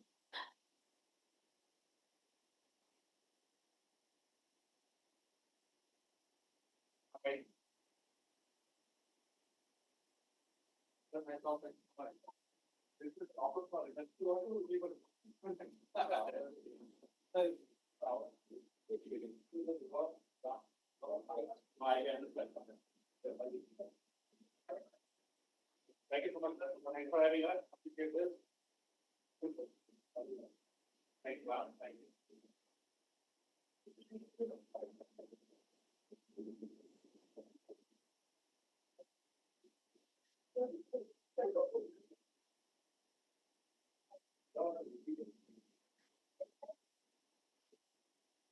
We also come to the most awaited moments of our workshop.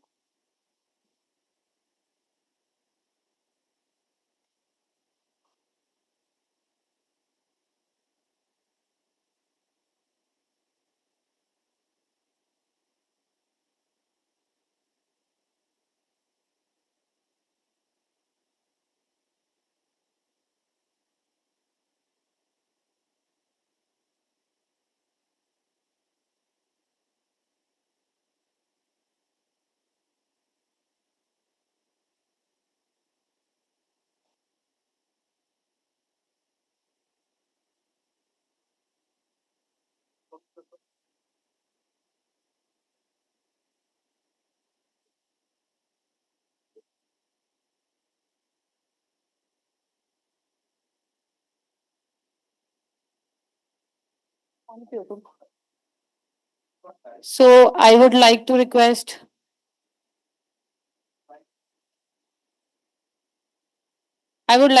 Professor Seema Bhatnagar, Professor Ashish Mani, and Professor Madhumita to felicitate our guest, Professor M.K. Datta.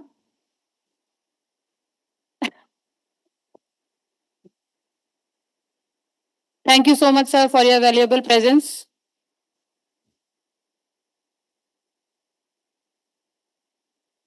Thank you, everyone.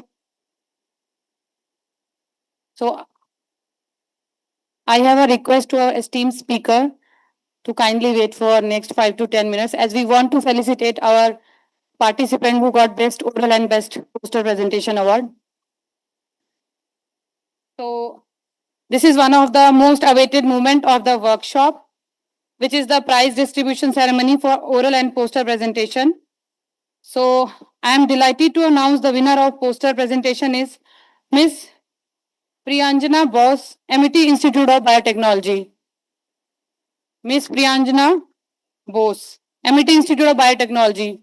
Is she?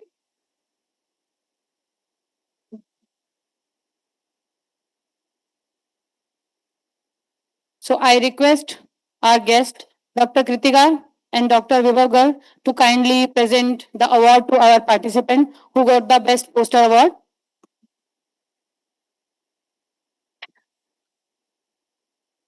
Kindly give them a big round of applause. Next is our winner for the oral presentation is Miss Nidhi Verma, IIT BHU Varanasi, Uttar Pradesh. Miss Nidhi Verma for the best oral presentation. So kindly come forward.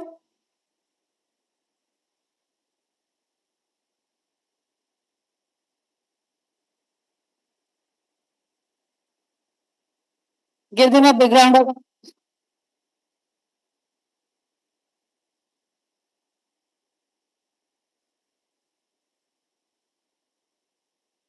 Thank you, everyone. So now there is a vote of thanks from our convener.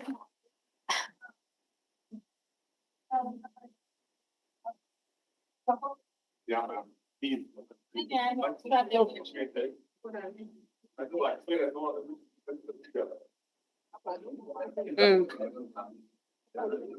So as we are near about the conclusion of this successful and enriching workshop, it is now time for the workshop report and vote of thanks. It's my pleasure to invite Dr. Chansi, the convener of workshop, to present the workshop report and to deliver the vote of thanks.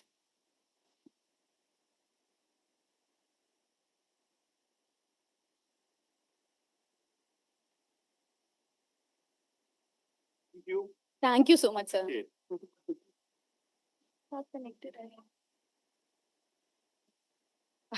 मेरा laptop नहीं connect होगा मैं यहाँ password he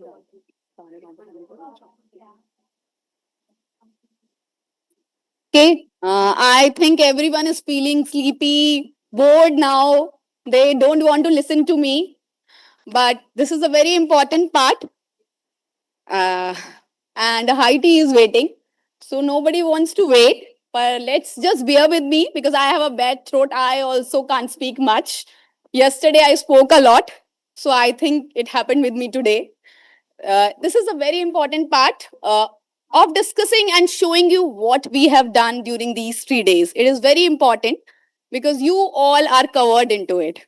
Okay, so I just want to show you the PPT also. Just another 10 minutes. I speak very fast, so I'll not make you wait.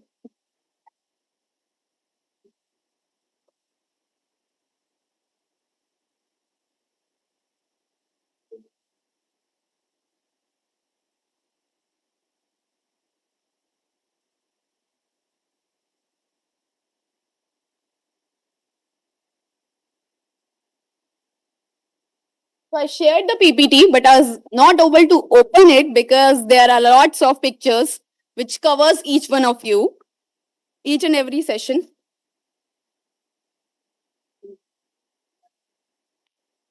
So before we get the PPT open,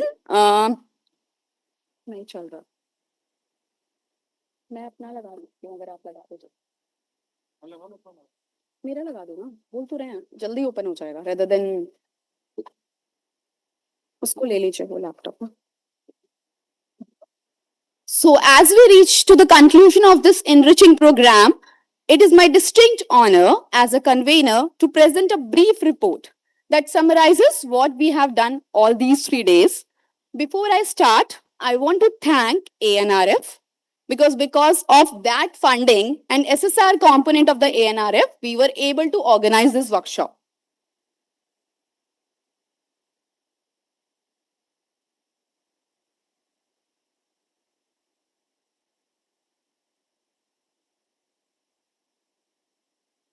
So this workshop was actually organized under the SSR component. I hope everyone is aware what is SSR. अब तो इतना सुन लिया during 3 days. कोई तो बता दो. Scientific social responsibility. So as earlier, the companies used to have CSR, that is company social responsibility. This was an initiative by ANRF to actually train with you with the things which are not in your lab. Apart from your lab, you can gain some knowledge, you can get some hands-on. So this workshop was organized under the SSR component. Before I go into the details and show you what you all have done during this workshop, I would like to express my sincere gratitude to late Professor Tinku Basu because she was the PI of the project and this was the brainchild of hers. We are just carrying her legacy forward. So we owe everything related to this project. Everything was started by her only. And we are just carrying forward this project because I was Professor Tinku Basu, sir. So I was the co-PI in the project and later on the project came into my chair and I will be lucky if I can deliver what she dreamt to be. So my sincere gratitude to her to think about this and to bring it into reality. And I'm thrilled to report that the sessions exceeded far our expectations. We had an initial keynote session, which actually set the pitch very right. I hope everyone enjoyed the keynote session. It was actually worth it to be there during the keynote speaker session. Who gave the keynote session? It was given by Tirumuthi Velpandan, sir. He is from Ocular Department, head of the Ocular Department, AIMS Delhi. So before we start, this was the glimpse of where we all started. These were our objectives: to scientifically train the human resource in targeted delivery. There were some oral presentations whom actually we gave the best poster and oral. Exposure to scientific sessions, and also there were some networking sessions with the scientists who came. So this was the workshop theme. We tried to cover each one of them. There might be some, we can say that we actually tried our 100% to cover each of them. But if there is some, you can say there is some glitch left or something else is required, we are there. We are at Amity Center for Nanomedicine, always there to help you out. So this is all we started the day with. Thank you so much, our volunteers, our students at ACNM, students at AIB who helped us to make this beautifully, covering all the aspects we trained and actually took during the workshop. They made it possible. A big round of applause to them. Because I gave them the concept, Deepika ma'am gave them the concept, but they bring everything into reality. They showed the screen printed electrode, dancing antibodies there at the top. And also there is a DPV curve, which you all yesterday you have seen during the workshop session. So this was the inaugural session. The inaugural session was actually, there were esteemed guests. Professor B.C. Das sir was there. The keynote speaker session was there by Tirumurthy Velpandan sir. He gave a very enlightful session and he spoke about how AI can be incorporated and is there in our day-to-day scenario. It is there everywhere. Our next speaker was Raj Tulsawani sir. He actually showed us how the directed AI approach can be taken to targeted and passive targeting and active targeting therapy. It was a very enlightful session. Post that, we had a poster presentation session, which was actually judged by our esteemed colleagues, and they actually critically evaluated and asked so many questions to the participants. So this was day one workshop. A lots of experiments were done by the students. Many students were there. Now day two started. I can speak on and on, but I just don't want to waste time and just want to wait for the tea. I'm just moving it a little faster. Day two started with the international speaker session. We had our esteemed guest, Professor Dipanjan Pan, who actually took our request to talk at so late, 11:30 p.m. in the night. It was 11:30 p.m. and he was there sharp at 9 a.m. for us. So this is how the scientific deliveries were there. And he talked about the application of borofine for as a biosensing applications. We had another session by Mariam Sarawat, which was about brain tumor metastasis. Now, later on, we had the workshop session, and post to that, we had very two eminent speaker sessions, which the session was very interesting by Professor Zeenat Iqbal. As ma'am said, keep the nano cutting. This was her tagline, that keep it cutting and keep on doing the changes. Then only you can refine the entire structure and whatever you actually want to develop. It's according to the specific need. So this was day two workshop session about biosensors. This was given by me, so I'll skip it fast. So another day three was international speaker session, which started on with that very interactive talk by, who gave day three morning session?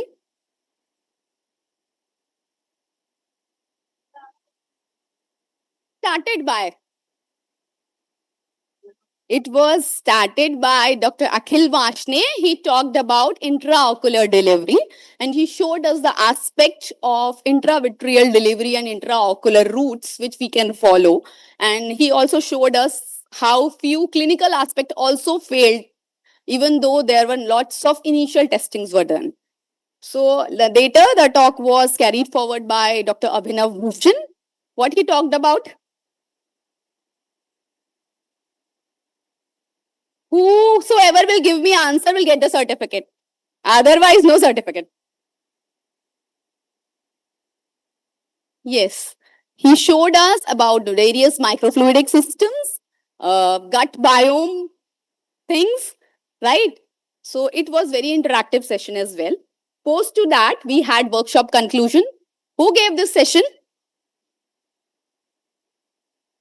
So this session was about AI and biosensing, which was given by Inderpreet Singh. You know who is Inderpreet? He is one of the PhD scholar of Amity University and is a research assistant in ICMR project. So you can see his delivery that if he can deliver, you all can learn also. Okay, so that should be an inspiration for you. So another concluding part, which I think was the last part of your workshop, where you have seen the images in the fluorescence microscope of whatever you did yesterday or day before yesterday. Few people are very happy because their photos are captured, others are making faces. Why, ma'am? Why so less number of photographs? I have many photographs. We'll post it, don't worry. But in a hurry, you should consider me as well. I can keep only this much. I'll try to post all the photographs. We have captured each one of you. So this was our very enlightening valedictory session, which has just ended. So I should not talk much about it because it was given by Kritika ma'am and Vibhav sir. Both of us showed only one thing. Before doing science, ethics should come into play. Without ethics, science doesn't come. Whatever science you do, if ethics are not there, ultimately you will fail.